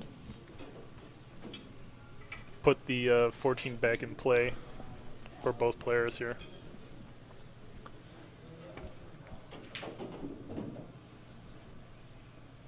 Nice shot by Dan. Qais doesn't have too many options here. That's a good shot. He's going to leave the 11 on if he's not careful. But he manages to hold to avoid giving Dan a good angle for the 11. Are both players going to be playing around the 10 for a little bit? Let's see. Dan might try to play a very similar shot now. But he doesn't want to leave the 14 on. The same shot by Dan. But now Qais is going to be able to kick at it. But that's not a great shot. because Dan now has two options, the 11 and the 10. And, frankly, the 14 too. Dan is able to pot any of these three balls on the table, and he only needs one. Choose your favorite. What would you go for? Me? I think 14 is. I would probably go for the 14. Yeah, because you'd be pushing it to your side. The other two balls are much harder for Qais to make in his pocket. Let's see. Dan choosing to go for the 14. Bumps a little bit into the divider. Hopefully that won't throw him off. Can he do it? One good shot required for the win.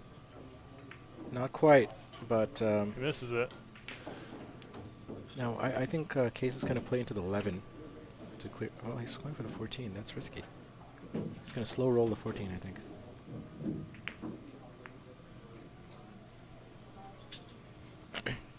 Good shot, though. Dan's going to be able to kick at this. That is true. It's a high percentage kick. I don't think he's eyeing the kick, though, is he? Yeah, of course. No. Nope, he's just going to send the... Well...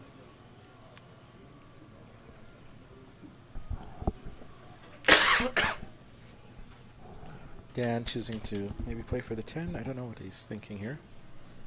I mean, playing for the 10 bank is not a bad shot either. Roll the cue ball down. 10 ball also has a chance of going in off the 14. If he Really? I don't know. I don't know how close the 14 is. He's kicking at it, but yep. Qais with another chance here. Oh, Qais is hyperextended. That's not good. You don't want to shoot. You can't. It's not easy to shoot a high quality shot being that extended. Okay, that's probably smarter. Good shot by Qais, but these are passive safeties. They're not really shifting the layout in his favor. True. Well said. Dan still with all the advantage here. Catches the point there. Whoa. He's tempting Qais. Unintentionally tempting yes, Qais. tempting Qais with the 10 ball. What is Qais going to do here? Qais choosing to be disciplined and not falling or succumbing to temptation. Wow, what a shot. Great shot by Qais. Qais is really cutting it close. Qais is flirting with the edge. Oh, He's living on the edge. But as someone wise once said, if you aren't living on the edge, you're taking up too much space. Wow. And who's that from? Heard it somewhere, I don't know. It was a long time ago. No, I know who it is from. It's from my friend John Davidson in Texas. Cool. A real Texas cowboy.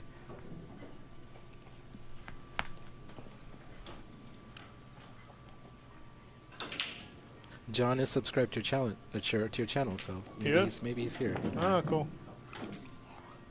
He And himself now has a YouTube channel. the pressure is off a little bit for Qais. Yep. Whose shot is it now? Is it Qais or Dan? It's Dan. Okay. Will Dan go for the 10 bank?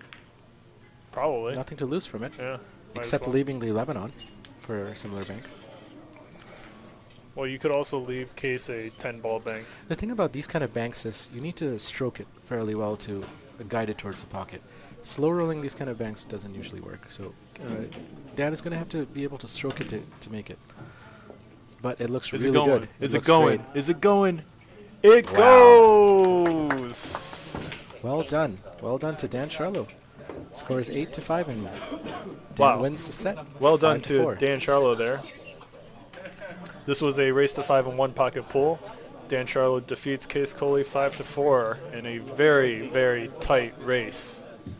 Hill. And Qais, not being much of a one pocket player, does a really good job having such a close game against Dan, who does play a lot of one pocket. Yeah. So well done to both players. Yeah, really, really well done to Dan Sharlow, especially. Congrats to Dan for retaining his #1 spot on the Rochester top 15 list.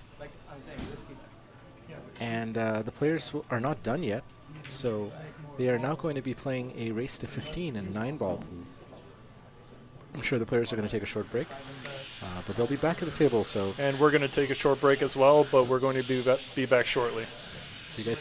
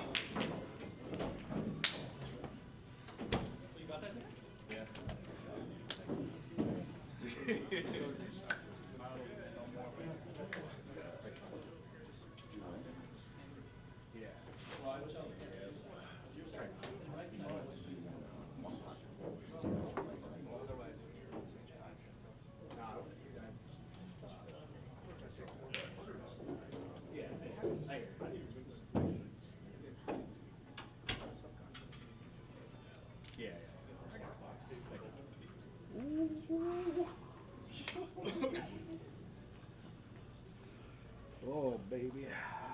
That seems stressful. That was, there's some big swings in those last couple games. Good match, man. Thanks, man. What do you think, 10 minutes and then start Nineball? Yeah, just up the case. Fucking out. I was up. I broke it at third. I got 3-3. And I'm up, and I fucking take this dumbass shot where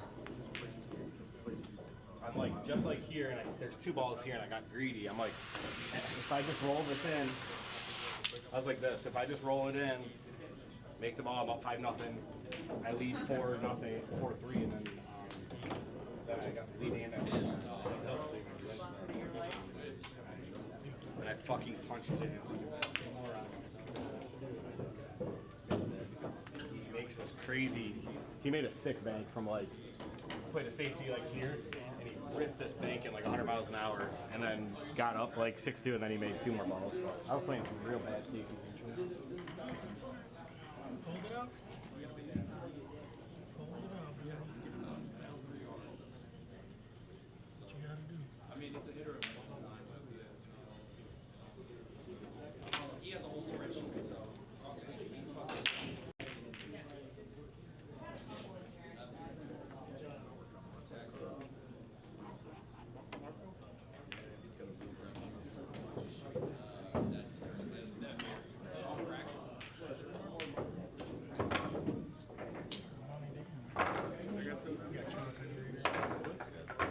I think we were at over 400 people for that. Wow, that's crazy. Yeah, that's pretty good for one pocket, to be honest. Yeah. That was a good match. Case played. He probably played way better than you thought. No, I thought he played, but you watching the first couple games, my safety play was so bad that I give him like a couple balls right off the rack, then I'm constantly down instead of just leaving the You keep were ball. choking a lot early. Dude, my speed got so off. Like I'm rolling the ball and it's just like it's going fucking nowhere. And then I'm like just not even thinking about my speed, and it's just dying on me and stuff, and it just keeps selling out, and I'm like, fuck. Damn. And it's like hard to tell yourself just hit it a little bit harder every time you hit it. It's like a weird thought. Oh, you still suck. Thanks. Thanks for that, bro. Hey, I'll see you later. Thanks. Yeah, man, thank you. Yeah, go ahead. You good with Magic, right? Okay. Yep. There, water. Thank you.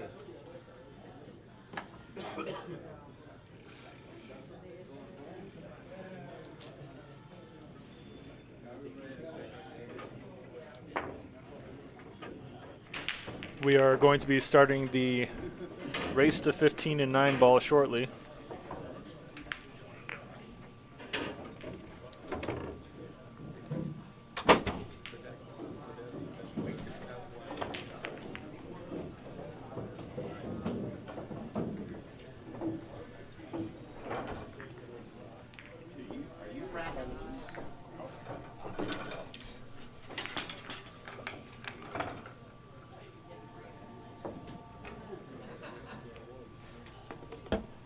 Yep, looks like the players are ready to go.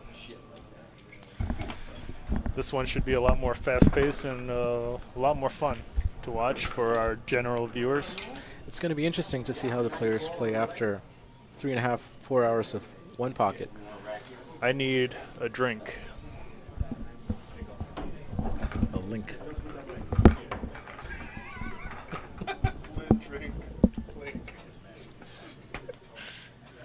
All right, so Dan Sharlow to break. He pockets the 1 ball. Clearing the magic rack or the template away. This is a race to 15 9 ball. after grueling race to 5 in one pocket, which Dan Sharlow won 5-4 on the hill. Then cut on the 2 here. Let's see if he, well, plays it, gets it, no problem.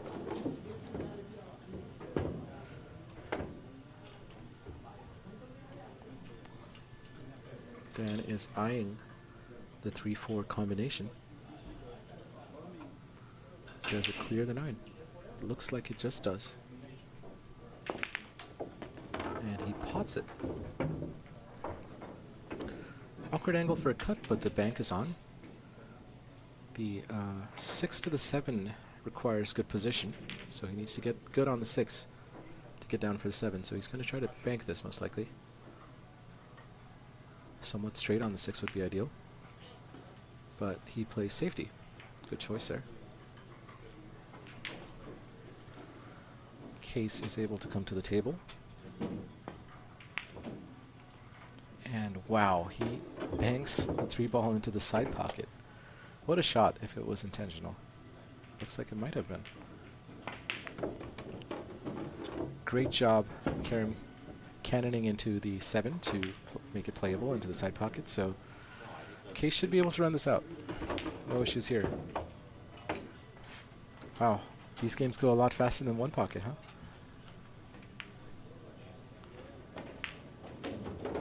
And Qais is just about perfect on the 9-ball. I think Qais is a little relieved to be able to let his stroke out a little bit more and play 9-ball. Very quick and definitive run out by Qais, wasting no time at all. The score is 1-0. Qais takes the first frame. And this race to 15 in 9-ball. Now keep in mind this is not part of the challenge match, so these players are not playing for the number 1 spot anymore, but they are playing for a good amount of money. And it is a race to 15, so fireworks ahead.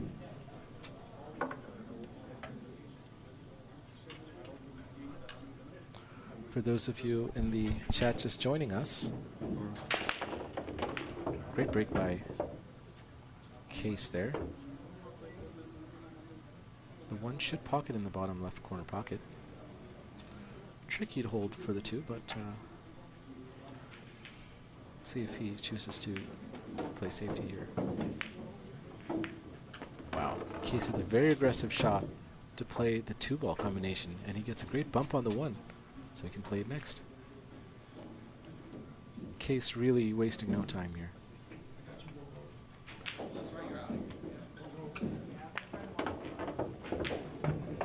And this looks pretty runnable too. Can Qais have a break and run here? I'd say the chances are pretty good. This is a bit uncomfortable because he's shooting hampered by the 8-ball, but he should be fine.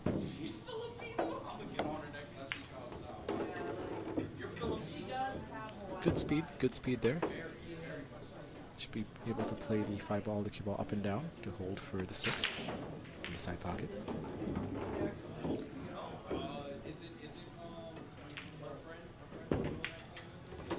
Wow. Feels like these games are taking 30 seconds. Qais able to break and run, it seems, on the 2nd frame, and it's all happened in, what, a minute or 2? Wow, what a break and run. Great shooting by Qais. Wasting 0 time, flying through the rack. Break and run in frame 2 of this race to 15.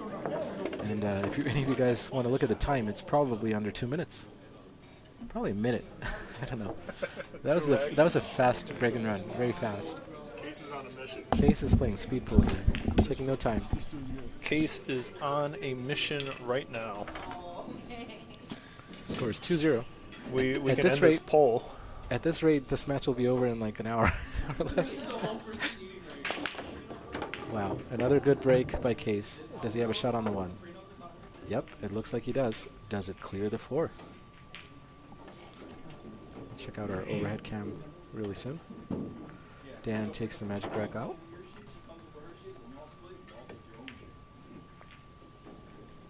And he bumps the 4 and is unable to pot the 1. So Dan coming to the table here. Dan will be looking to likely slow down Qais a little. Hey, you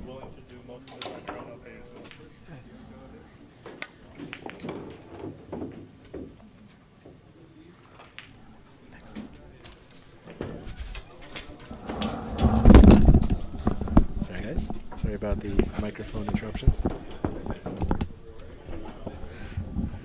Dan doesn't get ideal on the 2, but he has a bit of a long pot here.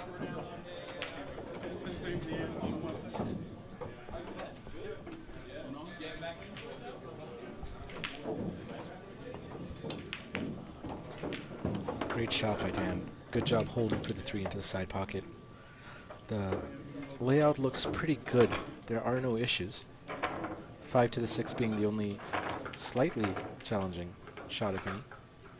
But even that's not a problem.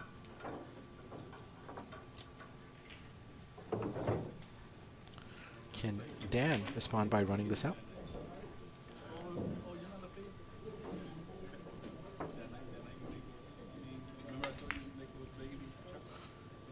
Good cut shot on the 3 and holding for the 4. He's a little bit on the wrong side of the 4, so position on this is trickier than it appears. He'll have to go in between the 5 and the 6 to get well on the 5, but he could also elect to play the 5 from some distance here. Play an easier positional shot, but take on a challenging pot. Let's see what he does. If he's going to try to get closer to the 5. Yep. This is... Yep, he gets position all right, but he's on the rail. Is it going to affect his next shot?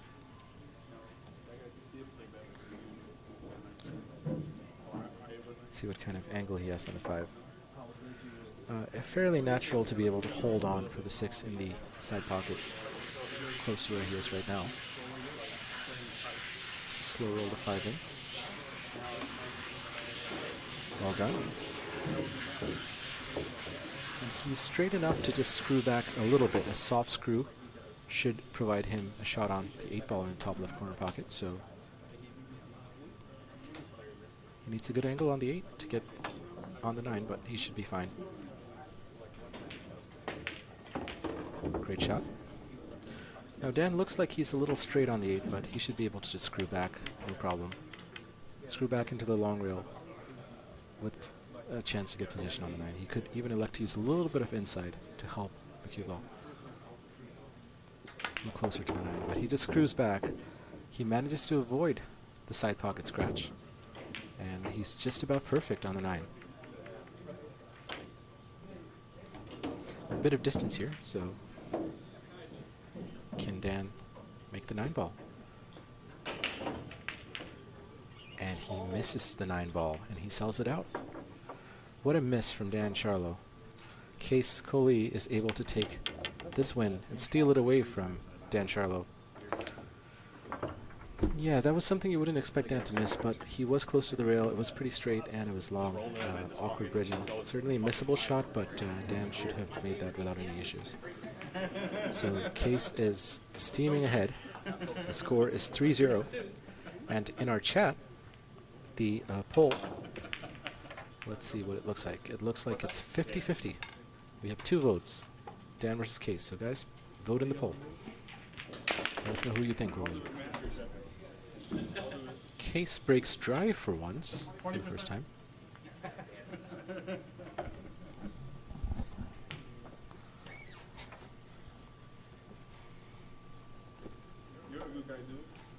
Qais is pulling up his pants. He's getting ready, getting comfortable.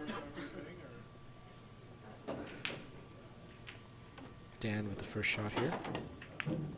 Chooses to play safe behind the 5 and the 6. Does he get safe? I don't think he does. Wow, the 9 ball though. It doesn't look like it pots.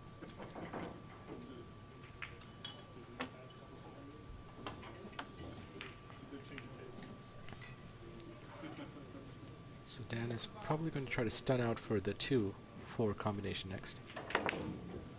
Nope, he just plays safety behind the 8 ball. Good safety by Dan Sharlow. Tom in the chat says Dan wears a glove in 9 ball, but not 1 pocket. Weird. Interesting, yeah. He did not wear a glove in 1 pocket. But the stroke in 1 pocket and 9 ball are very different, right? You use a much longer, more powerful stroke in 9 ball, and you might get better feel. What a shot by Dan there. He pockets the 4 ball. And the 2-9 combination is on, and most likely what he will play next. So yeah, it makes sense to where players would not wear a glove for touchy games like one pocket and straight pull, where you have a much more compact and short stroke. You get better feel without a glove for sure.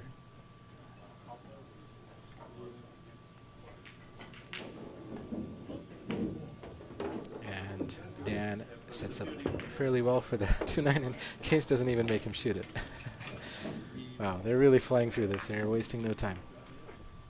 So Dan gets his first game on the board after Qais concedes after he set up for a 2-9 combo.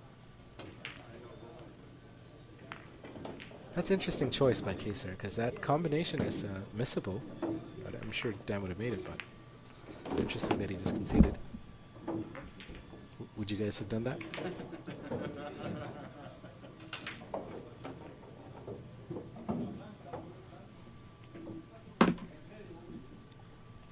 So this game is flying by. We're already on the 5th set in 7 minutes. That's crazy.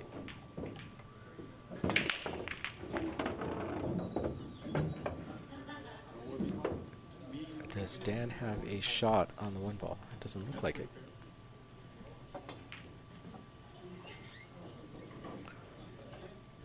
The 2 does hide the shot at the 1 ball, so Dan will likely have to play a push shot here. But it looks like he's going real first. And he scratches, going real first. So Dan playing quick as well here, sort of matching Qais's speed. Qais coming to the table with ball in hand, with 8 balls on the table. Only slightly challenging shot here is position on 3, with the 8 blocking some of the angle towards it. So let's see how Qais plays a 2 to get on the 3. Little stun stop shot should be all he needs.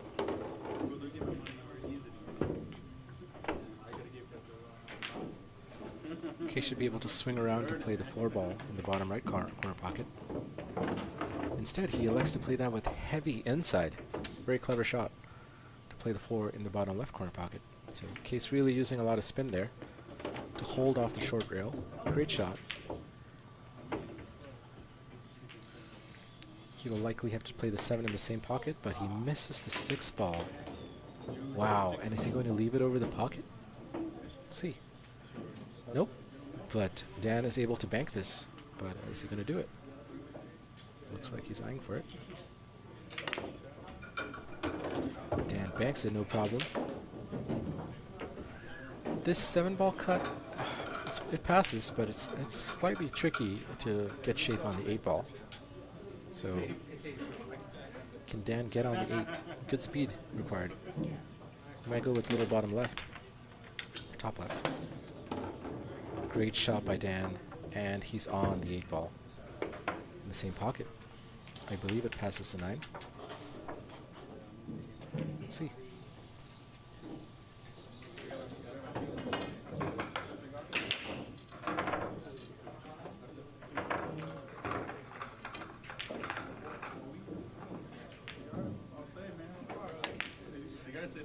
Great shot by Dan. Stuns that, just plays a stop shot, and he has a clear shot on the 9 into the same pocket.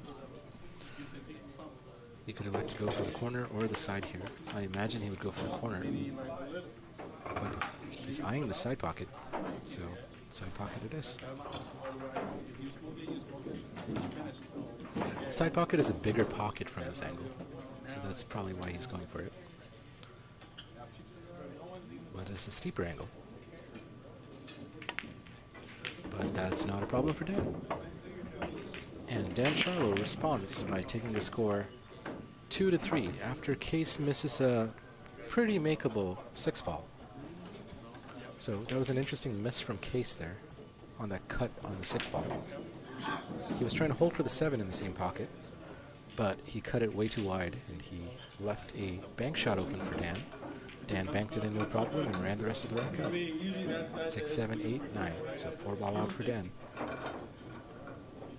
Dan to break.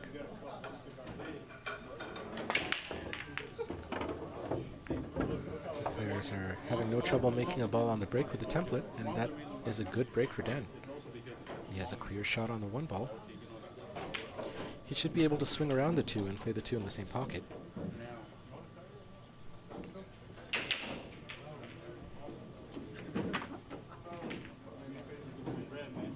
So just a little bit of a stun with a tiny bit of draw out needed here.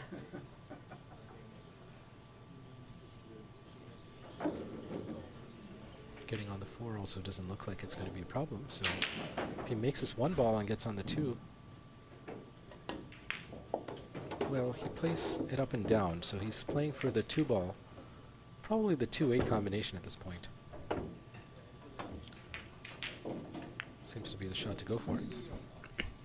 Well, he'll have to be careful for the pacing of the shot. He wants to leave the 2 ball over the pocket, so he can get well on the 4 ball. It's not ideal. This is not where he wanted the 2 ball to be, because now he has a thin cut on the 2 ball, and holding on the 4 becomes all the more challenging for it. Is the 2 even makeable? Very thin cut. Hard to control the cue ball. The cue ball will carry most of the energy from the shot. But Dan plays 3 rails. And wow, look at that result. He now has a 4-9 combination available to him.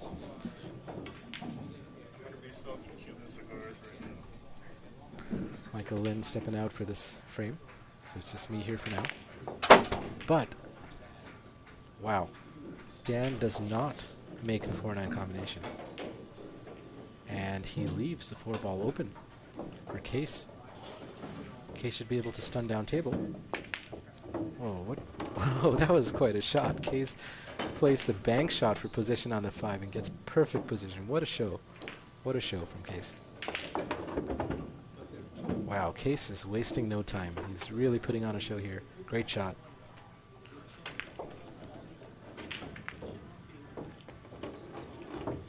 Qais is shooting like he's a man on a mission, and he's wasting no time.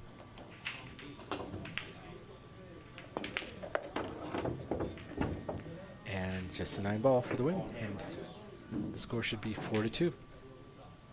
Well done, Qais.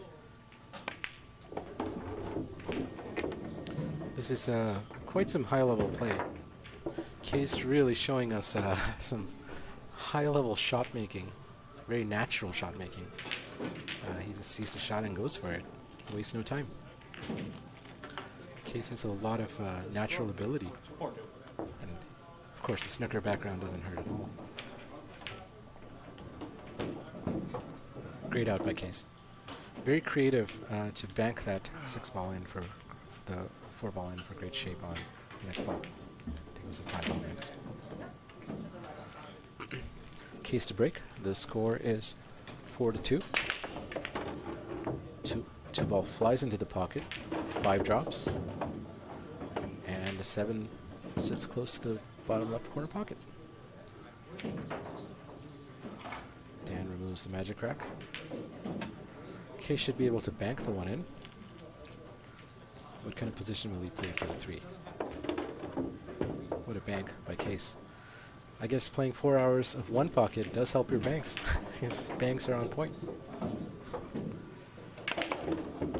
Qais with a strong stun run-through shot there, where you power with stun to get quite a lot of movement on the cue ball. Not ideal on the 4, but I expect him to bank this into the side pocket without too much of addition. 6 is over the pocket. He chooses to bank into the corner pocket, and it looks like he's... yeah, he's looking at his angle again. Dan with a shot, not an easy one. He has... On the plus side, the 6 is right over the pocket, so Dan has a bit of a back cut or a back shot here. Is he going to go for the 9?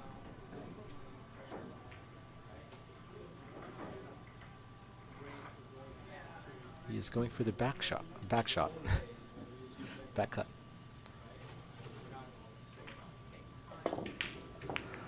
Doesn't quite get it. What is he going to leave for Qais? He has left a cut into the top right corner pocket, or a bank combination into the 6. Which one will Qais go for? Qais goes for the 6-ball bank, but leaves the 4-ball awkward. So he's going to try to kick at this, or possibly just play a safety. I don't see him playing a bank shot because the scratch is too easy. So Qais likely just playing safety here. Where's the cue ball going? Does he get safe behind the 9? It doesn't look like it. Dan should be able to see the 4-ball. He has to go 2 rails to get on the 7, which he does without any problem. Cutting it a bit. Oh, the 4-ball was next. My bad, guys. What just happened there? Qais is back at the table.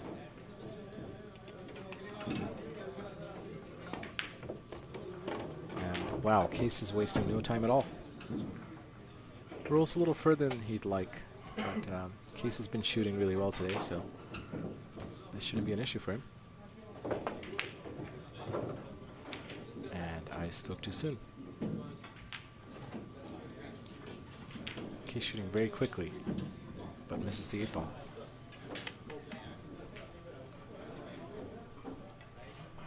Both players flying through the set. Good shot from Dan required, and he should be able to bring the score up to 3-4. And he's just about perfect on the 9.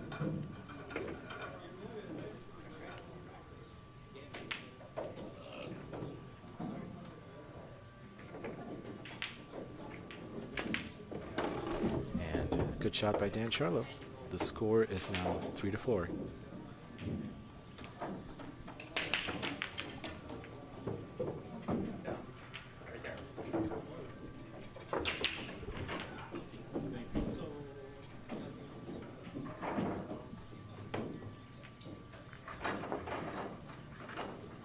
Well, guys, this is quite a match here. Some very aggressive and intense shot making from Qais Kolee, going for everything, making almost everything. Dan, however, is capitalizing on mistakes and errors by Qais and able to bring the score up 3-4. And all of this has happened in a span of minutes. Like, I really don't think we were even 10 minutes in. Probably just over 10 minutes. Dan able to pot the 3-ball and the 5-ball on the break. Good shot available on the 1-ball. Should be able to punch the long rail on the side to come out for the 2-ball in the bottom right corner pocket. So just a good stun required here. Maybe a touch of outside, but not necessary. But he misses. He misses the pot. So now it is Qais at the table. Interesting miss from Dan there. I think he was focusing a lot on that stun. Qais plays a very good positional shot to get on the 2. Should just be able to draw back a little bit. Well, he chooses to draw back a lot to play the 4 into maybe the side pocket. So Qais is kind of awkward here on the 4. Wow, he just chooses to, wow, and he scratches in the same pocket. So Qais plays a reverse bank after getting awkward shape on the 4, and scratches into the same pocket after making it. So shooting a bit fast and loose here. Shooting very well, but positional play maybe a little questionable on that last shot. He didn't need to screw back so much. He kind of went between the 2 places he would have liked to be. Just a stop shot or a stun shot would have been the easier positional play, but Qais didn't pick the easier positional play. He picked the high stroke, let your stroke out, power screw positional play. So now Dan, with a ball in hand, should be able to run 4 balls to equalize the score 4-4. And very fast and dynamic start to this race to 15 in 9-ball pool between Rochester's number 1 and and number 3 players. Dan Sharlow and Qais Kolee.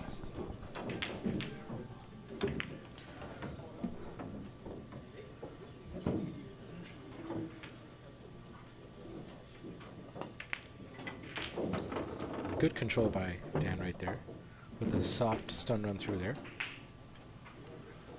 to play the right line to come out of the zone for the 9.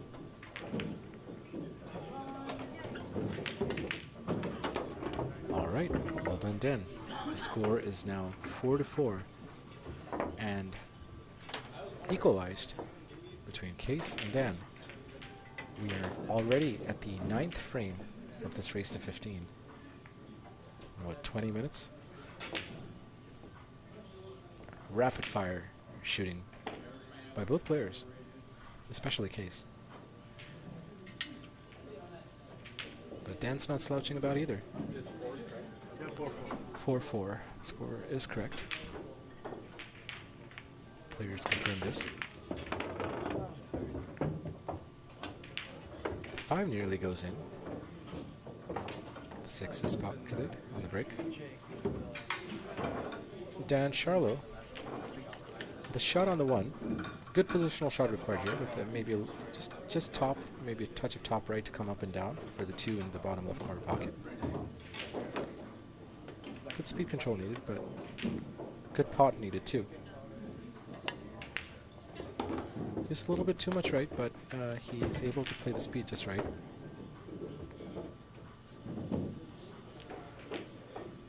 A tiny bit awkward on the 2 for position on the 3. But he should be able to go underneath the 3,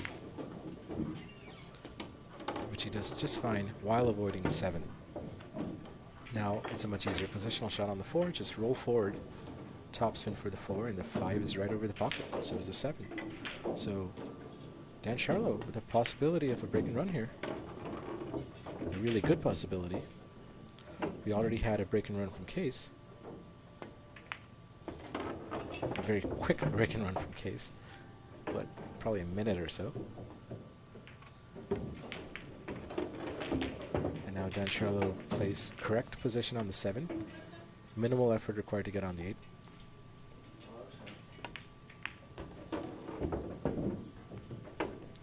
And he should be out from here. Just a small screw back, most likely. Stun out for perfect position on the 9, and Dan Sharlow breaks and runs. The score is now 5-4 with Dan Sharlow leading.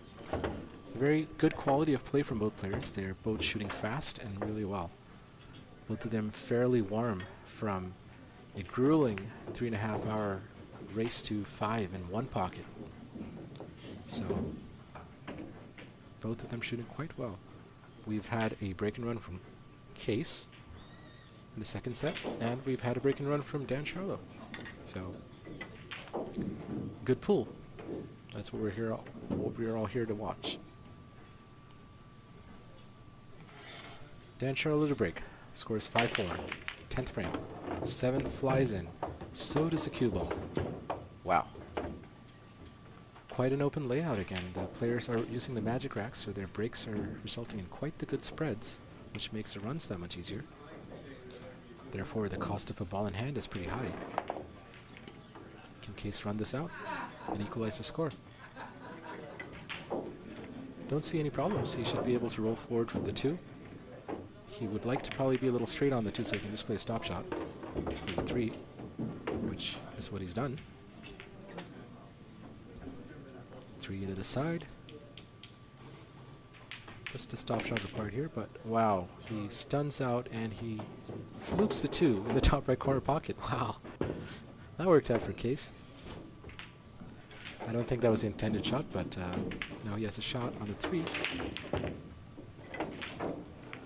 Bit of an interesting line he's picked there. Where's the cue ball going? Wow. I would have thought he would have played that with a little bit of outside, but well, he's safe. He's got a shot for the 4 ball into the side pocket. He should be able to make that. He kind of over follows it a little bit more pace than he'd like. So again, now he's awkward on the 5. Is he going to try another crazy bank shot into the side pocket? Or is he just going to try to cut into the side pocket? He's elevating. Interesting. Wow. What a shot by Qais. Qais has got his banks down after nearly 4 hours of one pocket. Wow. Great shot by Qais. But he misses a fairly straightforward 6-ball. And he's frustrated. Wow. Maybe he should have taken a little time after that bank shot. Adrenaline is high. You need to compose yourself. Easy to miss easy shots after making a really good and difficult shot. So Dan Sharlow a little awkward on the 9-ball. You would favor him making it, but it's not great position. Certainly a makeable pot, but could have done better with the cue ball, but let's see. He shouldn't have any problem.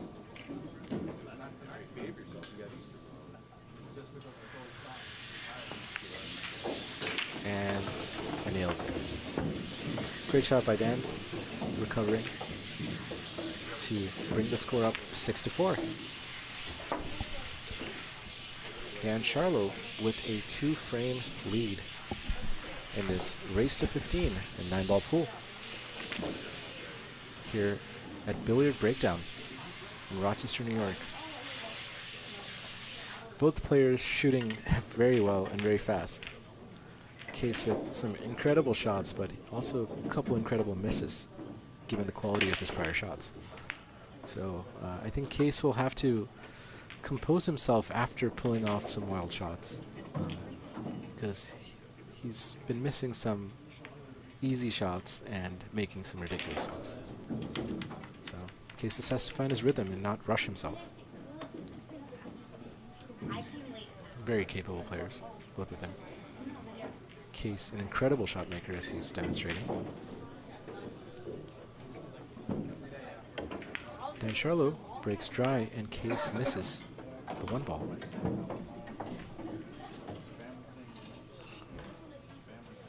Qais seems to, be having some trouble with his bridging. Perhaps he's using a little bit of talcum powder or chalk to smoothen out his bridge hand. So not sure if he's feeling some kind of rub or friction from his shaft.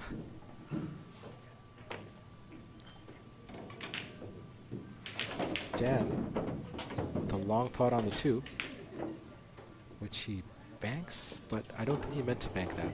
That was a fluke, and he raises his hand to acknowledge it. He was going for the cut, but it's 9-ball. Anything goes. And he's got good position on the 3. Position on the 4, he should be able to play the 4 in the top right corner pocket, just by stunning out with a little bit of left.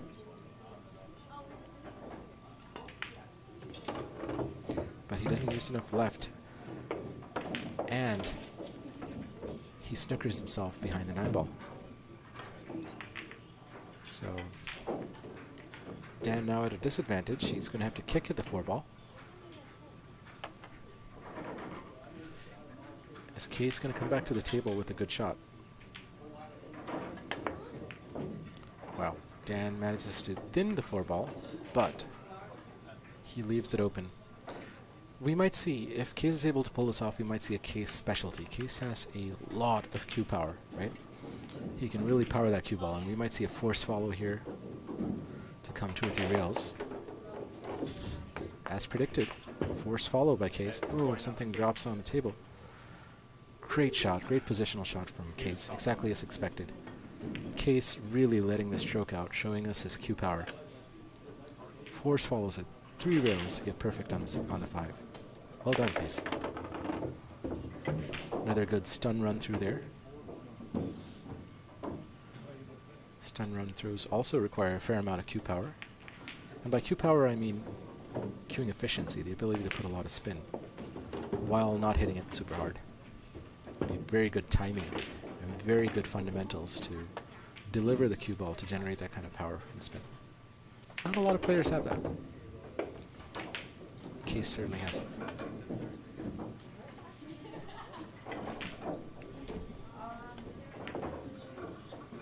But Qais, wow, wobbles 8-ball in. It almost hung. Rail. Every time I hit a rail, cue ball bouncing. Dan saying something about the rail.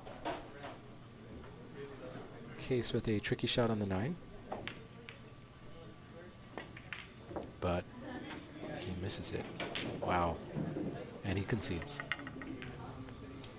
Wow. Dan Sharlow is leading 3 games to 4. So the score is 7-4. Qais with some good shot making, demonstration of excellent cue power and powerful cueing. Unfortunately, making errors positionally and in shot making. So Qais is certainly capable of running all these out, but making errors where it counts. Nineball is all about the 9-ball. It's about running through. Great shots are great, but you have to complete the set. You have to complete the run. Qais in the last 3 frames has not been able to. Missing relatively easy shots, at least for his caliber. Hard for a lot of people, but for him, don't expect these shots to be too hard.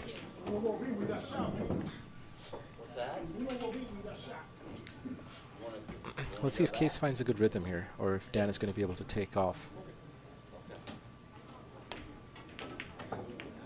Good shot on the 1, little nudge on the 2 there.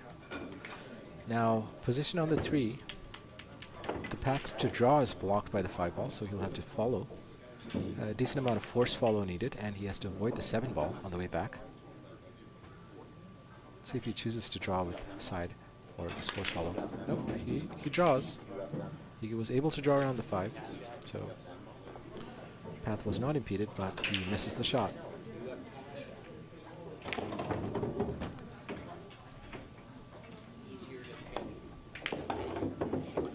Qais not quite able to get position on the 3, bumps into the 5-ball, impeding his path to get on the 3. So I'd expect him to play a safety here. Does he get it? It does not look like he does. Dan Sharlow is able to bank this or play a safety, whichever he prefers. He could stick the cue ball behind the 6. He manages to fluke it in, but he's on the 4, so that's not a problem. He should be able to just stun out to play the 5-ball in the same pocket. But he doesn't quite get the stun he needs, and bumps the wrong side of the 5. Now he's faced with a much more challenging cut for the 5-ball in the top left corner pocket. So there was a positional error by Dan there, not able to generate the stun run-through that he needs to get on the other side of the 5. So a little bit of a cueing error there, but still has a shot, so definitely a makeable 5-ball. If you hit it with top, you can go up and down between the long rails and likely end up with a shot for the 6-ball in either corner pocket. Just focus on the pot. You're likely to have a shot on the 6. But Dan plays that very well. Dan is a little bit on the wrong side of the 6 here. So if he shoots a 6 into the side pocket, he's going to have to do a bit more work positionally to get on the 7. He may even go into the 9. But he avoids the 9, forces it, and again ends up in a sort of a no man's land. Not a comfortable potting angle for a direct pot. Is Dan Sharlow going to play a bank shot here? Or is he going to try to play a cut shot or a safe? All are viable options depending on how you're feeling. Dan looks like he's eyeing the cut into the corner pocket there. Can Dan pull it off? And straight into the heart of the pocket it goes. But once again faced with a tough cut on the 9-ball. This is also a fairly challenging shot. Bank shot is also on, but he is looking at the cut. Can Dan Sharlow pull off another good shot here to command a 4-game lead over Qais Kolee? And The answer is yes. Dan Sharlow with a great cut shot on the 9-ball to increase his lead to 4 games. The score is now 8-4. Dan Sharlow with a commanding 8-game lead in this race to 15. Qais Kolee shooting very well, but also making mistakes. Missing relatively easy pots and making a couple positional errors leading to some misses. But displaying excellent shot-making skills. And cue power. But this game is a game of making the 9-ball.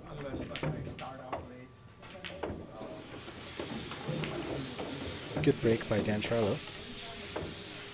He has a clear shot on the 1-ball.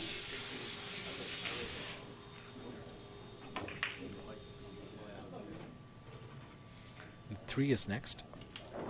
Position on the 3 is a bit touchy, but he should be able to avoid caroming into the 3 and get the long rail right ahead of the side pocket and hold for the 3 into the same pocket. Let's see if he's able to do that. Good stroke required, but he elects to play the carom into the 3, and he's faced with kind of a very thin cut on the 3 to the side pocket. So let's see if he's able to hold for the 4.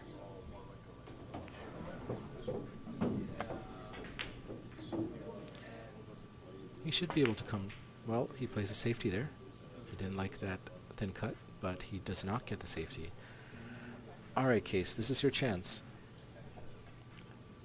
Qais is an incredible shot maker, but has been making mistakes, so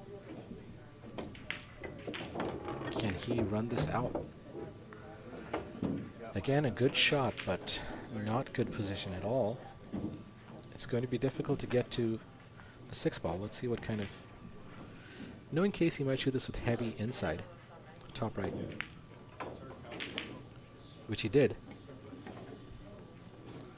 but misses the shot and leaves Dan with a shot on the 4-ball in the same pocket.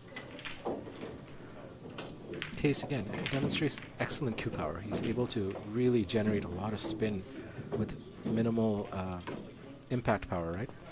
So he's able to do those kind of things that I'd say 95% of players are not able to do. Like a very, very strong power player, force the cue ball to his wall. Unfortunately, he missed that. When you play shots like that, it does make it harder to pot the ball, for sure. And that's what happened there. If he had made that ball, he would have been perfect on the 6, and it would have paid off. But Qais not quite pulling through on the shot making. Very aggressive positional play. So Dan Sharlow with the chance to put another one on the scoreboard here. He will most likely go around and play the 7 in the bottom left corner pocket. Instead goes for a bump on the 9-ball, which works out. He should be able to play the 7 in the side pocket, and I'd imagine he'd play this with top right to bring the cue ball in line for the 8-ball in the top right corner pocket. But no, that was a very interesting shot choice. He plays a safety there. I'm surprised he didn't take that on. But it worked out. He gets a good safety. Qais is going to have to kick at this. And he kicks it. But is it safe? It's not quite safe. Dan Sharlow should be able to cut this in if he wants to take the aggressive route. 8-ball's kind of in the center of the table, so really it pots anywhere. You'd have to be kind of unlucky to not have a shot on the 8-ball. So I think Dan is probably going to try to take this on, but we'll see. He does. And where's the cue ball going to end? Just about perfect. A little more distance, but just a soft stun should be sufficient for playing the 9-ball in the bottom left corner pocket here.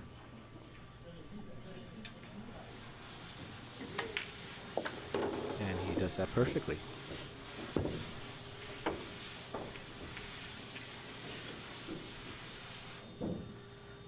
And Zach Prince in the comments says, almost ready to send the money. Well, great out by Dan Sharlow. Shooting very disciplined. A great choice of playing a safety there, where he could have gone for the more aggressive pot into the side pocket, but plays a good safety. Qais is able to kick and make contact, but doesn't leave the 7-ball safe. And from there, Dan runs out 3 balls, 7, 8, 9, without any issues. And now commands a 5-game lead in this race to 15. We're barely 40 minutes into this match, and we're already on frame 15. Wow. Good shooting by both players. Great shooting. So a bit of an awkward layout here. The 1-7 combination is not ideal. So he plays safety. And it's a good safety. Well done by Dan. A very good safety, if I can say so. So Qais will have to probably do a 2-rail kick here, which he manages to do. Generates distance. Wow, what a result. Qais able to kick into a safe behind the same ball that blocked him, sending the 1 ball up table. Great 2-rail kick there. Wow. Good escape by Qais, and way to turn the tables. Now it's Dan who's going to have a good kick here, but I think Dan is going to try to masse this. Avoiding the 9-ball is the... Well, he kicks at it, but he contacts a 4-ball and flukes it in. But Qais going to be coming to the table with ball in hand here. With 1 less ball on the table. Everything is wide open. Can Qais run this out and get back in this game? He has to. 10-4 is not a score he wants. 5-9 is preferable for Qais, of course. He wants to tighten up his game a bit. He's a great shot maker, has great cue power. He just now needs to put all that together and convert that into wins. He's got everything he needs. And it looks like Qais is playing a little slower, a little more precise now, which is what he needs. This is what we need to see from Qais. I think Qais was playing a little loose earlier. He seems to have tightened up. Putting more focus into each shot. A bit too much there, but, well, he's perfect. Never mind. Wow, great angle on the 7. Should be able to draw a little bit out for the 9. Wow. That is the kind of thing Qais has been doing in this match here. Missing easy shots. I think he's taking them for granted a little bit. Definitely not justifiable. So, Qais here faltering when it counts. Dan Sharlow plays a good containing safety. Is Qais going to try to kick this in? Sorry, cut this in. Oh, he aims to play something else altogether and sells out. So Dan Sharlow should be able to increase his lead to 10-6 from here. Slow roll is all he needs. He chooses to stun. Not ideal angle, but certainly not a hard putt.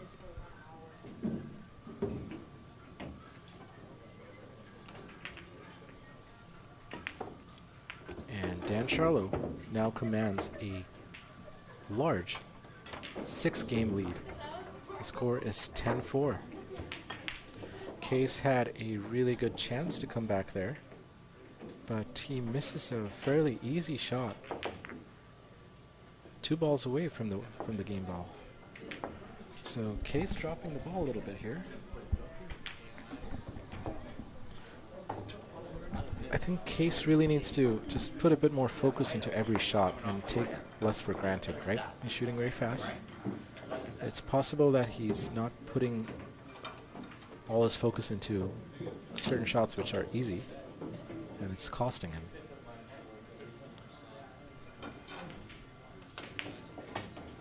Especially those corner pockets, they rattle a lot, so Qais should know that from this table.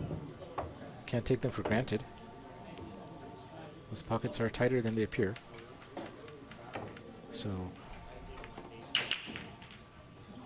can Qais come back and chip away at this lead that Dan has? And I think this lead has been more due to pretty avoidable mistakes by Qais. Qais playing extremely fast and kind of loose and missing shots, but also making incredible shots. So I guess that's the definition of fast and loose.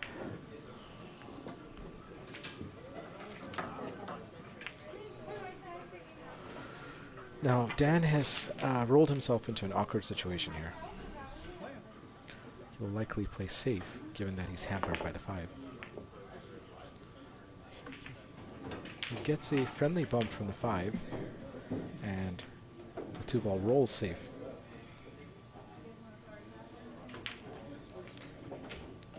So, Qais is going to have to kick at the 2-ball, and he misses it. By a small amount, but he misses it. Dan Sharlow with ball in hand and a 7-ball out. So at this point, everything's wide open. Just a stop shot for the 4. 5, 6 are pretty natural. 7 is in the center of the table. 8's over pocket. Dan's out from here. And we'll just have to play a soft stun here. Tiny bit of draw, maybe. Nope, he stuns through, which might have been an error. So he didn't deliver properly. I think he might have decelerated through, or not sure what happened there, but definitely wanted to be on the other side of the 6-ball. But good shot required here. Bit of a back shot, or a back cut. Back shot, as T-Tam says.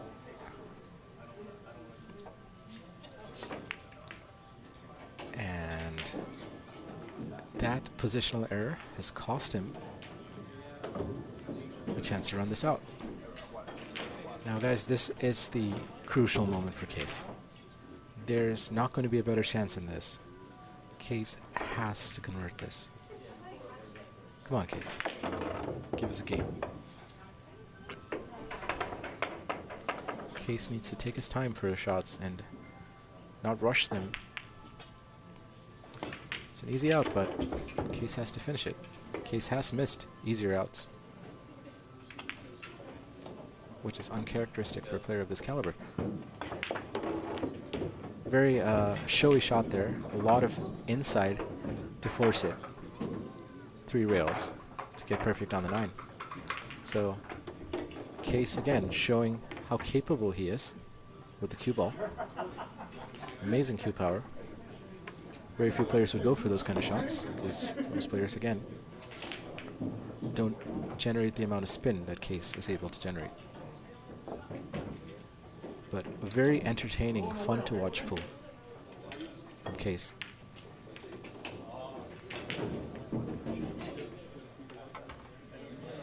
Really bending the cue ball to his will. So can Qais tighten up his game and give us more than just an exhibition and actually put wins on the scoreboard from it? Great break by Qais. Wow. Amazing break by Qais. Is the 2-ball going to roll safe? Nope. The 2-ball does pocket on the side. 3 balls potted on the break. If there's ever a break and run opportunity, this is it. Everything wide open. The only person who can get in the way of this break and run is Qais, so come on, Qais. We have Kratos, Zach Robbins in the live chat, saying that table can get in your head. I disagree, Zach. It is a tougher table than most, for sure. The shelves are deep. But if you give it the focus it requires and don't take anything for granted, it's just like any other table. More challenging, but for a player like Qais, who comes from a snooker background, it's not challenging at all. The table is not, but he misses the 4-ball. That's the kind of miss that is going to cost Qais if he keeps it, if he allows it to keep happening. Fortunately, he doesn't leave Dan anything easy.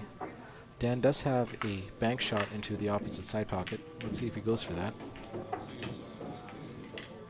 It's a fairly straightforward bank. It's not too difficult, but Let's see if he's able to do it. He does, perfectly. And gets perfect on the 5-ball. Well, perfect meaning it's a bit straight. So he has to make a choice here. Is he going to roll forward and take a harder shot, or is he going to force follow here to get a better angle on the 8? Knowing Dan, he'll play the more disciplined shot. This is not ideal position. You'll have to force follow, go up and down to get a good shot on the 8. Or he could choose to slow roll it and take a harder shot on the 8. Let's see what he chooses to do.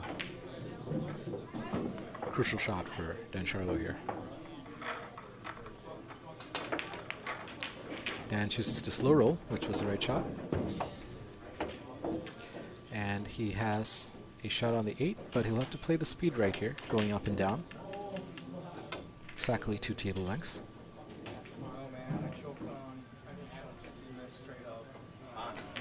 So can Dan bring the score up to 11-5?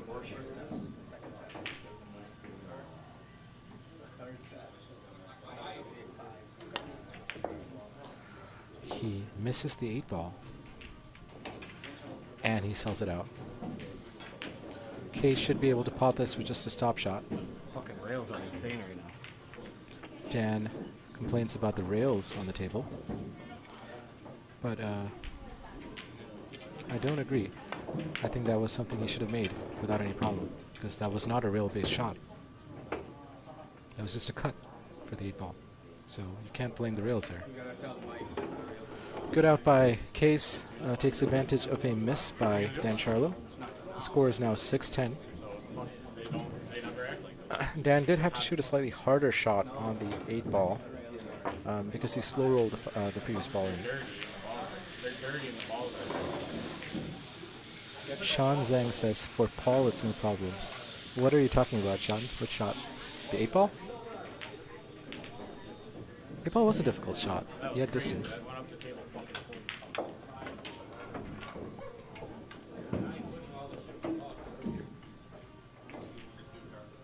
Yeah, the 8-ball was a difficult shot. Now, that happened because Dan chose to slow roll the previous ball. If Dan had played the harder force follow, he might have had a better angle on the 8, but yeah. That's what you get sometimes.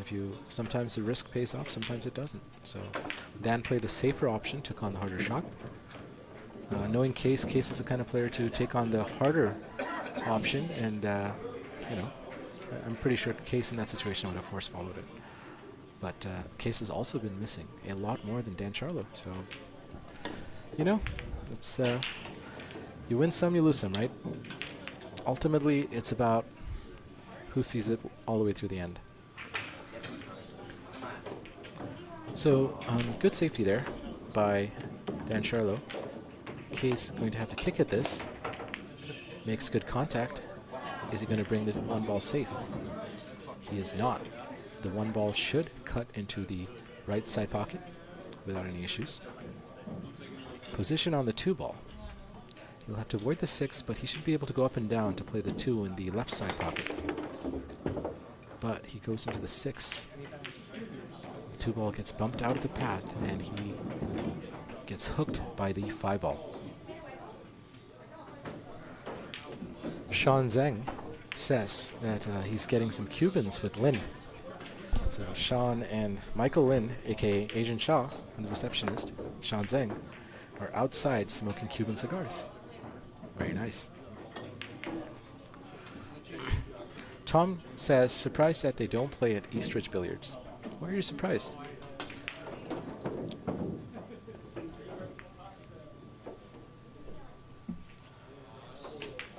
Billiard Breakdown is where it's at. But I might be biased. Bit of a safety exchange from both players here. 2-ball is out of play at the moment. Oh, Sean Zhang says he's not, so it's just Michael Lin with his Cubans. What kind of safety is Qais going to play here? Good way of using the 9 as a blocker, create distance. Dan might jump this First time bringing out the jump cue. It looks like that's what Dan's doing here. Dan aiming to jump the 2-ball in. In order to get on the 3-ball, he'll have to jump the draw. So we might, and Dan is very good at jumps. I've seen him make some pretty insane jumps. So can Dan play a really good shot where he jumps the 2 in with draw to come back down for the 3? I believe it's a lot easier to put draw on a jump shot than follow. I'm not a jumping expert. I rarely jump myself. But good shot required here. Let's see if Dan gives that to us. So Dan doesn't seem to, well, he almost flukes a 2 in. He doesn't quite get the pot. But Qais here, is he going to bank it? Is he going to be aggressive here or play safety? Looks like he's playing the safety. Thinning the 2-ball seems to be what he's going for. And he partially blocks the 2-ball. Dan Sharlow can see the left side of the 2-ball. So he should be able to push it and bring the cue ball back up table to the top left corner pocket of it. Oh, looks like he's played it towards the right side of the table. Good answer. Billiard Breakdown, aka Michael Lin in the chat, joining us. Interesting development. Hey, Michael. What's up, Lin? Unfortunately, Lin is loud right now. Sean Zhang responds to why players are not playing at Eastridge. He says action's here all the time. So, there you have it.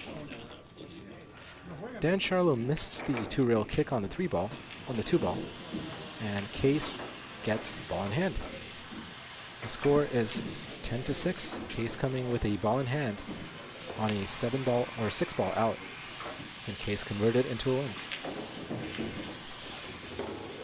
Billiard Breakdown, aka Michael Lin, aka Eagle Eyes 2.0, aka Asian Shaw, says Sean says he's not surprised.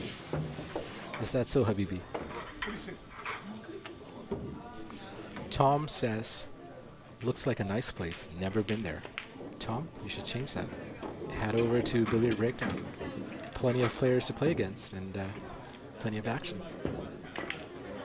Looks like Qais is going to have no trouble converting a ball in hand on a 6-ball out to a win, but I won't speak too soon because we've been seeing a lot of misses from Qais, so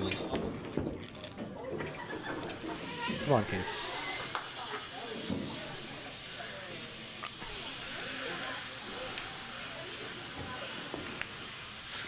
Good job by Qais. Qais is able to run out 6 balls, add to the scoreboard, and now it's looking like he's in the match a bit more. Qais has won the last couple of games in a row, kept Dan at 10, so he hasn't let Dan run away with it or continue running away with it, which is what he needed. So wow, we are already in the 18th frame of this race to 15, guys, and we're an hour in.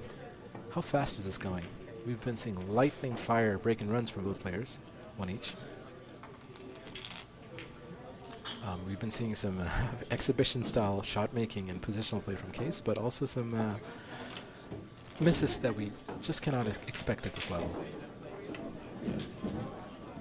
So can Qais tighten his game, and can Dan keep Qais out, keep Qais at bay, keep him from getting in stroke and getting wins? So Qais pockets the 1 and the 2 ball. He has a shot on the 3 ball. Is it frozen to the rail? It doesn't look like it is, so it's a cut. Over top right here, which he does really well. Maybe he plays it with too much pace. Is that 5 going to help him? No, it doesn't. So Qais played the right shot there, right? He played it with top right to come in the right line, but he played the pace a little wrong, maybe a bit too much pace. So he's going to have to kick. Well, it looks like he can see it. He cut it too thick. Interesting. And I think that Dan has a shot for the 4-ball. I don't think it's under it. If I pick up the 9-ball, the rackle. I don't think it's under. Do you want to try it? So Qais is allowing Dan to remove the magic rack. Dan will have to hold the 9-ball. And I think he's done a good job. Doesn't look like the 9 is moved. Now the question is, can he see the 4? It's tricky to tell from this angle because there's a bit of distortion on the GoPro wide-angle lens, so only Dan knows, but it looks like he can. And he definitely can. And wow, great speed there too. Maybe not the ideal angle. Being on the other side of the 5 or being somewhat straight would have been easier positionally. So now if he stuns, he has to stun and avoid the side pocket. So that's a shot here, touchy shot. He wants to stun but have soft enough of a stun. He can't draw because if he draws into the long rail, he's going to get hooked by the 6. Sorry, by the 9. So a really touchy shot here. The other option is to actually go into the 7 with follow and use the 7 sort of to hold for the 6. And that looks like what he's doing here. He's probably going to play into the 7, not stun. Great shot by Dan there. Pick the safer option. The stun would have been so touchy, and these tables keep rolling, so scratching off the stun would have been a very high probability. But Dan Sharlow cleverly plays into the 7 to hold for the 6. Another good shot required here to get on the 7. Wow, great shot. Good positional play from Dan. Good shot selection as well. Dan is playing very correctly. He's playing well. Good pool. Qais is playing extremely entertaining pool for sure. But entertaining pool with some mistakes, more than he can get away with at the moment. But Dan misses the 7-ball. What's going on there? I wonder what happened with Dan. Qais wasting no time. And wow, Qais really took no time on that. Seems a little straight on the 8-ball. Let's see what he's able to manufacture. Just a stop shot. Okay. He was too straight to do anything more with the cue ball. And pots a 9, no problem. All right, Qais is now 8 on the scoreboard compared to Dan Sharlow's 10. Wow. Is this the beginning of a comeback, guys? Qais over there was sort of gifted that frame by a miss on the 7-ball, which Dan played into, putting it on the close to the rail to hold for the 6, which was a great positional shot. Dan was able to play an excellent positional shot off the 6, a difficult shot to get on the 7, but missed a cut along the rail on the 6-ball. Not sure what happened there, if it was just a miss or if it was something else going on. Dan sort of threw up his hands in frustration. Not sure if it was some kind of a heavy contact. Not sure what happened there, but a miss is a miss. And Qais Kolee able to run those 3 balls out, and it's back on the board. He's back in this match, 8-10. Can he keep it going? Tom says, Damon tells Tom that this is the old diamonds. Paco. Paco. Okay, so is Tom Paco?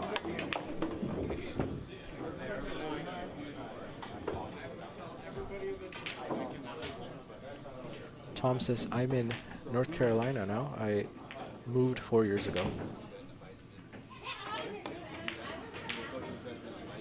Interesting shot by Qais there. He doesn't block the 1-ball. It's not a safety, but there's not too much Dan can do with the 1-ball, but he should be able to play safe here. Wonder if he's going to try to play behind the 8-ball. He uses the 9 and the 3 as a blocker. What a good save. Excellent shot. Great shot by Dan. Good safety. Finding the path to the 3-ball and using it as a blocker. Wow, this is not easy to kick it, guys. Wow, is it even possible to kick at this? off the long rail, avoiding the 4 and the 6 is tricky. If you want to kick along the long rail where Qais is standing, he has to go through the 4 and the 6 for a 2 rail off the short rail and into the 1. I think that's the viable shot. That's what he's going for. He has to avoid the 4 and the 6, go between them. Ooh, he chooses to go under the 4 for a 2 rail, but doesn't get it. Good try by Qais, but Dan will be coming to the table with ball in hand, and he's eyeing the 3-9 combination, which looks like it's on. So is Dan going to be able to play onto the 3? Seems a little challenging to get on that angle from where he is. Let's see what he does here. Is he going to play for the 3-9 combo or just the 3 into the side pocket? The 3-9 combo shot is challenging to play position for. So Dan just elects to play for the side pocket here. Now, again, awkward angle, so Dan most likely will have to play this with a good amount of inside. So he's going to go with top left and heavy left. That's one way to do it. The other way is to go around the 9 ball. But I think Dan might go around the 9 ball with his playstyle. I personally would have probably gone top left, but that's because I'm very comfortable with that kind of shot. But Dan obviously picked a very good option. But it didn't really pay off because now he's awkward on the 4. He's got too much angle here to easily hold for the 5 ball. So he might choose to go into the 6 on the way back to slow down the cue ball. Let's see. He chooses to go into it on the way, but misses the shot. Qais jumps on the table. Wow. Qais is playing on a 10-second shot clock here. Wow. Wasting no time. Qais just wants to go home. Shooting like the Rocket Man himself, Ronnie O'Sullivan. Wow. Beautiful shot. Great touchy positional play there. Around the angles. Gets on the 7 ball. And all right, Qais should be out here. Look at that shot. Soft stroke, but look at the action on the cue ball. That's what you call cueing efficiency, guys. That's what makes the game easy for a player. Or at least look easy. When you can, well, Qais. He makes a great shot and then he misses an easy shot after. That's just not going to win the set.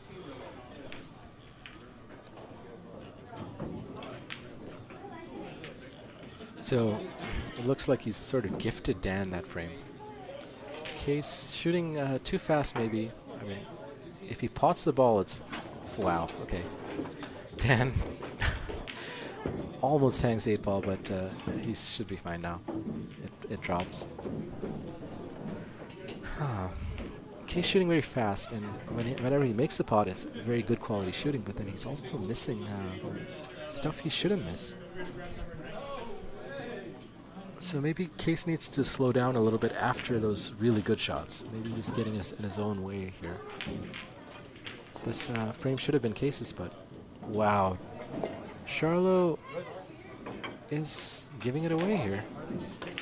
Dan Sharlow gives the frame right back to Qais, concedes. What's going on? Qais and Dan playing... Who can gift each other their frame? Well, let's hope that both players are able to tighten up. Qais is able to get back to the table. The score is now 9-10. Wow. Dan should have had that frame. Qais should have had that frame too. So, guys, this is quite an interesting type of match. Both players shooting very well, but also missing shots that we just don't expect to see them miss.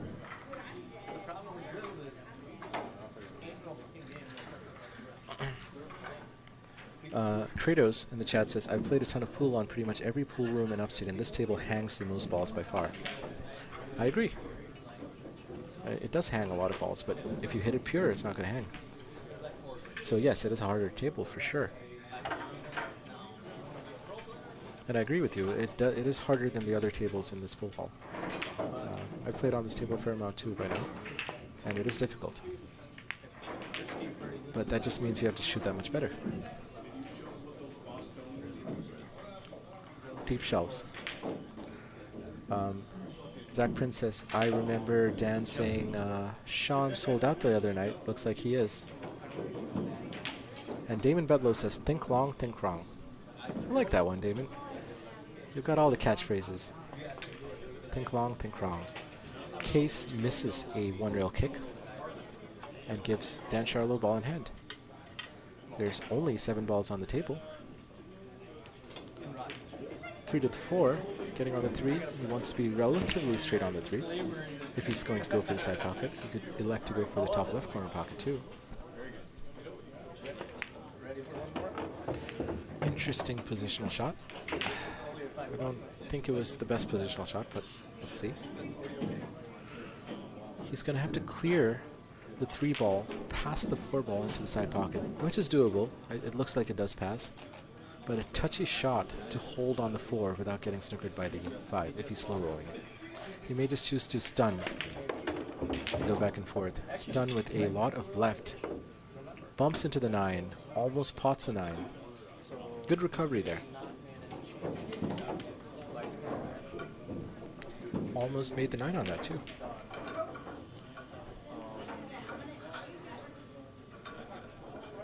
Good pot and position by Dan there to recover. He has to get on the 5 now. He's got some distance. Stuns out. And has an awkward angle on the 5. So over here, really the only pot is a bank. It might be cuttable, but if you do cut it, you're going to go into the 7 ball, which may be a good thing with where the 6 is. But introduces some unpredictability to the shot. But I think Dan is probably playing for a bank or safe. Looks like he's trying to play some kind of safe here. Nope, he's going for the bank. But he misses it. Does Qais, can Qais see the 5 ball into the side pocket? It looks like he can from this angle. But, and he's lining up for it, so. Dan Sharlow. Well, Qais is a bit short on this one. So, not the best positional shot here. Qais is going to try to avoid the scratch here, which he does, but he misses the pot. Wow. Qais again, wasting no time. But misses the pot. That was a very tricky shot that he played right there. I would have imagined he'd spend a bit more time because it was possible to make the pot and avoid the scratch, but just needs good touch with either really soft follow stroke or a draw, a pinch shot to avoid the pocket entirely. Now Dan Sharlow most likely playing the 7-9 combination shot. And if he does make it, the score will be 11-9. And that's not a problem. Dan sinks the 9 ball off the 7, and the score is now 11-9. Qais there with a awkward positional shot to get on the 6, leaving a very easy scratch on with the potting angle to the side pocket. And keep in mind, the side pockets are pretty big, so avoiding the scratch, it's a big target to avoid. He plays it with a soft follow stroke, but in doing so he misses the pot, leaving it hanging. Dan is able to pot the 6 without any issues, and then play a 7-9 combination shot to take the frame. 4 ball and the 2 ball pocket, but Dan has no shot on the 1 ball, so he will likely have to push or kick.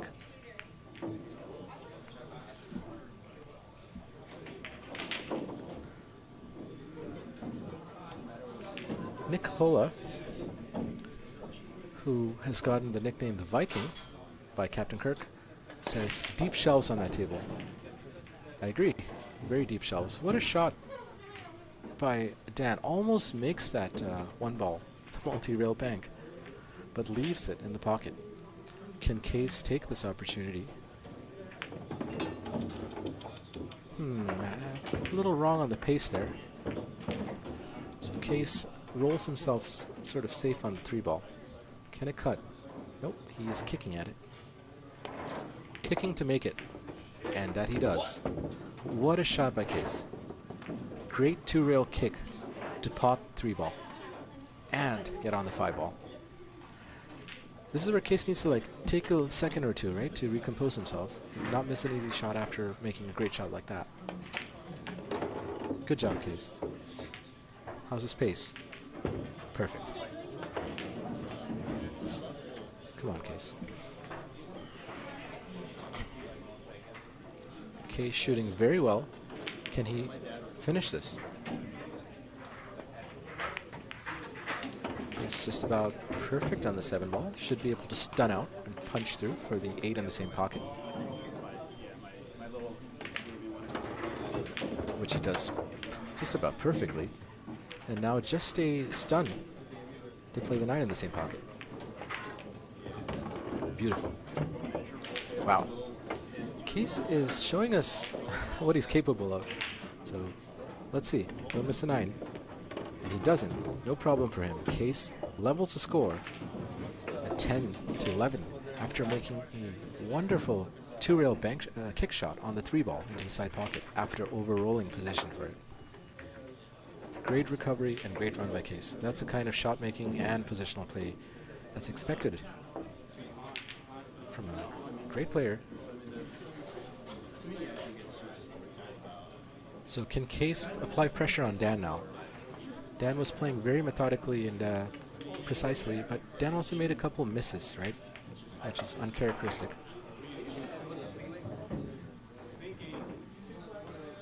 So Qais, it's becoming a close game. 8-ball drops 2, and so does the 4. Qais with a shot on the 1-ball. Knowing Qais, he will go for the spot. Qais is an aggressive player, and shot making is not challenging for him. He should be able to hold for the 2-ball in the top left corner pocket. 2 rails with a little bit of outside.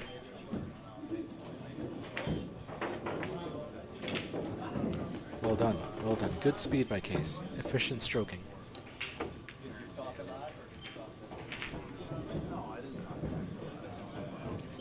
Good chance for Qais now. Qais may elect to go all the way to the long rail and back for the 3, unless he just chooses to stun. Alright, looks like he just needed to stun. Now a little bit of a tricky shot. The 4 doesn't pass the 9, it looks like, so clever shot required here. Qais is able to use his Q power to generate sufficient draw to have a really good line for the 4 in the bottom left corner pocket. So Qais really able to manufacture an angle with some really good cueing. Damon Betlow in the chat says, my daughter Diana says hi to everyone watching. Hi Diana. I'm glad you're enjoying pool as well. If you take after your dad, you should become quite a good pool player yourself. Nice to see you in the chat. So guys, we will be keeping the rest of the comments PG-13. Kratos says, I'm not saying at all I dislike the table, by the way, just justifying why the players are missing easy shots. Fair enough, Kratos. I think players get used to 2 easy pockets, so yeah. But once you get easy to tough tables, regular tables become easier. Unfortunately, Qais is not able to bank the 9-ball in and leaves it open for Dan Sharlow. He's looking at the rails. Diamond tables do tend to bank short, especially when you shoot with some pace, like Qais just did. And yeah, those banks are not a gimme. Especially at pace, like he did. Compresses the rail quite a lot. But Dan shouldn't have any problem making the 9-ball, and the score is now 12-10.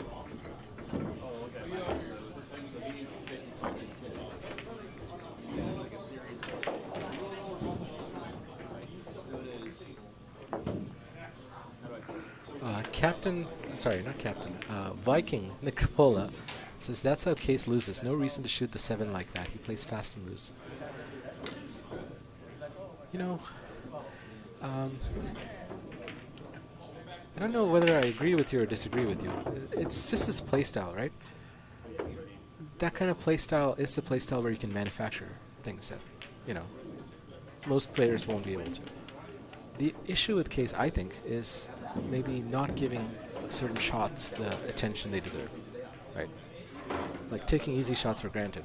When you shoot so well, easy shots, it's easy to like overlook them and be like, oh, this is too easy, I don't need to give it the focus. And I think most of Qais' misses have been from easy shots because he gives the hard shots the focus that they deserve.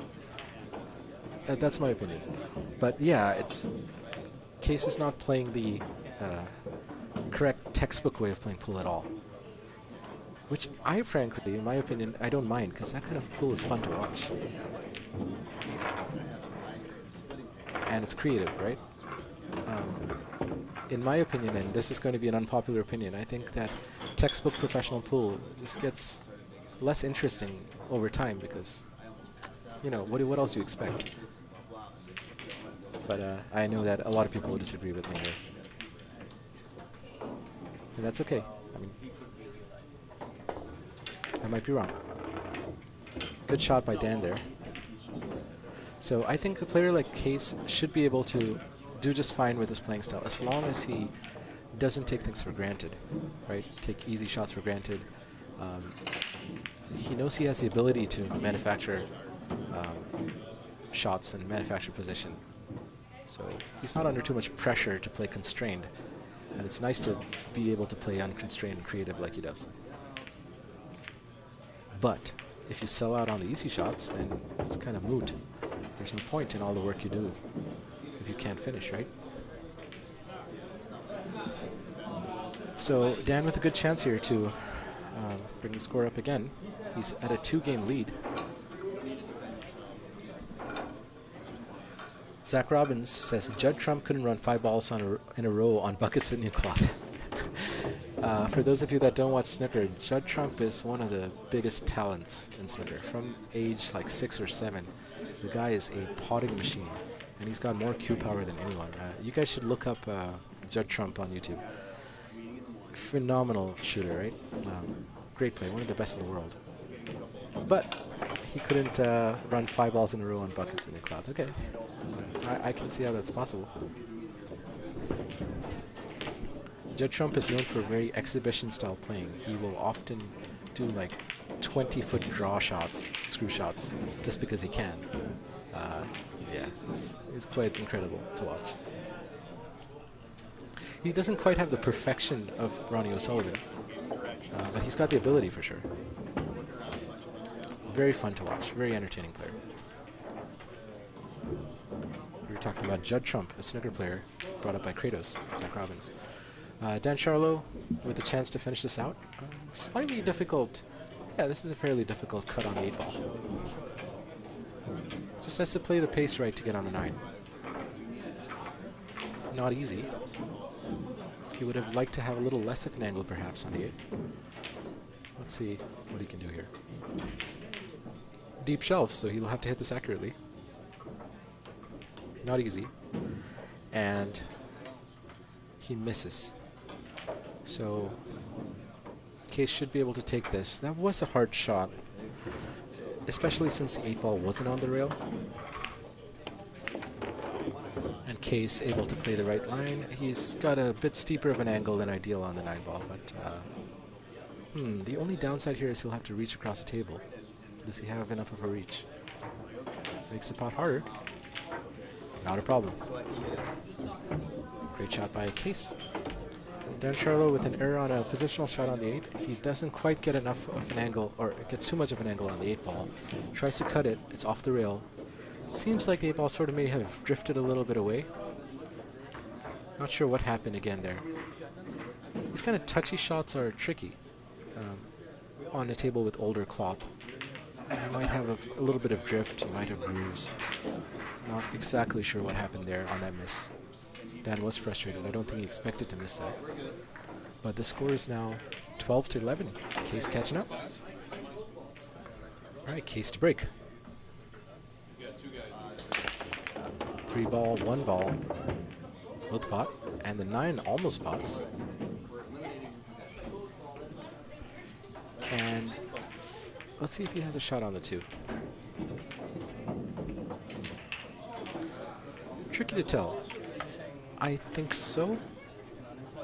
Does the 2 clear the 7?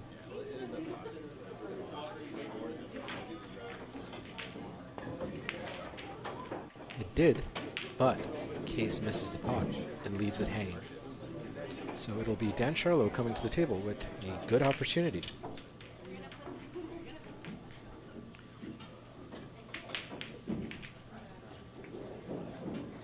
Touchy to play on the 4. So he played the right line, but manufactured a bit more distance here. He really stroked through the cue ball there, as he should have. And he's on the 4. Needs to hold for the 5, so a stop shot or stun should be sufficient. But he'll have to shoot the 5 from distance, unless he chooses to draw back a little bit. So a good shot required here. Let's see if he takes a safe approach of just a stop shot, or if he tries to decrease the amount of distance to the 5. Wow, he chooses to stun through, but he misses the pot again. What has he left for Qais? Bit of an awkward angle here, so Qais should be able to cut the 4 ball in the bottom left corner pocket. Looks like that cut is on, but holding for the 5 becomes a little tricky then.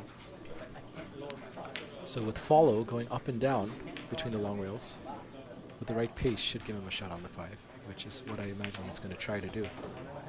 Tricky pot this. But he's going for something else. He's trying to cut it in the side, I think. And he scratches. So Dan Sharlow back at the table. Ball in hand. 6 balls on the table. No major issues. Only potential issue is getting hooked by the 9 on the 7, but I'm sure he'll be able to avoid that no problem. Just has to get anywhere on the bottom half of the table for a shot on the 7. Ideally, he'll play on the 7 to get on the 8, which is the only tricky part of this frame. He's able to get... Wow. Dan Sharlow throws up his hands in frustration. Rattles the 5 ball. Qais back at the table. Guys, this is getting hard to commentate with how fast the players are shooting. But it's a fun match to watch for sure. A lot more misses from both players than is typically expected at a high level, but both players shooting very well.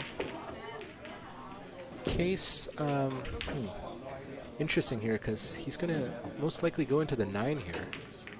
I don't see any easy way to avoid going into the 9. Now, can he stun off the 9, generate enough power to move the cue ball off the 9 towards the 8? What a shot by Qais. What a shot. That is the touch. That is an incredible touch right there. He was able to stun off the 9 ball at the right angle. Power through, sort of stun run through that 9 ball. And now he has an 8-9 combination. So quite a shot from Qais there. Well done. Not an easy one, but this shouldn't be a problem. 8 to 9. No problem. Wow. What an outcome, guys. The score is now tied. The score was, what, 10-4 at one point? And now it is 12-12. Dan Sharlow was running away with this match, but Qais has clawed his way back after a couple of uncharacteristic misses from Dan. But Qais has also been missing quite a lot. But Qais is now back at the table. The score is tied, 12-12. We are an hour and a half in, and on the 25th frame of this exciting, fast-paced, exhibition-style match for both players. Damon Betlow says, looks like a 7-footer with Qais shooting. And he's getting ready to send that money. Oh, he's telling, who did you have a bet with, Damon?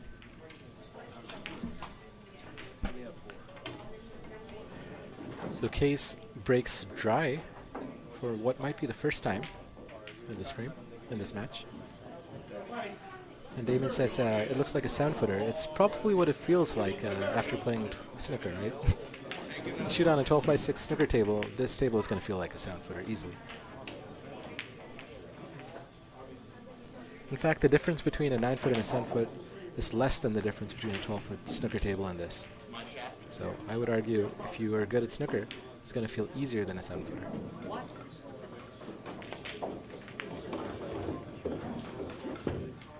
And just judging by Qais's stroke, it's quite obvious that he was a fairly high-level snooker player. We will be trying to interview the players after the match if they're up for it, so we can ask them if Qais wins, and we might be able to interview both players. We'll see. So Damon Betlow is confident that he's on the winning side of the bet against Zach and Bob. And Damon, who did you have? Did you have Dan or Qais? Zach Prince disagrees with Damon Betlow and says he's counting his chickens early. But it looks like one chicken has just gone into the side pocket, giving Qais ball in hand on a 7-ball out. Only tricky part of this out is the 5-ball, which is fairly close to the 8-ball. Let's see how Qais plays the 5 next. What kind of angle does he have? The 5 might pocket into the bottom left corner pocket. Let's see if that's what he plays for. He plays, wow, what a shot. Great touch there. Can he pot the 5? He should be able to, I think. Oh, he's going to play safety. Good safety by Qais. Good safety. It's awkward for Dan to kick at this because he's going to have to use a lot of left. And with where the 8-ball is, well, it looks like he's looking at a different approach now. He's going for 2 rails off the top left corner side. Again, very awkward because of being hampered by the 8. So it doesn't look like he's going to get it. So good safety by Qais pays off. Qais now with a 5-ball out and no problems, like no trouble balls. So let's see. So Zach Princess Dan, in response to Rick Bentley, Dan won the 1-pocket game and retains his number 1 position. However, Qais is not going to let Dan off easy on 9-ball. He has clawed his way back from a 6-game deficit, and the score is now tied 12-12. Great shot. Struck with authority by Qais Kolee. He's going for the bottom right corner pocket. Wow, makes it. It's a little worried about that magic rack sticking out, but it didn't bother him. And wow, guys, for the first time in this frame, Qais Kolee is in the lead, 13-12. What an outcome, guys. What a turn of events. Qais Kolee clawed back from a 10-4 deficit and now leads 13-12 in this race to 15. It is Dan with a few more mistakes now. Dan missing some of those corner pockets. He missed a cut earlier, 8-ball along the short rail and missed that, and then he missed a 5-ball in this frame. So Dan with a few more misses than is typical for him. Both players playing fast. Qais seems to have found more of his rhythm now. He's making less of those super avoidable mistakes.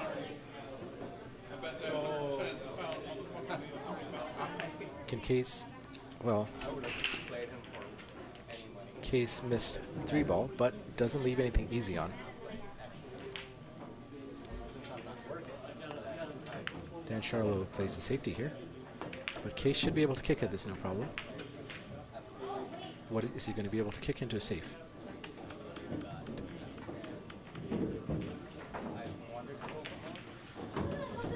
Is he going to kick full or is he going to kick thin? If he kicks thin, he has the possibility of sending the cue ball up table. If he kicks thick, he's less likely to get a safety out of it.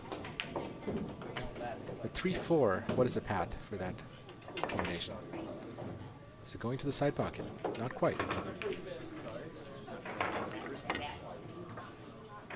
So Dan Sharlow takes his glove off, puts it on the table. I guess it's a bathroom break for him. Let's see what happens here. I believe that Dan should be able to see the 3-ball, so I don't think the 7 is in the way. But the players are taking a bathroom break. We have a poll in the live chat with 20 votes, 70% in favor of Dan Sharlow over Qais. But with a remarkable turn of events, Qais Kolee is in the lead, 13-12. Qais Kolee was at a 6-game deficit not too long ago. The score was 10-4, and Dan was running away with the set. But Qais has clawed his way back. Qais with some incredible shot making and display of cue power and efficiency.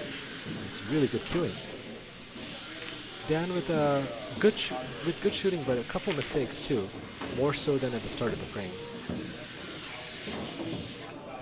But in the end, it's Qais who's right now at an advantage, but we can't say anything because Dan has a good opportunity here. Can he clear the set? Can he clear this frame, run it out to equalize the score 13-13? Guys, what a match. Fast-paced, full of fireworks, exhibition-style shot making. What else could you ask for in a game of 9-ball pool? This is not your textbook level match. It's an exciting one for sure, though. Alan Gardner says, who takes the pee break in the middle of the game? LOL. Yeah, that's not typical for it to happen in the middle of a set, but this is a very big set, big frame for Dan Sharlow. So he probably wanted that time to recompose himself. He definitely doesn't want to lose this frame, because if he loses this frame, Qais is going to be on the hill. And Dan does not want that. Qais can run away with it easily. Qais more than capable of breaking and running. Both players are, in fact. So you don't want it to get to the hill with an advantage. Good shot by Dan. Great speed. Very good control there. A little bit on the wrong side of the floor, but I don't see that being a problem. Just a soft screw shot. Stun to hold.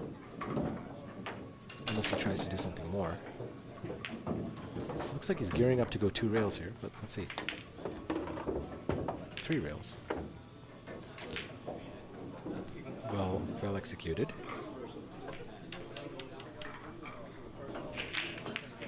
Dan really trying to get loose and relaxed again. Shoot accurately, stroke well. That's what he's going for here. Everything is wide open. Should be able to come straight up and down, but has to judge the pace right to get on the 6 in the top right corner pocket. Well done by Dan. Again, he should be able to just use top, maybe a touch of left to come down the line into the 7.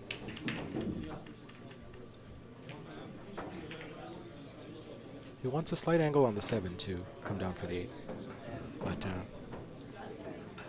just up and down should work for him here. But no, Dan chooses to go 2 rails around to generate the angle on the 7, not risking speed control on the direct line shot. This should be okay though for Dan.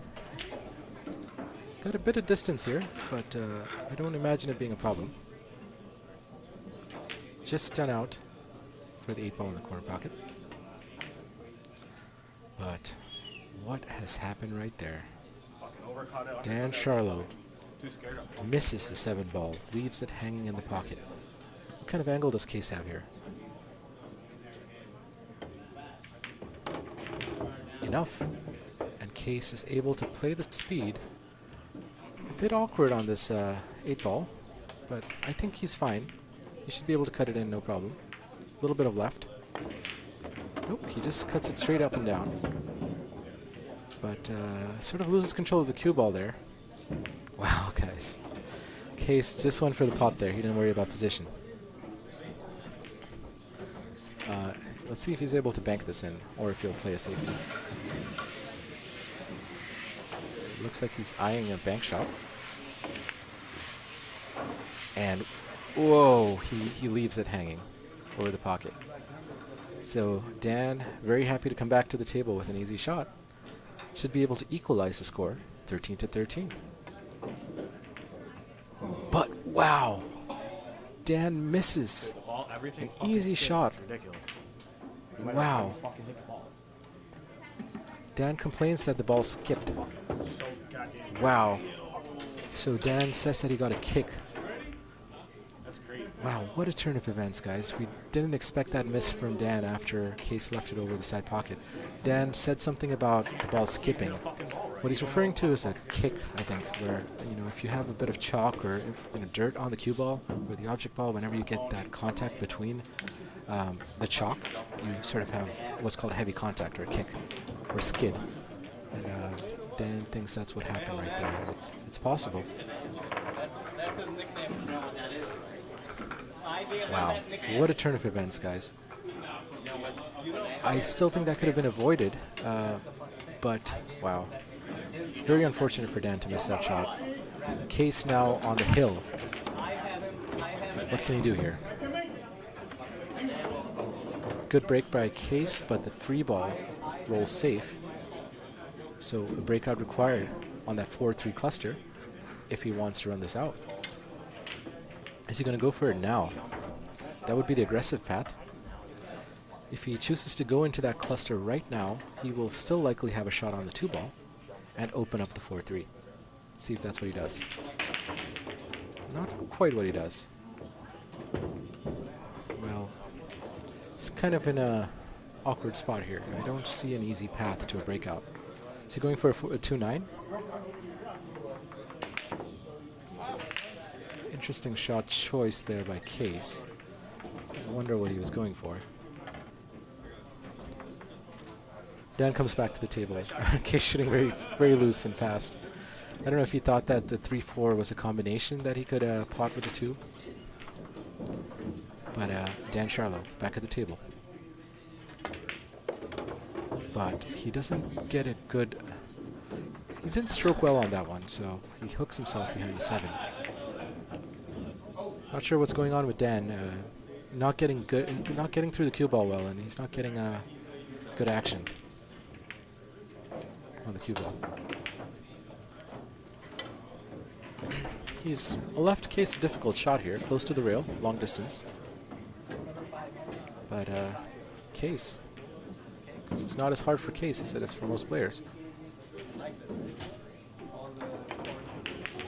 But Qais misses it. What's he going to leave? He's going to leave Dan a shot into the top left corner pocket. But how is he going to get on the floor? Let's see if Dan chooses to just play the 3-6 combination. That's viable too. The 3 will be over that pocket, so I think Dan is playing the 3. Well, nope, Dan just played a safety there. I don't think he got the safety. But he's left it very difficult for Qais. It is cuttable. But Qais plays the safety. And he's also not quite got the safety here.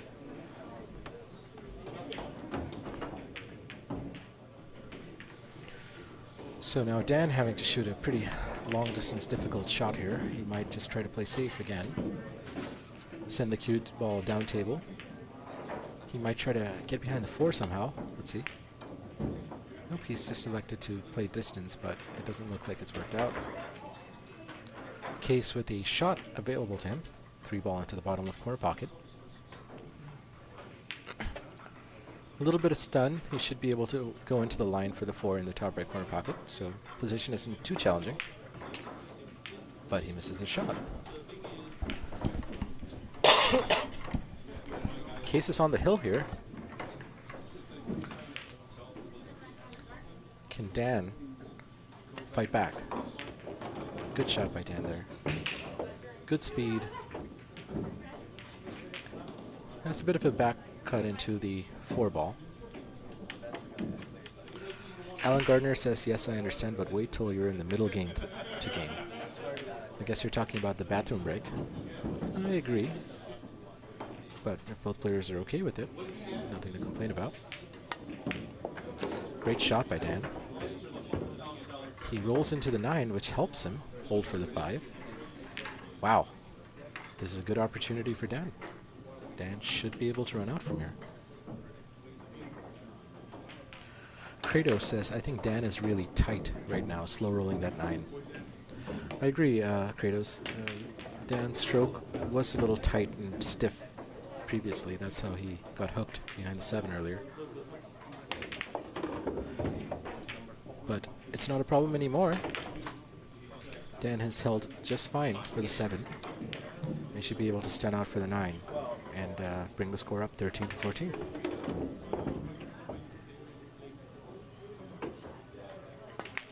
Well done by Dan Sharlow. Dan's still in this fight.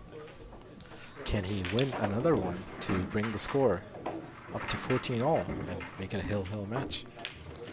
Damon Betlow, what do you think? Is it going to get to the wire?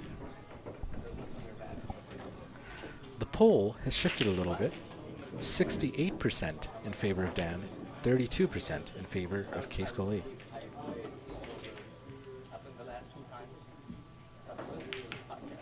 Dan Sharlow to break. He needs his frame to take it hill-hill. And it looks like a pretty good break, but 3-ball doesn't look like it's an easy position. Dan is taking care of the magic rack, which is kind of fallen between the balls. So this is going to be tricky. Both balls will need to be moved, or at least one ball will have to be moved. Yep. Looks fine. I think Dan's again done a good job of maintaining the table position and layout correctly. So Dan Sharlow, good break, but unfortunately 3-ball is kind of safe. Dan plays a safety there, good speed control, using the 5 as a blocker. Qais Kolee, responding to some text or something. He's on the hill, and he's going to have to kick at the 3-ball. Is he going to try to kick it into the side pocket? Let's see. Not quite. But he does kick it sort of safe. Dan should be able to see the 3-ball, but it's not easily potable anywhere. So Dan needs to play good safety here. He wants to come back with ball in hand ideally, because everything is wide open. He gets a bit of a double hit on the 3-ball there. Fortunately, it's awkward. Well, can't say that. The 3 does cut into the top right corner pocket, or bottom right corner pocket. So Qais with a chance here. Runs into the 7. Barely misses the scratch. Yep. Positional play. He should have tried to avoid that 7 there, but now he leaves himself close to the rail with a difficult shot on the 4, a back cut, which he misses and leaves it wide open for Dan Sharlow. Can Dan Sharlow run this out and make it a hill-hill match? Come on, Dan. This match has had everything. All the drama. All the shots. All the misses. Whatever you want, it has. What more could you ask for? As Maximus said, are you not entertained?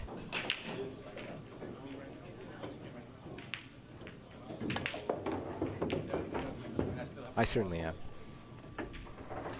Good shot by Dan there. Again, his cueing seems a little forced right now. It doesn't have the flow that it normally does. So it is possible that Dan is a little tight here, as Kratos mentioned earlier. Stroke seemed a little forced, so maybe his timing isn't quite as relaxed as it should be. Let's see, this will be a test. The shot. Screw back for the 7 into the side pocket. Or force follow through. Good shot by Dan. Great shot. He elected to go with follow on that shot. He should be able to cut the 7 ball into the side pocket and have fairly natural shape on the 8 ball.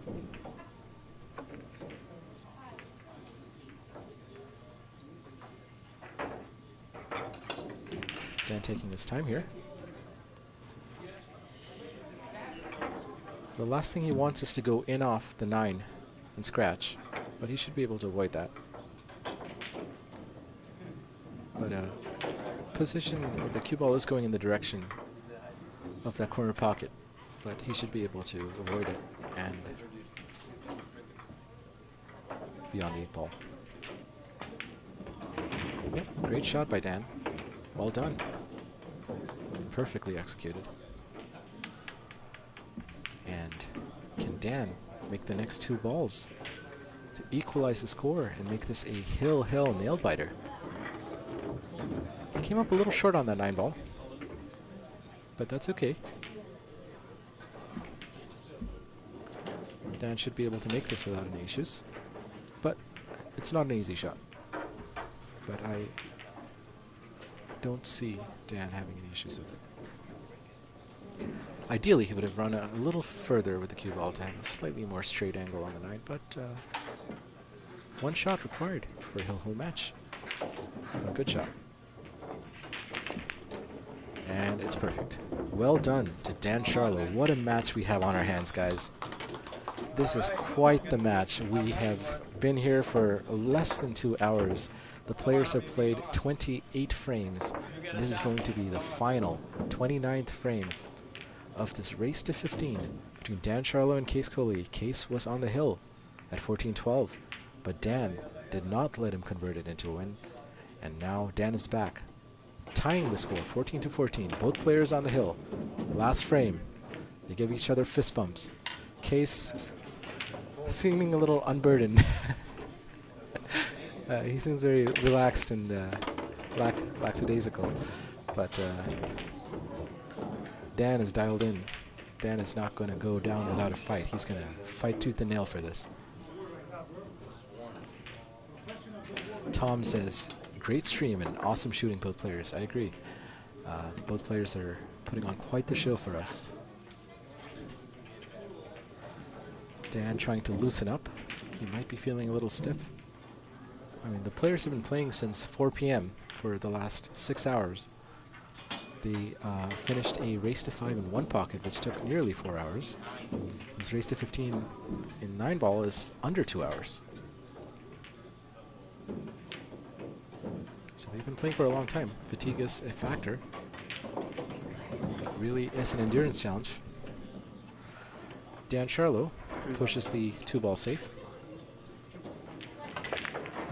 Qais Kolee kicks at the 2-ball, causing quite a bit of movement on the 4-ball. What can Dan do here? A bank shot is available, but I don't think Dan's going to go for the bank shot into the top left corner pocket. Dan may just choose to play a containing kind of safety here.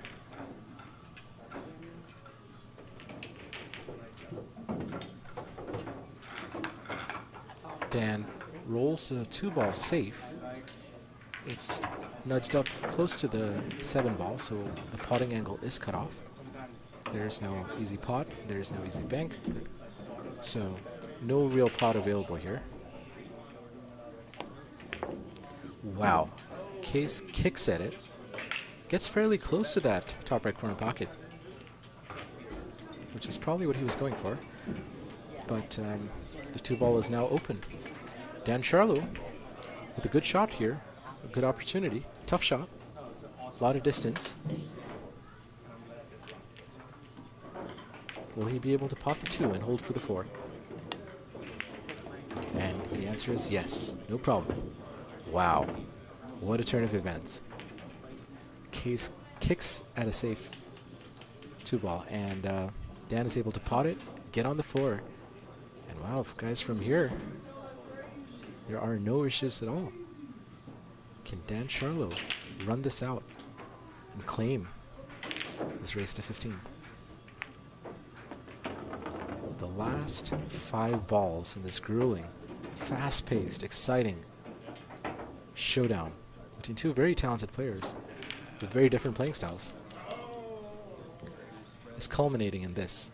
The last 6 balls. The last 5 balls.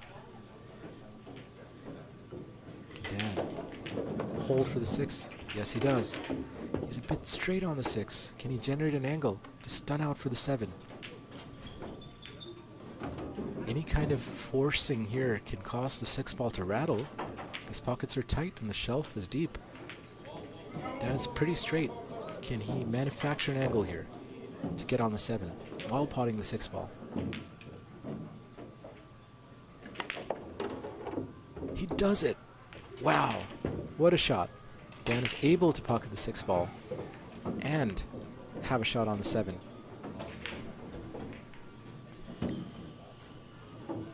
Great shot by Dan. It's a challenging shot, but he did well to get where the cue ball is right now. Dan should be able to use a little bit of top right to come back and shoot the 8 ball in the top left corner pocket.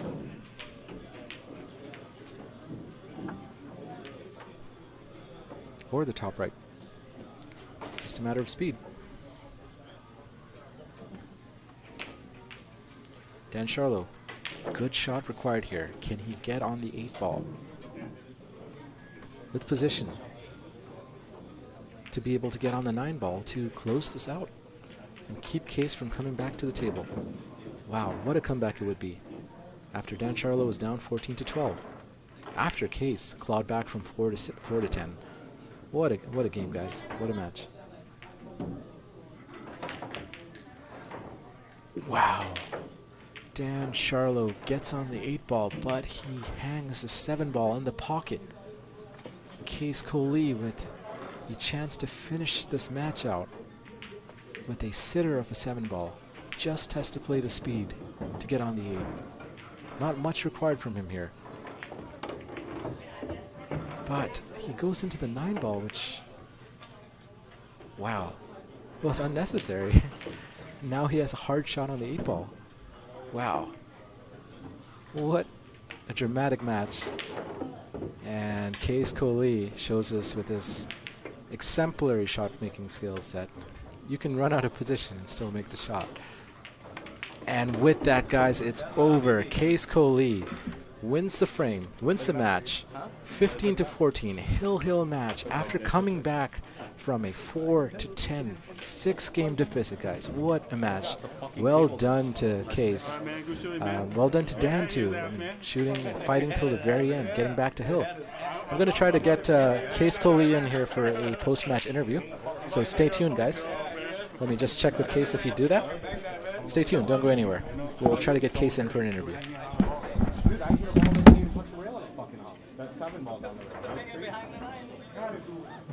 I thought game was over when you asked like 10 times.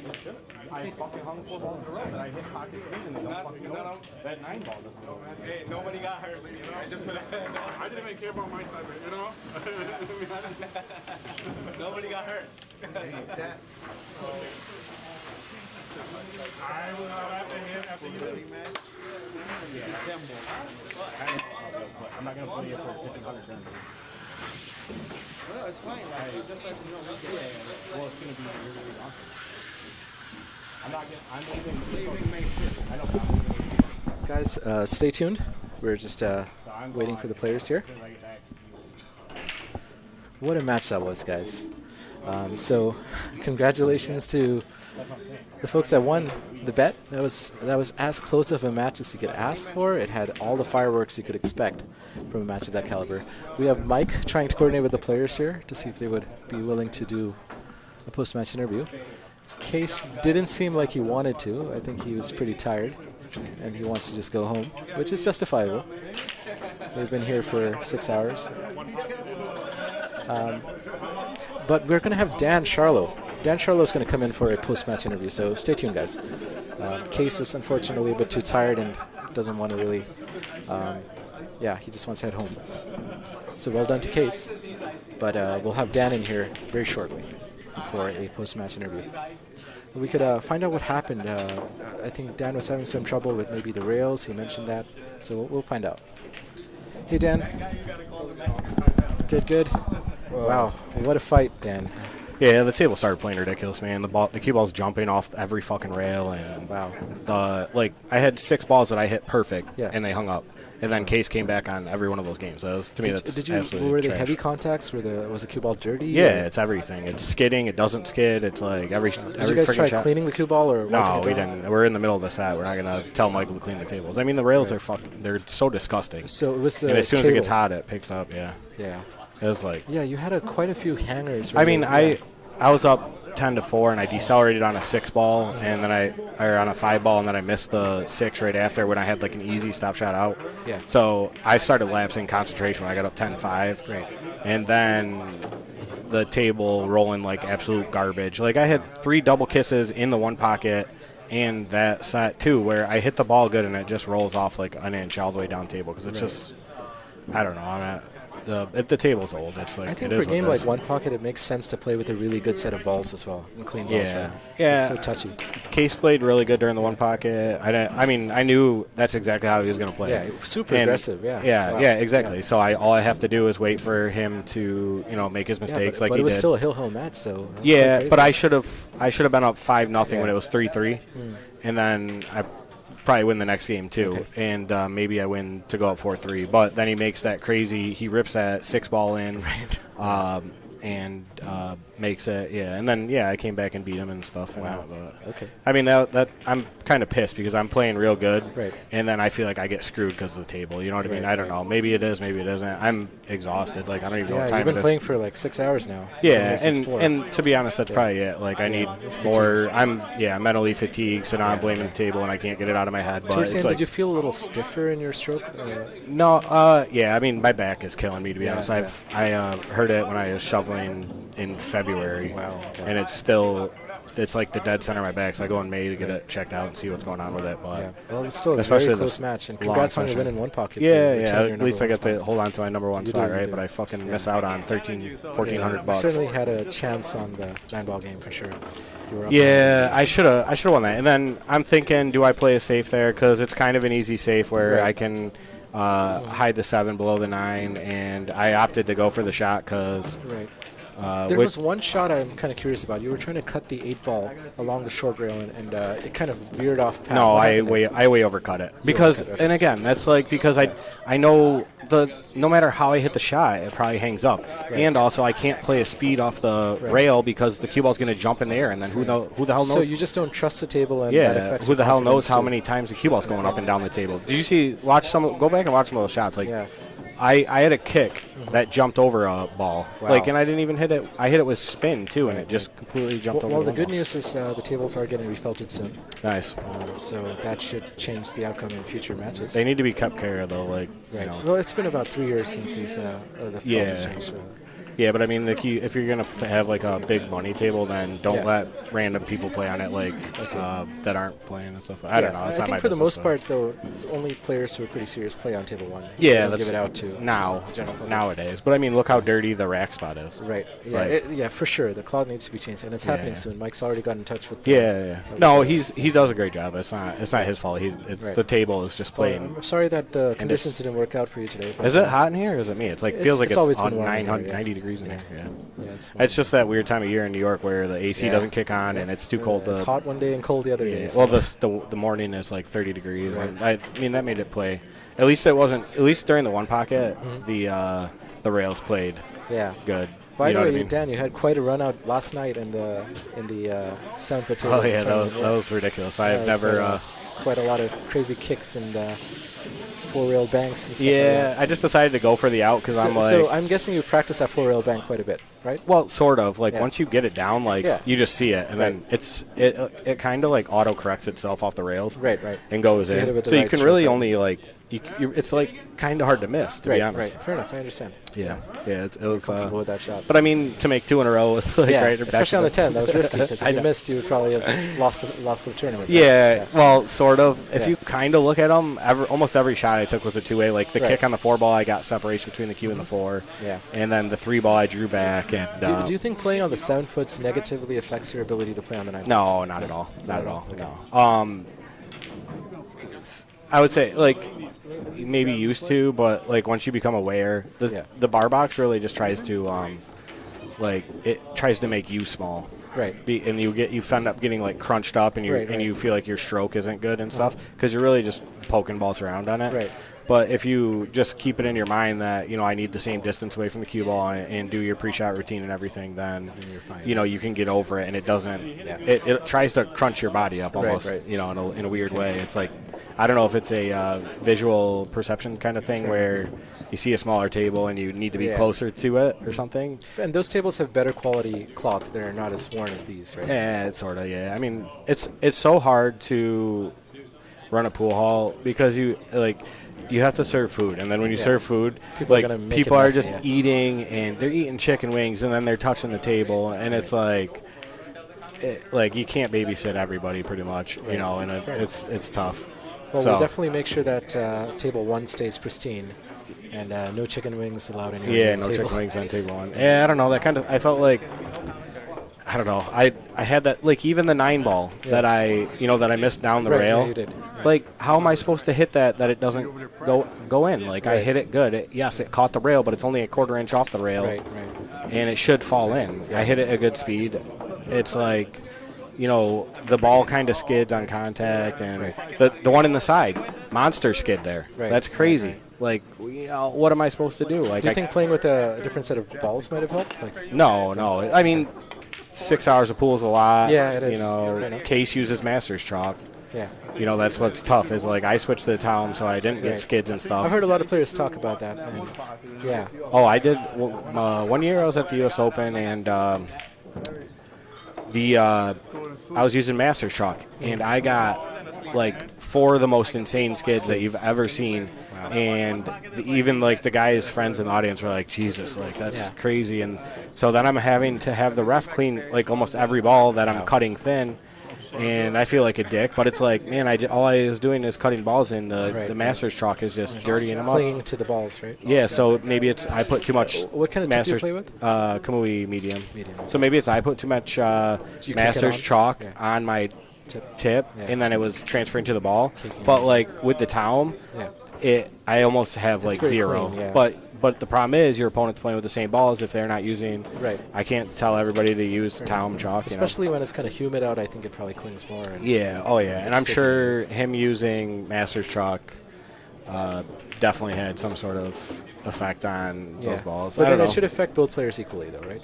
Sort of. Yeah. I mean, the reason, I felt like I got. He got a lot of heavy contacts too, and we were both hanging because. The problem is you're trying to, pool's a lot about trust, and once you lose that trust in yourself and the table, it's like, man, you're trying so hard just to make a ball, but you don't know how the cue ball going to skid? Is it going to grab too much? Is it going to do this? Is it going to do that? And it kind of constricts you and tightens you up mentally. Right? Yeah, so you almost have to play for, like, weird positions so that you aren't getting, so you're never having to draw the ball. Like, even in the last rack, I hit a draw and the cue ball just dies. Like, that's part of the problem. Yeah. It's like, it's very tough, but... You guys want to commentate? Sure. I don't know what's up. I'm okay. Let me check with Mike. Let me check with Mike. Oh, Mike said check with me. Yeah. Yeah, I'll commentate. All right. Yeah, I'm okay with that. Yeah. All right. Set it up. So we have another match lined up, guys. We'll probably start a new stream for that, most likely. Did he start a new one in between the one pocket and the 9-ball? No, it's just a continuous. Okay. But yeah, he'll probably want to do that. Yeah, we'll probably do another one for it. So once again, Dan, congratulations. Ask him if he wants to start a new stream or just run it on the end of this. Yeah, so congrats again, Dan. Thanks a lot. Appreciate you commentating, man. Yeah, that's a long time to just sit there and watch. Yeah. Very entertaining match, for sure, especially the 9-ball one. Yeah, that's disappointing. I mean, that's basically $1,200 that should have been mine. And it's okay, I'm sure I'll make it all back. Yeah, I gotta I gotta get that killer instinct though, and I let up for sure in the middle of that set, and then just let him leak back game after game, and then it got to a point where now I'm doubting the table and stuff, and I should have never been there. I should have been up 11-4. Hopefully that won't be the case after we get the new felt. Hopefully in the next week or two. Yeah, I'm sure. Well, it will because it's going to be 900 degrees in here during the summer and stuff. So I think that shouldn't be a problem going forward, and it'll be exciting to play on the new felt. It's going to be gray, apparently. Oh, gray. Oh, nice. What do Cool. you think of that? Do you? I hope the balls show up better. I mean, I hope it does. Well, I've played on gray felt because that's what they right. use the U.S. Open. I think also having good balls helps, like a good set of Aramid Super Pros or tournaments. To be honest, these all play. These are pretty deep. premiers, right? Yeah, but again, 6 hours of chalk in a humid environment. Yeah, 6 hours fair of enough. playing on a humid environment. Like most people don't play that well. And the fatigue, of course. Yeah. is Oh, a yeah. factor. Fatigue too. Yeah. It all plays a factor. I should have won. I have no excuses. I try to blame the table and stuff, but Right. you know, No. I could have played it safe on the 7. I still could have won. To miss that 9 in the side, I shot it quick, and Yeah. you know, I should have made sure I didn't get a skid. You know, extra spun it or done Right. something. You know, I'm just Yeah. halfway committing on shots. And Right. Well, you do the best with what you can, right? are we? Yeah. Are we leaving this? Nah, I didn't. I think we're going to stop the stream, and we'll probably start a new one for the Sean Zheng versus Rowe. All right. I'm gonna Match that's go gonna grab a water because All I have right, a get some, monster headache. just All right, get thanks, some man. rest. See you in a All bit. right, thank you, Dan. Congrats again to Dan Sharlow, and thanks for doing the interview, Dan. And we will be back shortly with the match, Sean Zheng versus Rohit Agrawal. Thank you.